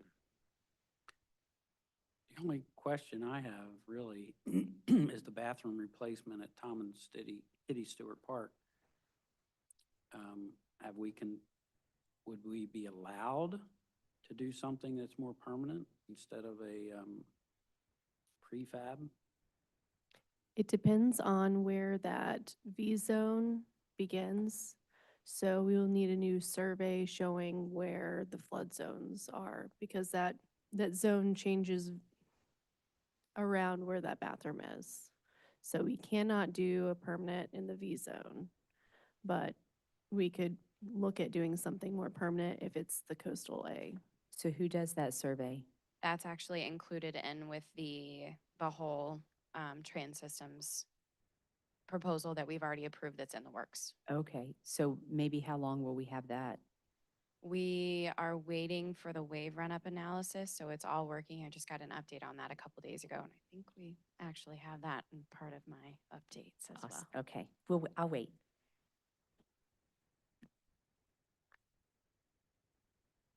Do we have any public comment? Oh, no, you can go ahead. None? I was gonna. Okay. Just bring up a few of the items that are on here. And I know some of these are in a separate item, but since the entire list is in front of us, and I think it's listed under facilities, or Andrew, if you can, I don't think it's in facilities, but our information or the small structure at the village. I think that's listed under Public Works, Megan. It is, and It shows that it's completed. it's actually listed in John's Pass Village, but I believe it's listed as Public Works, and I don't recall where that is, but it should be highlighted in yellow. It's a chamber building flooded. Chamber building, or the former chamber building. So we have removed and put the building essentially, or Megan, if you can. So we have demoed the drywall. We have replaced the drywall, and as of today, the drywall has been mudded. I don't know if that's the correct terminology. It sounds wrong. And then we are painting on Friday. So we will be complete with the interior remodel and call for a final inspection, Barb. So our, then proceeding with the, getting the facility ready, what we, as a discussion, what we would like to propose is to return that building back to city usage for our various departments, mainly for parking staff to work in and out of it, community development staff related to business tax compliance when we need to do that, and other items that would need a community development, building, planning type component out of there. And return it to that usage versus leasing it as the city had been. The lease expired. The lease term was for a set amount of time. That time period ended, but because neither side had altered any of the structure of the lease, it just continued. So what I'd like to recommend is that we just, the building would revert back to city usage. And I would support that. Makes Yeah, I would support that also. Yep. I would also support, like, even the commissioners, I mean, if there's more room or left over, that we could actually have an area, separate cube, you know. It's right here very in the tiny. city. Have you ever been in it? It's like this big. This one. It's like that big. To be very exact, tiny. it's 8 foot by Yeah, it's very 11 small. foot. But I'm just saying that the commissioners would be able to have a place right here in the building where they can also communicate with fellow, you know, city employees. So that, I'm just throwing that out there. The other, no, we could, I mean, you could welcome to use any of the facilities, obviously, at any time. The other component, I'm sorry, but all of a sudden the electronics not working very well. I have a blurry laptop screen. The other component, and we'll get to, actually Stewart Park is a separate item, and Archibald Lot is a separate area, but since our lessees are here at Archibald Park, the snack shack, which we have listed under facilities, but no dollar amount yet. But just to give an Archibald property repairs, we own the structure. So there are now 2 structures at Archibald, well, 3 technically. The bathroom building that's completed, that was a project prior to the storms, now it's complete. The pavilion that had some, well, the pavilion didn't really have major repairs, but minor, and the picnic tables that were in there, I think we lost one, and et cetera, but no significant expenditures. The building then, the concessionaire building, we have had our engineer Pannoni review it. They provided us an update of what it would take to put it back together. Our insurance company has also sent an engineering firm. They reviewed it. We are waiting to receive their report. The structure we did receive a higher value for the structure. The property appraiser had it at about 198,000 or 180 some thousand. Now it's at 500,000 for the value of the structure. Sorry, I was looking for that document. So we will be putting the structure back together once we receive the information that we're awaiting from both Pannoni and then our insurance company, their engineer. Our insurance company notified us that all of the repairs that we need to make will be covered by our insurance policy. So that once we get to that point, then all of you received an email from our lessees with information related to their process to put the structure back together, as well as some work that they have done pursuant to the agreement that has been in existence since 2019, I believe, and had subsequent renewals. That agreement is set to expire in July of 2026. We will bring back to you a proposal, but really to have, if you have any discussion at this point of what you would like to see going forward with the structure, whether, again, their current agreement expires in July. They've requested an additional agreement is what's been communicated.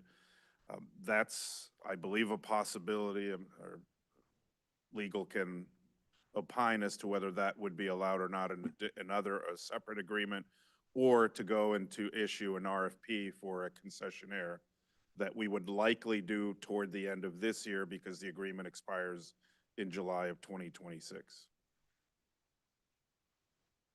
Do we have any public comment?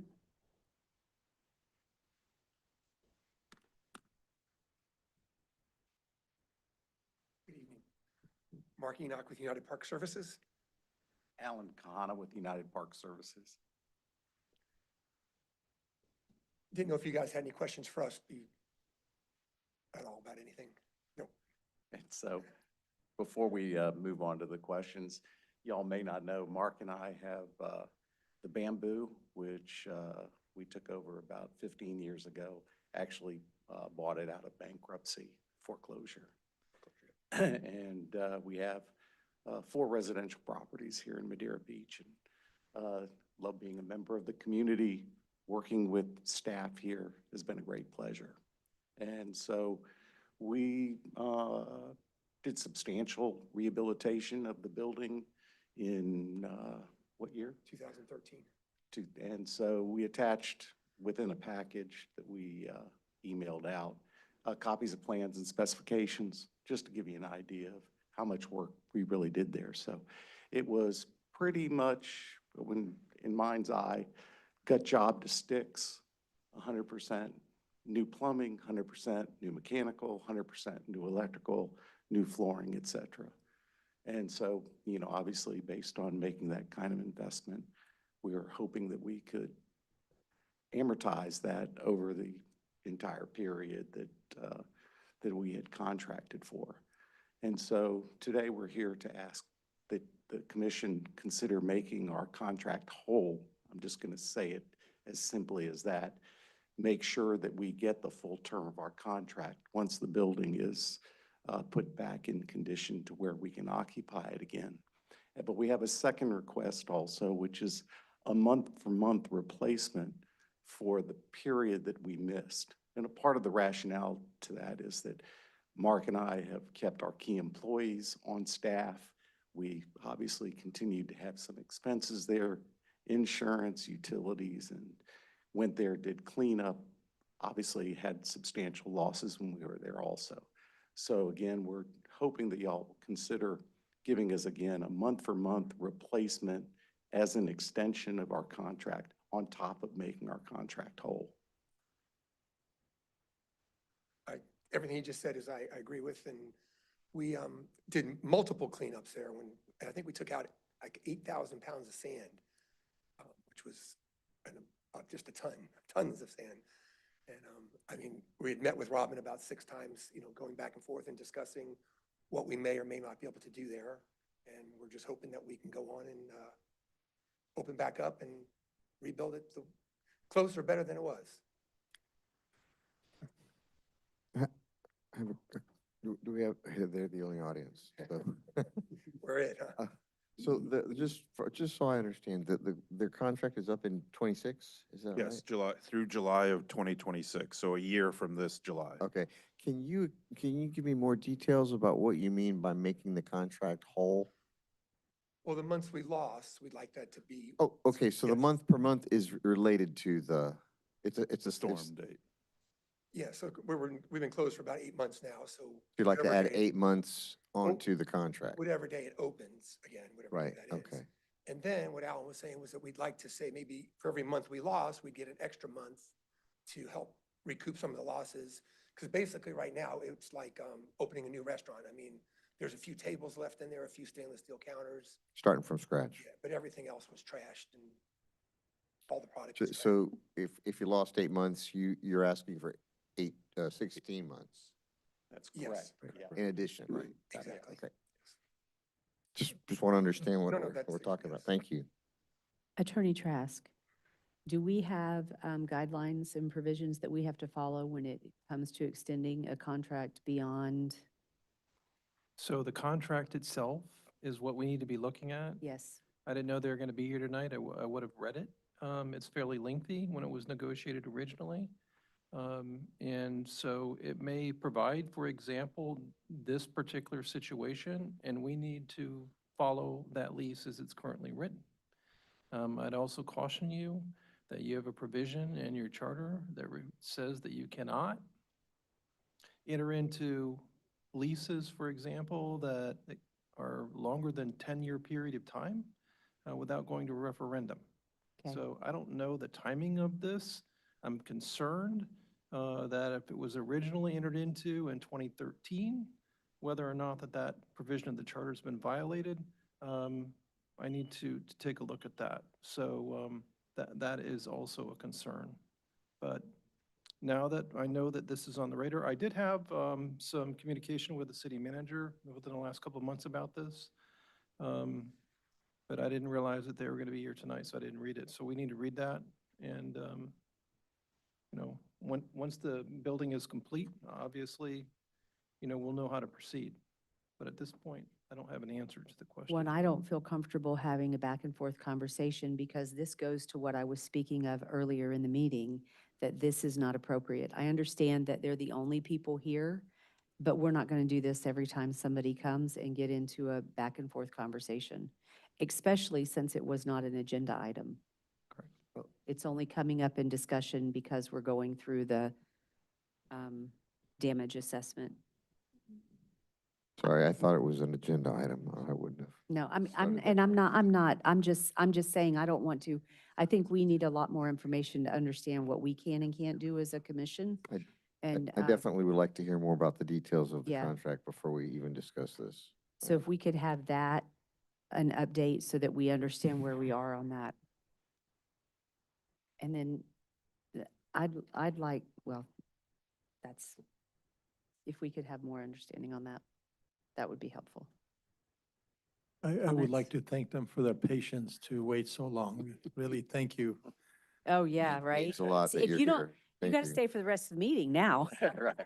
I never realized these meetings went so late. and we're not done yet. I didn't see that. Neither did I. Anyway, thank y'all for letting Thank us come you. before you. Thank you. Thank you. Thank you. So, but we're going to discuss this at the end of this meeting, right? As far as. No, this is, if you want to discuss Discuss this, it this now. is the time to discuss it. We just can't get into a back and forth Understood. conversation with them. Okay, so I guess the discussion would be with our next public hearing, we're going to, I guess, Tom will read the contract and will advise us of what, I plan on giving you some input by email, okay? email, okay. So whether or not the city manager wants to put something on the agenda for discussion purposes, I'll leave that up to him, but I'm going to read the lease and I'm going to address the issues that were of concern tonight. Okay. And I will provide that to you by email probably. Okay, thank you. We can have the item back at a future workshop to go over. Thank you. Thank you. Thank you. Thank you. Good night. Next on the agenda is fees and collection manual. We have, Mayor and Commission, two areas that we're requesting changes in an ordinance that will come back to you at the next, at the next regular meeting on May the 14th. One is related to parking, and then the other related to our community development department and a variety of fees.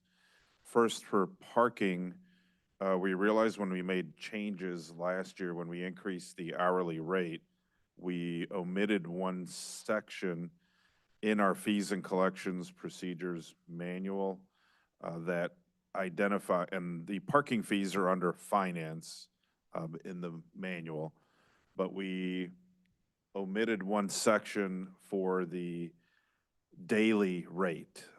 The manual lists $72 per day, and it should be $96 per day. So that's at this point, the only change in parking. For community development, there are a number of changes, and I'm going to turn this over to Silver to Thank go you. over and kind of provide some more detail on the fee changes, proposed fee changes. So it starts at page 440 of the packet. I took this to the whole community development department, which includes building department. So we are updating a lot of the fees, as you saw. We do have a few changes from this, and I have a copy.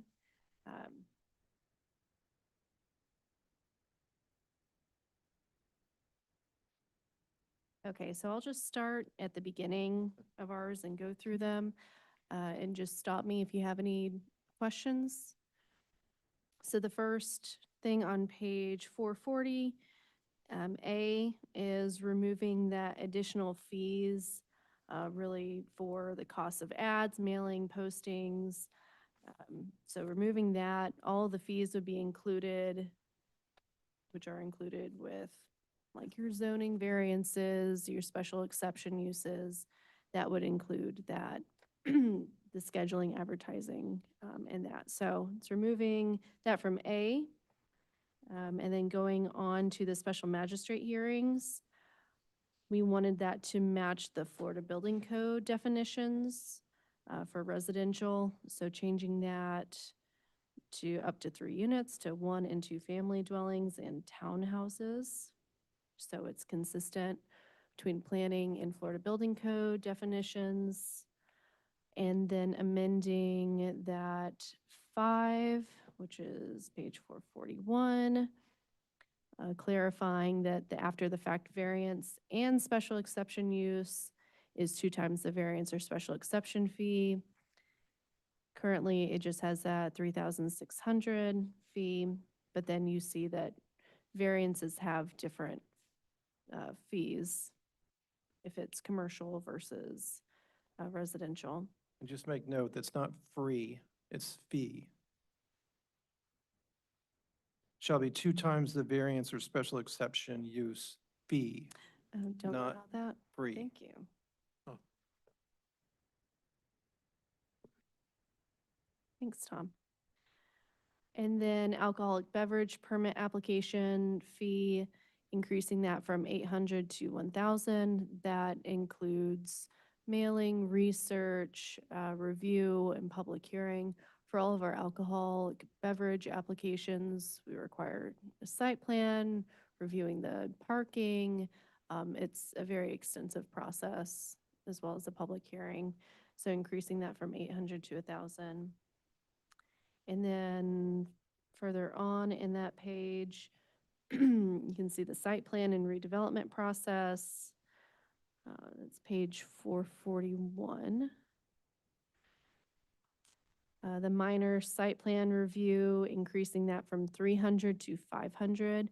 That would be any of the new 1 to 4 units for residential and temporary lodging.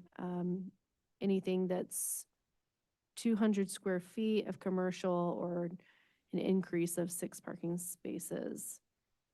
And then just cleaning up the intermediate site plan review, major site plan review process, same fee. And then 5, which is on page 442, just clarifying the non-conforming structure encroachment extension and additions and where that is in the code. It really wasn't clear. So just clarifying that, what that is.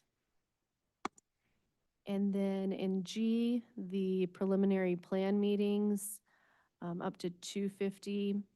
We also took out, there's another section in here that discussed pre-permit plan review fees, and those were 250, 500, up to 500. So removing that, as well as another section that discussed floodplain meetings and putting that all in one section, which was G. And those meetings would be, if you have a new home if a new development coming in and scheduling a meeting, typically that'll be myself, a planner, Marcy, engineer, or Al as an engineer, and then the building official. So if you put all of those people together in one room, just the hourly rate, it's over 250. So we thought that that was good. We'll also have open permit hours. I know we did open permit hours or open hours of just zoning questions. So we plan to continue that even after all post-disaster, just so people can come in and ask questions, no charges for that. And we had that pre-storm on Yes, we did. Wednesdays prior, right? Yes, and Yeah. we plan to continue that. So that is what G is.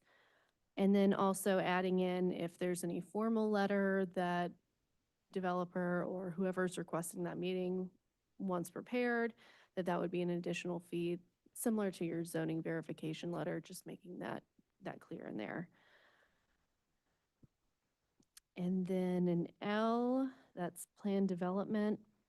Cleaning that up, we increased that fee from, actually we didn't, because we had a preliminary plan and standards review and then a first plan and standards review.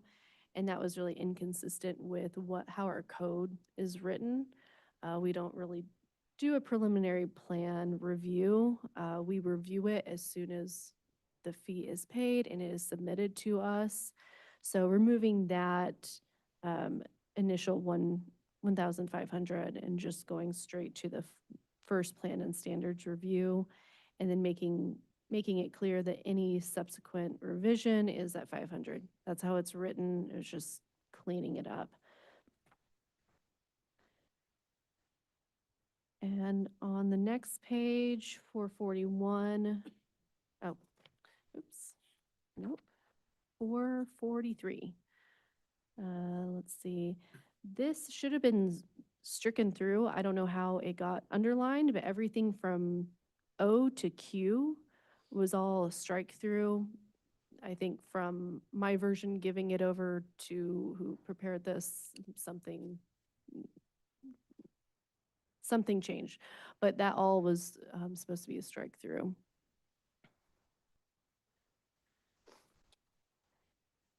And then going to the next page, 444, including the outdoor cafes on public sidewalk request. We have this in the code. We don't have a fee. So including that is the 175, and then removing the sign, murals, and banners. We have a sign code, we have sign permits, so it's conflicting. And then here I may turn it over to Barb. Yeah. Let's try that. All right, for building permit fee schedule, this was in the fee schedule, but really wasn't implemented once we switched to MGO.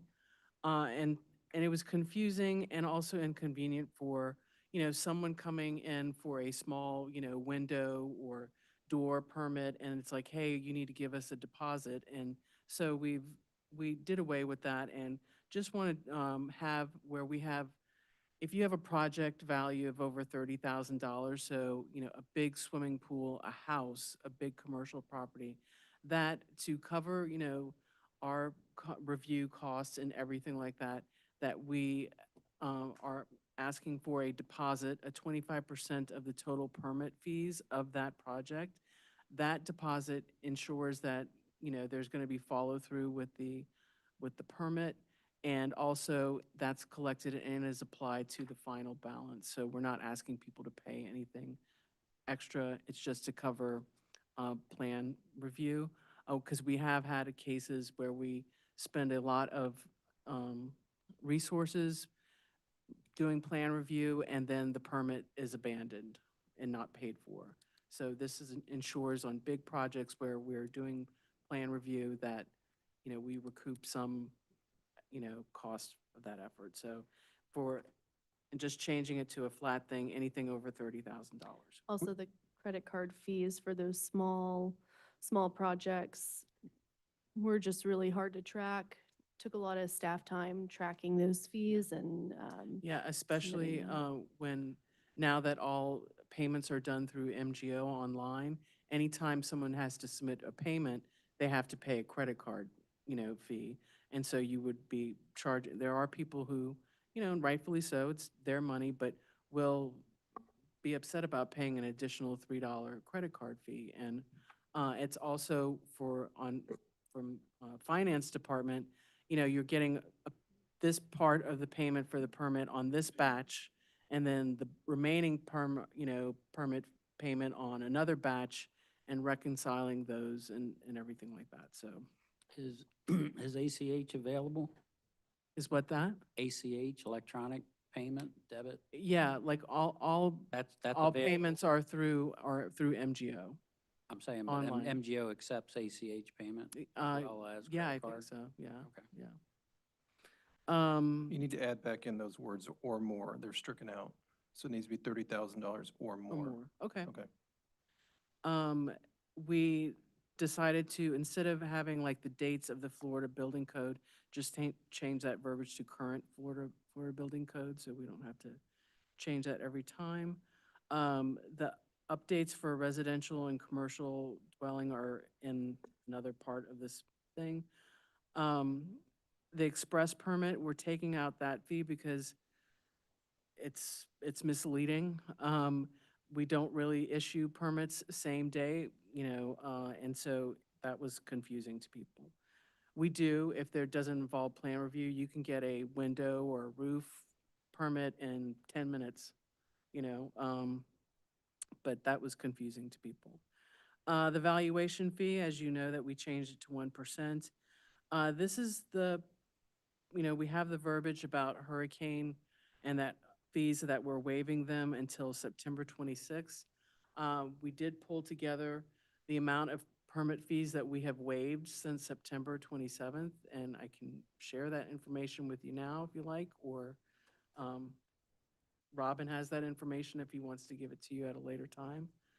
But Then we also included in there, you see the last sentence, that just allowing that the Board of Commissioners could vote to temporarily waive those fees. So it's something that you could do immediately based on what happened, with Helene in Milton.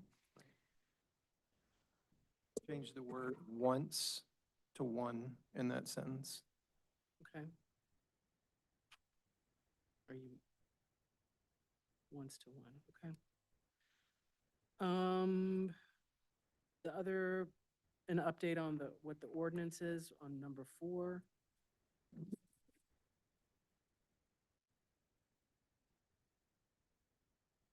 Right, we're removing that, like Jenny had said, the section 5 on page 445, the pre-permit plan review and reexamination of plans, that's been combined into those other fees. We had a lot of redundant fees, and so we combined them to make them, clear them up a little bit.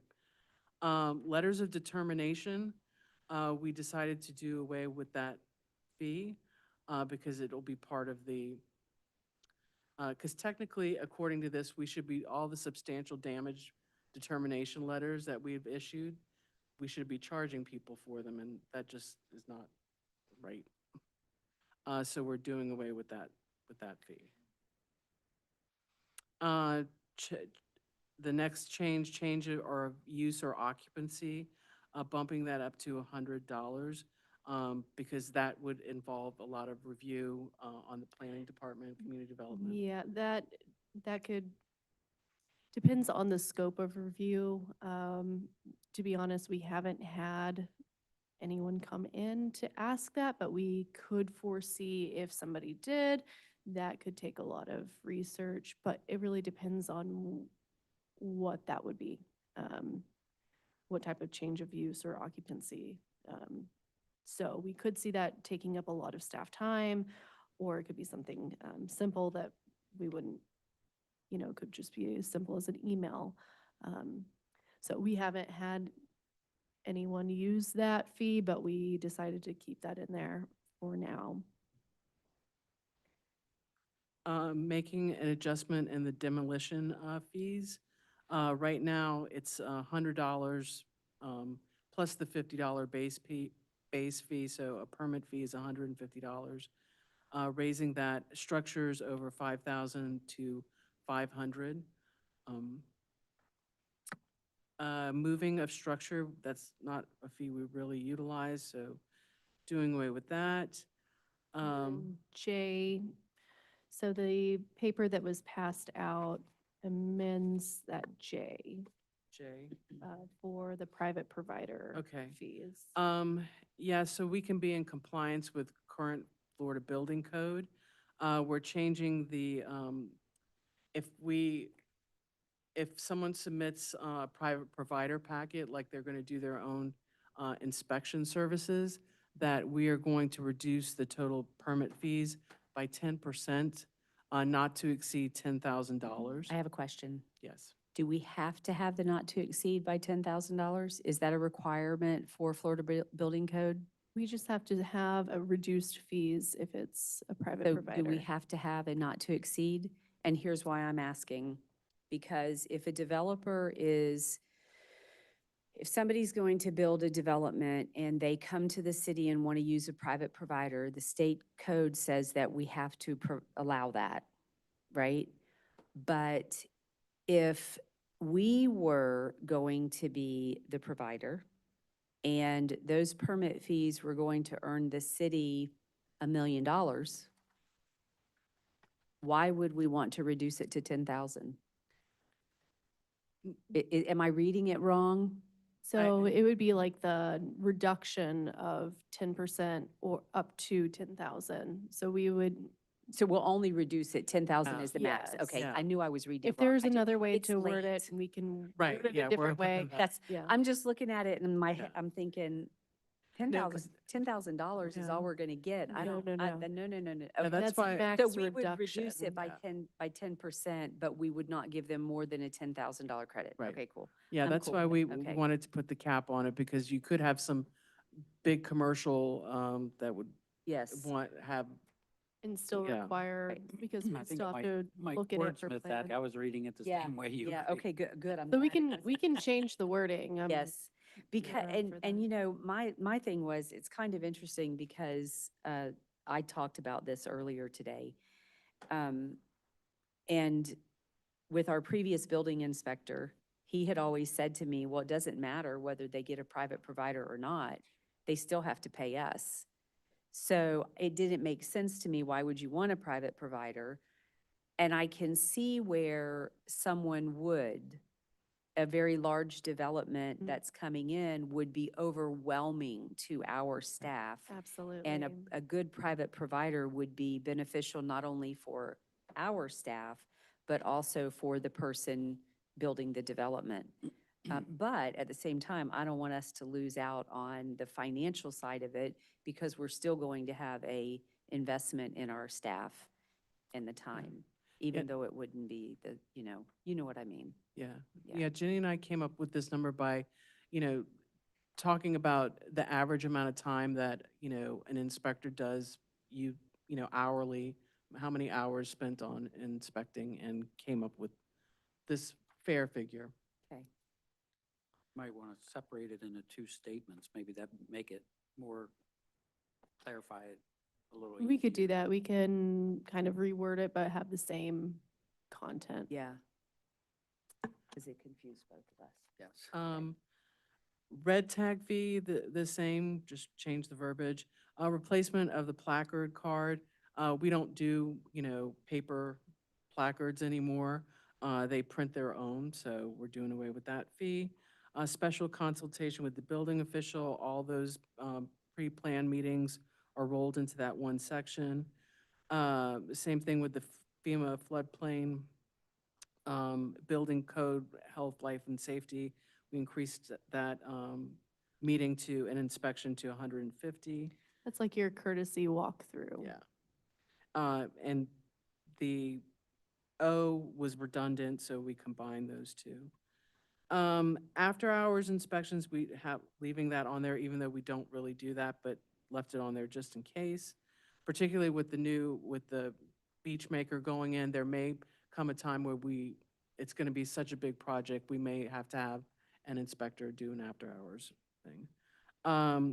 Tagged properties, those are red, yellow, and stop work orders.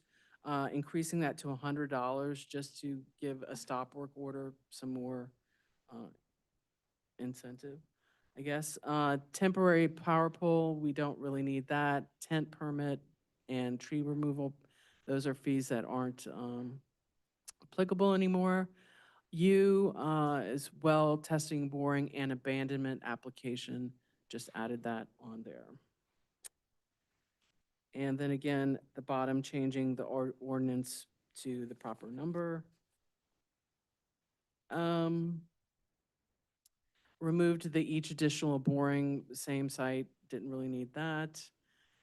After the fact permit fees, I think we were talking about this earlier. We're not really charging after the fact permit fees right now because permit fees are at 0. So that is open for discussion. Just to give you a brief number, I mean, on demo permit fees, that includes full demo and interior remodels. We've waived $147,378 in permit fees just for demo fees. For all the other permits, that includes, the remodels, roofs, fences, and everything like that. We have waived, this is from the end of September to today, $419,406.26. So a total combined of, permit fees that we've waived, demo and non-demo, $566,784.26. So. And So, then we also have the cost to the city on top of what's been waived from now, well, from September 26th to now.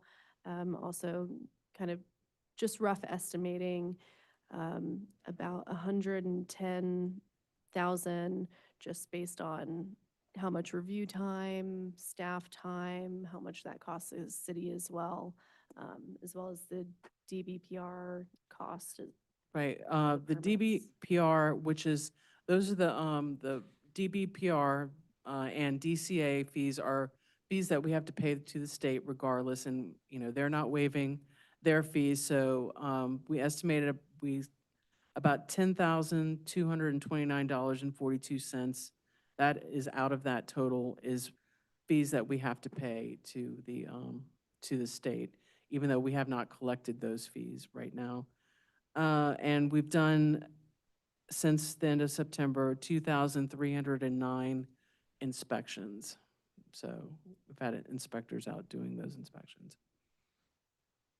okay, so we don't have any public here for comment, and I don't usually like to go first, but on this one I would like to, if you don't mind. And it's because I want to share a story with you that gave me some perspective I did not have prior to the meeting. I had a resident reach out to me and wanted to come meet with me at City Hall and have a conversation about permits. And when we all voted to waive permits, hindsight's always 20/20, and I think there are lessons that we're all going to take away from the hurricane, things that we could have done different or should have changed or what have you. But one of the things that was said to me in the meeting that day was that they were angry. They had watched the meeting where Marcy and I had both talked about, please come in and get your permits. For the people who hadn't, who had done the work, come get your permits, there's no punishment. And they said, and I'm not going to be exact in their words, but the gist of what was said to me is, we did everything the right way. Why are they getting off scot-free? And they shared with me they own a small apartment building. They're not developers. They're not people who live over in Tampa and own multiple properties here in Madeira. They are homesteaded here in Madeira in a condo, They own a small apartment complex building. They lost over $200,000 in revenue because they did it the right way.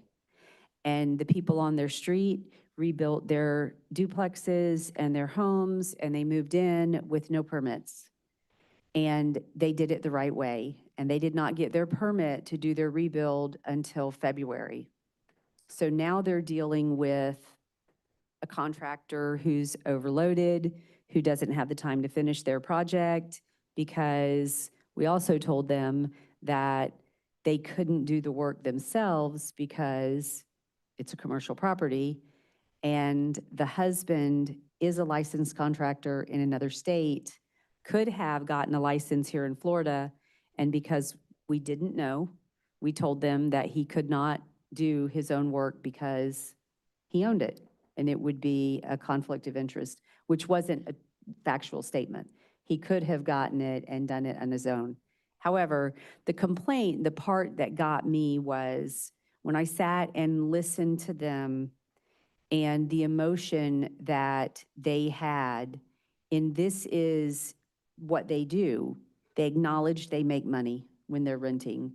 You know, there was no misconception on that. They weren't trying to act like they don't make money when they make money, but they're not making any money because they did the right thing, and we're not doing anything to the people who didn't.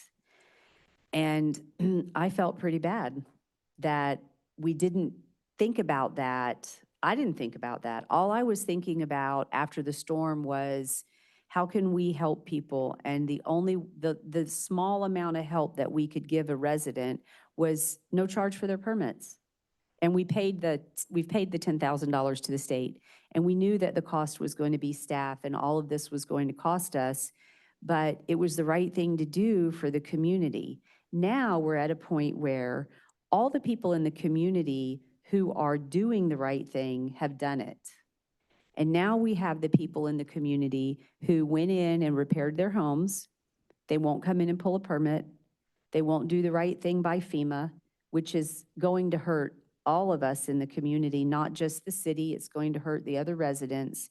And I think it's time that we draw a line in the sand and say, you either come in and pull your permit by this day or file for your permit by this day, or you'll go into code non-compliance and there'll be a fine and there'll be penalties and the permits won't be free. Because it isn't right that so many people in our city, and they come in, I mean, there's people still coming in that did the right thing. And it was painful and it was costly to them. Even if they lived in even if it was just their own residential home, the people that waited and did it the right way,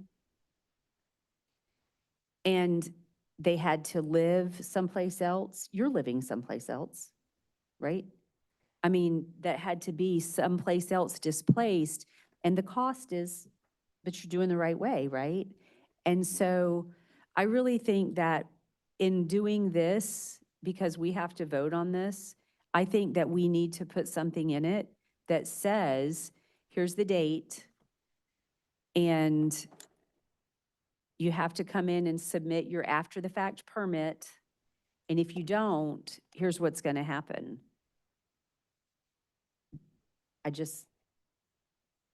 I mean, if we're months and months down the road, we're getting ready to go into hurricane season, and there has to be some incentive to push people to do the right thing or be punished, period.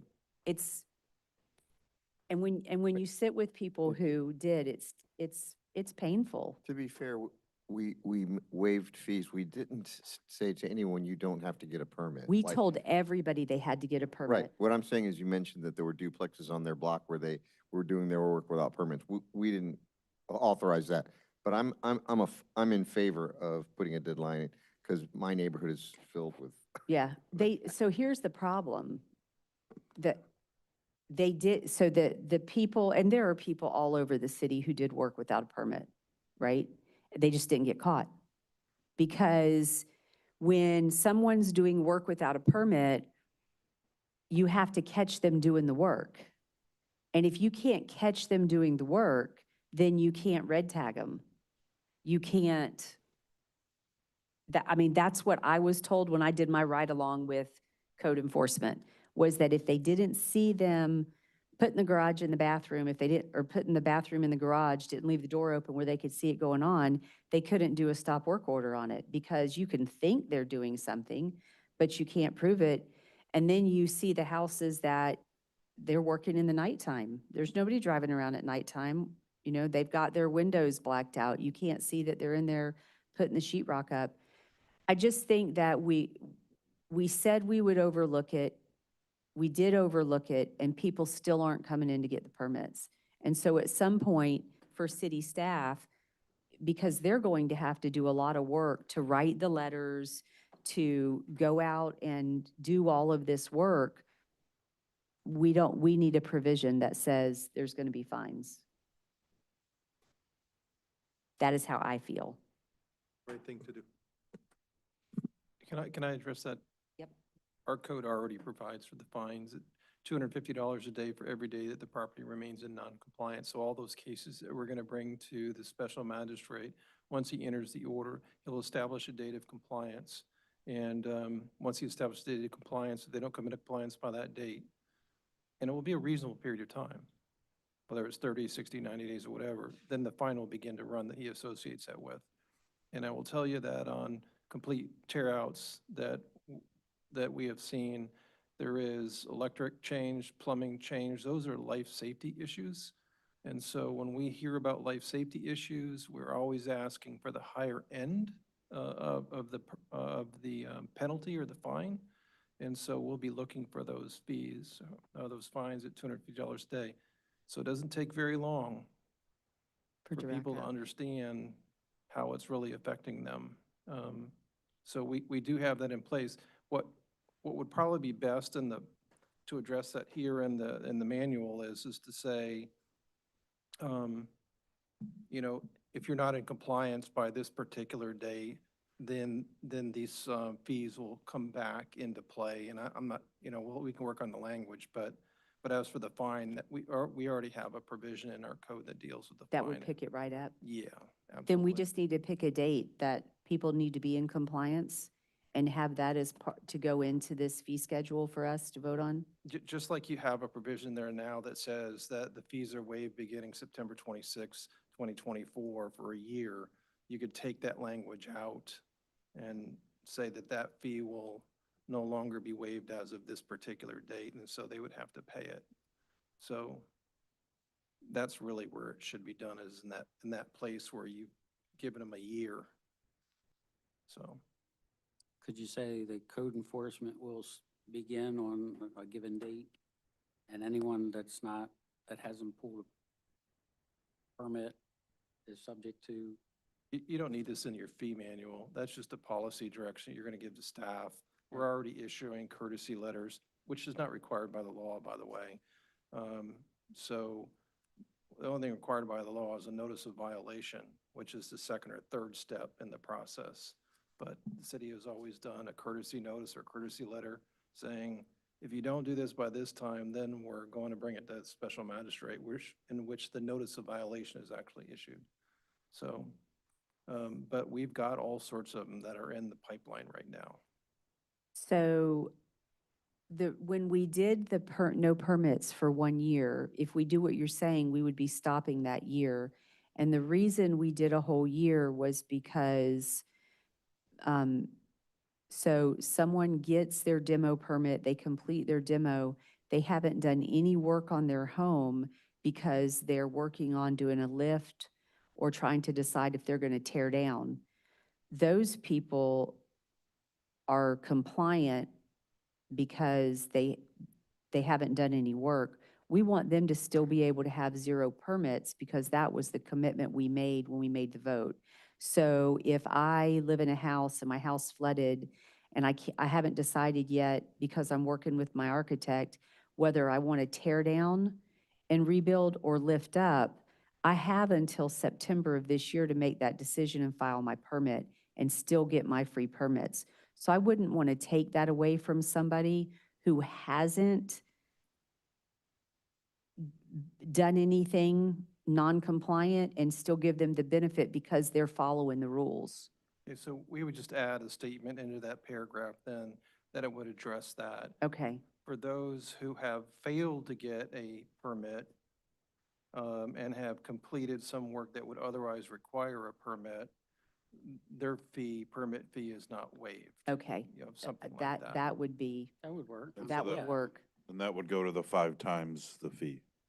And then, so, okay, that would work. And maybe that would inspire people to motivate it. And if it doesn't, then, I mean, we can't go back and change it now after No, that we- conversation. If I could, Well, we don't want to Yeah. delay code enforcement either. right, But as you state, I mean, whatever the reason, whether you're with your architect, or you're trying to get financing of it pulled together. Right. or I don't want to there's punish those multiple- people. Multiple reasons, it takes time. Yeah, so that's, We also put in there clarification, because what we're getting a lot of now are people who swooped in and bought the house and were not the owner during the hurricane, and then are wanting to get, their permit fees waived, and it's like, no, No. your permit fees are not Yeah. waived.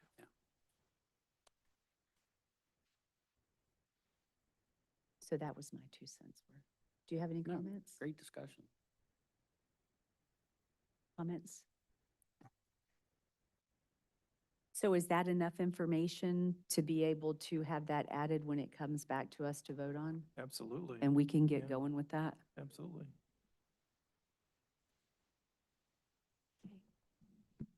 Then next on the agenda is Public Works, Court of Honor update.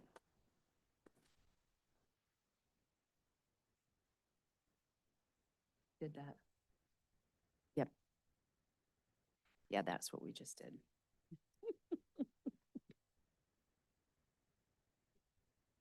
Good evening, everyone. Hi. I feel like I should just sit over there. I've got quite a few topics coming up, but I'm gonna stand because I'm getting a little sleepy. So what I have before you is just an update on the Court of Honor. So as you see, I posted the timeline, which shows that we had a mandatory pre-bid meeting yesterday. We had a great attendance. I think there was 11 different companies that showed up. So as you can see, we will have all addendums posted on April 22nd. We are waiting for a couple clarifications from the engineer, but really don't foresee any major issues with having to extend the bid due dates. And I'm here for any questions you may have. I can't wait to see it. Thank you. When are RFQs, you're saying addendums posted the 22nd of April? Have you, the pre-bid meeting, was that the ending of the, I say no RFQs, request for RFIs, request for information that might have questions about the bid and whatnot? I'm just looking, addendums posted on the 22nd, and only 2 days later, you're opening the. This isn't a Bid. it's not a large project. We've answered most of the questions already. You don't see that as a problem then? I Okay. don't, and we didn't have any issues with that yesterday. If for some reason we have to push that back a couple days, I don't foresee it being an issue. Okay. Great. And with that, the time frame can change on any given project depending on the cost of the project, how long it has to be opened, and all of those things. Comments? Thank you, Megan. Next on the agenda is Boca Ciega Street End Project Update, 4/16/25. With this project, I do have the mandatory pre-bid tomorrow. So I am also hoping for a very large turnout. We will visit each site, go over the project details. I've already received a couple questions, nothing that we don't typically get. And we will post and open within the time frame listed on the timeline. Do you foresee a problem with the park at the end of 135th that has that county water leak? Well, that area is gonna have to be excavated anyways, so because the county has neglected to fix their water leak for the past 6 So will the months. contractor have to, account for that? I'm just curious. We have on any bid that we do, we have a 10% contingency. So if for some reason there is a cost associated with that, we can also go back to the county and request for reimbursement. I'm not really sure exactly what the issue is with that water leak, but it has been reported at a Yeah. minimum Yeah. of 5 times, and that's just from myself. Yeah.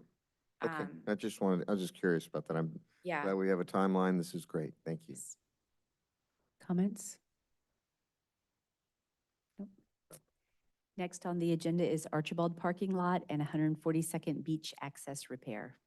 I think we've pretty much covered this item, but as you all have seen, the parking lot is still a work in progress. We still have items that we are working on. Most recently, we decided to add some concrete and then stamp it. It's really pretty. I don't know if anybody has seen it yet.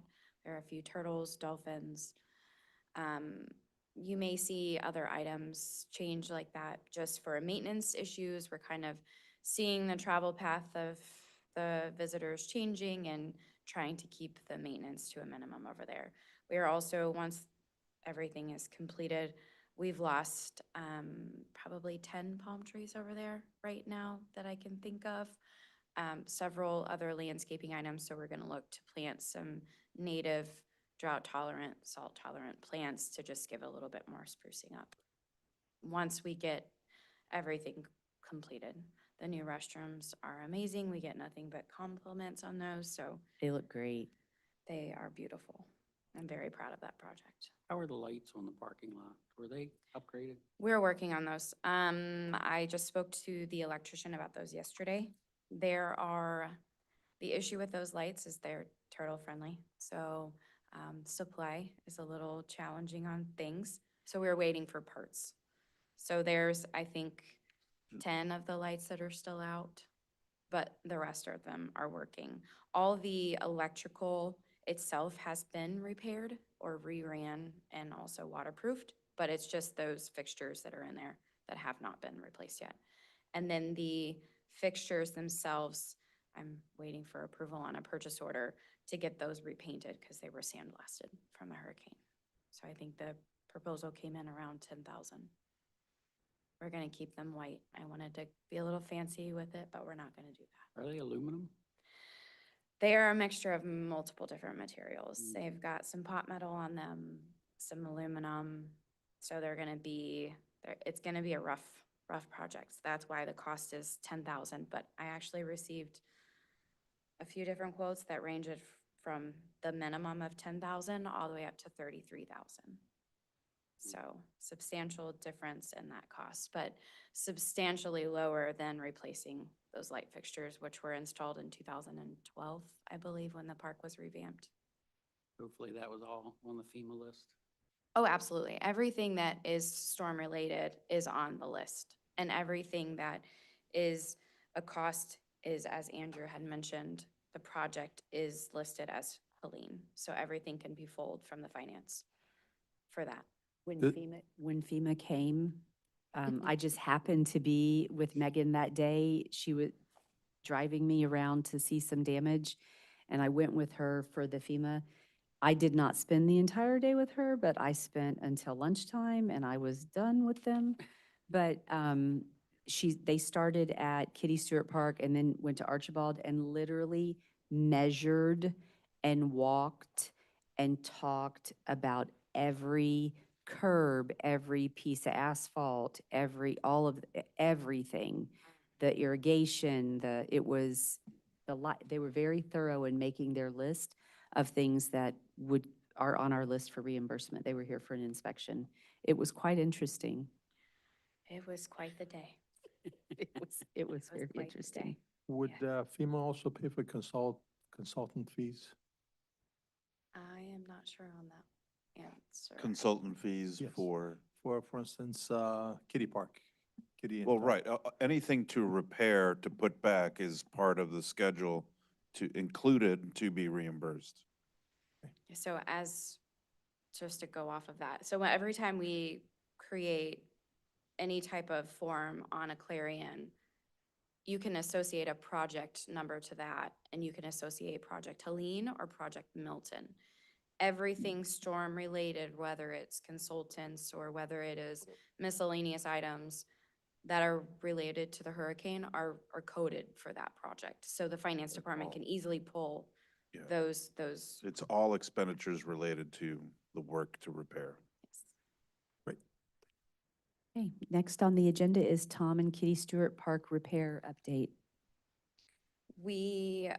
I just received updates from Rube Clarkson, who is the marine consultant for the wave run-up analysis, and he said that he had to provide more documentation, of course. So that is in the process right now, but everything else is moving along. I have received the plan set from our building department along with the original builders of the park. So the intent, once we receive everything for the wave run-up analysis, we have the detail on the new seawall, is to build the park back to its original condition. Same materials. The only difference is to hopefully have a more permanent structure for a restroom, which I'm pretty hopeful that that's gonna happen. So unfortunately, everything right now is a wait for that. Once we receive that, it'll be to the bidding process. The bidding process is typically 4 months. That's gonna be a pretty extensive project. So that one will have to stay out for 45 days. Is there air conditioning in the Archibald bathrooms? No, sir. And I know air conditioning's been a huge issue with the temporary or the portable bathrooms. Correct. Yes, So if you because had that it- was not made for, So if we did have a permanent structure, perhaps we could have natural ventilation and no air conditioning? absolutely. We do not install air conditioning in public restrooms. It creates a hangout location. We Yeah. want people to do their business and continue All with their day. about ventilation. The only reason why John's Pass Village has air conditioning is because it's been there for a very long time. Yeah. But that if I could change it, I would. Remember all the conversations about the sand and the salt water and the Absolutely. corrosion, and it was always a This will be much like Problem. the restroom facilities we have. Metal roofs, Yep. concrete structures, very simple, very easy to maintain, and almost bulletproof. Patriot Park's a good example. Yes. So Patriot Park, the restroom that's there, that building was prefab. It came in, built, they just set it down. So that's what she's looking at and has sent to the planning department to see whether or not we could do something like that at Kitty Stewart Park. right. It's pretty, I mean, I think it would be, And, Yes. and Fantastic. elevated. We it wouldn't. we would not You would elevate not it. elevate We it? are hoping to not have to elevate it. We would flood proof it. But if it's a concrete structure, Patriot Park, those restrooms had 5 feet of water in there. You would never know. Yeah, and they're not, I mean, they're They have flood vents. They are You just rinse them decent bathrooms. down. You have to treat the walls, the concrete Just with anything? You spray them with bleach. I'm saying you don't have to treat them, the salt water doesn't affect the concrete or? They're not raw concrete, they're all painted. And then you would have to dry flood proof. Much Archibald bathrooms, they're elevated a little bit, but still that, I think it's maybe 5 or 6 feet is dry flood proofed, which you can't tell unless you were watching the construction of the project. And then we have a flood proof barrier that would go on it. The janitorial closet, almost garage space, if you will, is not flood proofed, dry flood proofed. It just has vents.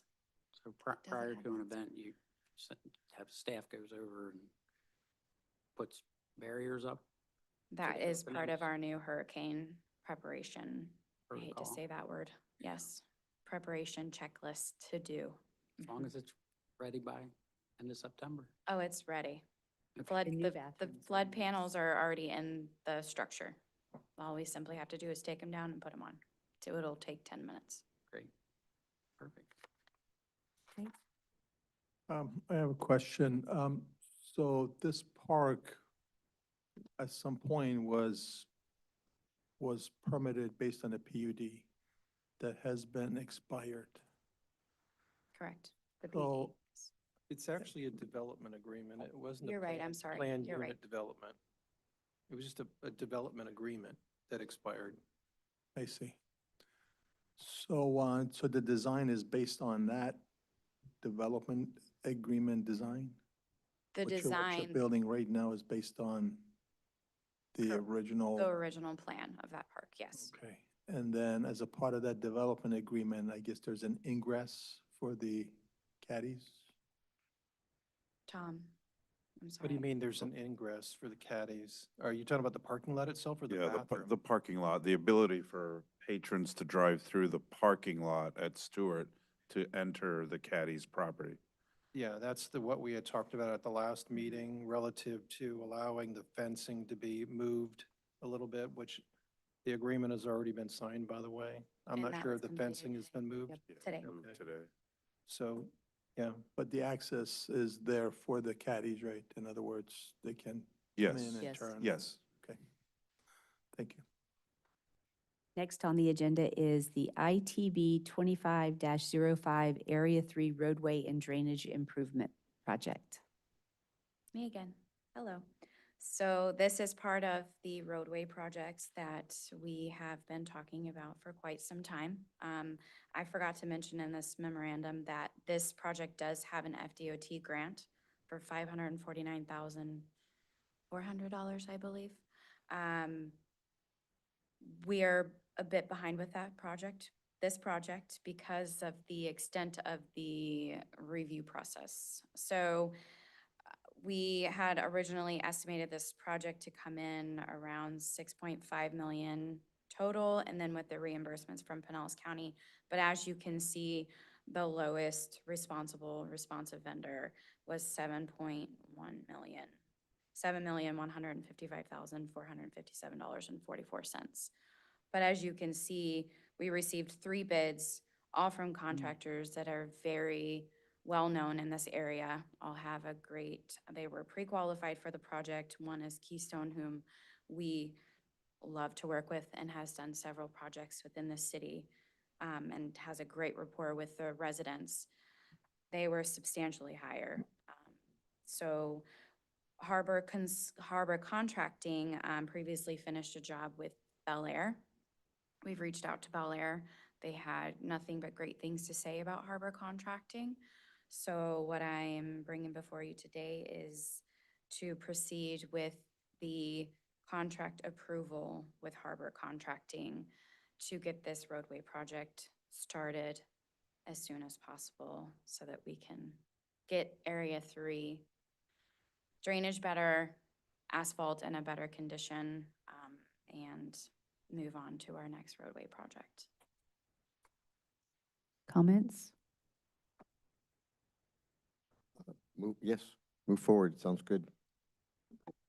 What does the elevation look like on these roadways? Are they gonna be elevated? We can't elevate roadways, as we've talked about previously, until homes start being elevated.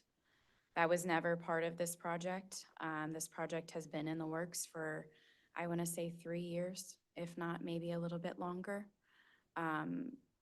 So that was not part of the original design. So we're not replacing any, We are replacing storm drains. We are upsizing storm drains. We are replacing storm drains. not the drains, but all the piping underneath. All the stormwater piping underneath the roads is being. All the replaced. storm drains are being replaced, yes, Okay. and upsized, because most are anywhere from 10-inch to 12-inch. So we're going to 15-inch and in some places 18. Okay. When I definition drain, I think of the drain, the drain on the top of the road, The culvert. curb? The curb? culvert versus the piping, but that was my, The inlet. the inlet, yes. The inlet is part of the system. So where the system, so you have different types of inlets, I guess. So you can have like a vault system on an inlet. You can have just a regular inlet. I think these are all the FDOT D inlets. I would have to look at the plans, but really increasing the size of the inlets doesn't make as big of a difference as increasing the size of the pipes so that you can increase the flow. I understand. I'm not sure you were understanding my question. I don't think so. But it's fine. You've answered it. Okay. It was just a clarification. So I think we're good. Thank you. You're welcome. Great job. Comments? Great job. Move forward, definitely. Thank you. Would the sanitary sewer in that area be PVC or is it vitrified clay pipe? Do you know? So the city doesn't own the sanitary, the water, or the does. reclaimed water. So in areas where the county has identified where it is ductile iron pipe, they are replacing it. And I'm not exactly sure what the material type is. I'd have to recall it on the, So they replaced it prior to constructing the roadway? it's part of the project. So there's another agenda item, not the next one, the one after that, to talk Okay. about the joint participation Okay. agreement. Right, thank you. You're welcome. Okay, next on the agenda is the interlocal agreement for storm debris management site utilization. Not that I want to bring up that word again, but this is, as we found out during Hurricane Helene, having a agreement prior to the event is very important. We were struggling at the last moment to have to sign with or find a location with Pinellas Park, and luckily they were kind enough to house us until our debris pile became too large. So I have reached out to Largo, and they have created this interlocal agreement for us, which I believe is for a 5-year term. Let me review my notes. 5 years. Yes, thank you. So this is for a 5-year term, and we will not have to worry. I think in the agreement, it says for every event, we'll have to pay the city of Largo $500. That's a minimal amount to have to worry about for that. Comments? Great. Comments? We're reserving it and saving the location. We don't have to pay anything, right? Correct. We do not pay anything until the event. you. Hopefully not for a long time. Yes. Okay, next on the agenda is the joint participation agreement with Pinellas County for Area 3 roadway and drainage improvement project. And this is my last item. I'm so sorry to bombard you all tonight.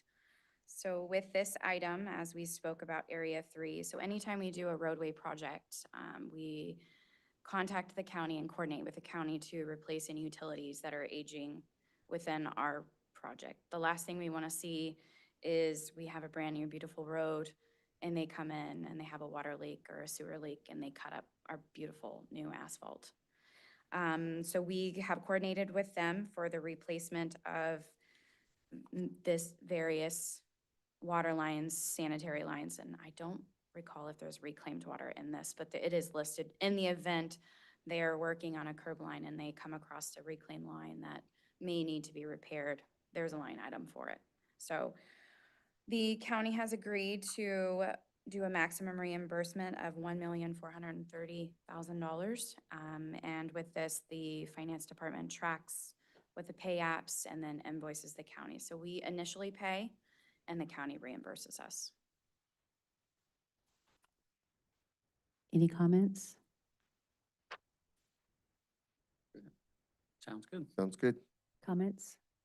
Would a designer, an engineer be involved in basically making sure that the pipes are in the same slope and everything, or the contractor just automatically replaces it as is? So on any project, the county has an inspector. We also have a engineer, which I forgot to mention in the previous one. We will still receive a proposal from the engineering firm for the construction engineering services. I just haven't received that yet. But they will also then be there inspecting and doing those line item checks Okay. to ensure that the proper linear footage and whatever the case may be is built per the specs. Megan, thank you very much. I have a question for Attorney Trask. Sure. If you'll wait one moment. The consent agenda, all of these items that we've just discussed that were under Public Works, we all agreed on them. Could all of these items go on the consent agenda? Absolutely. So I would like to recommend that when we vote on these items under Public Works, that they all go on the consent agenda and we don't go line by line on each one. There's nothing controversial here. And I think that not that I'm looking to not go home at 10:30, but I think that this is a good example of where we could use our time wisely and not go. So that would be Agreed. for only for items E, F, and G? Just the last three items are the only three Thing that of we're the voting seven? on. Excuse me? Are those the only things that we're voting on? Those are the only three that require you to vote. The item E is a contract with Harbor Contracting LLC for the project. Item F is the agreement for the debris management site, and item G is the JP, the joint project agreement. So if we could have those on the consent agenda, those that way we three. don't have to go through those three items again to discuss them. And it'll be it'll be in the beginning of the meeting Right. as well. And they can be at the beginning of the meeting. And just let me remind you that just because they're on the consent agenda doesn't necessarily mean you can't pull them. So the mayor would start looking for a motion to approve a consent agenda items 1 through 5, unless someone wants to pull one of the agenda items. If you want to pull it, then you would approve the other 4 that had, in my example, that there was no need for discussion on. So Okay. just because it's on a consent agenda doesn't mean that you cannot discuss them. Correct, Yeah, correct. right. So to just further go into that, then, I wouldn't want the fees and collection manual because we made too many changes on that. So we'd want to Well, look at that and talk That's an about that. ordinance, so that requires a public So hearing. can we go to the Kimley Horn agreement could be on the consent agenda? Yes. And So I mean, I'm just thinking that anything that was tonight that we did not make changes to, that we were all in agreement on, why don't we put those on our consent agenda and and if someone between now and then decides that they want to discuss it, we can pull it. But let's put those on the consent agenda. They're not controversial in any manner, in my opinion, and keep the things that we made changes to for discussion. It's a better use of staff's time, for one. So it's only 4 items if you agree. The amendment to the Kimley Horn agreement, and then the 3 public works items, items E, F, and G. Okay, yes. Those 4 items on consent.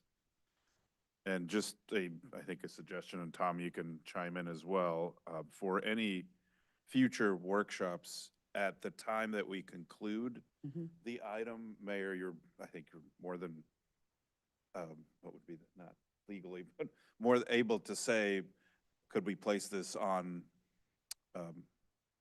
consent Right. agenda? And then if anyone objects or says, then we will.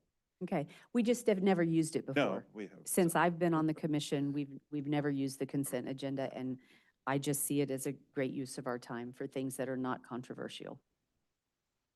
Thank you. Okay. I really Thank appreciate you. that. So if there's nothing, anything further?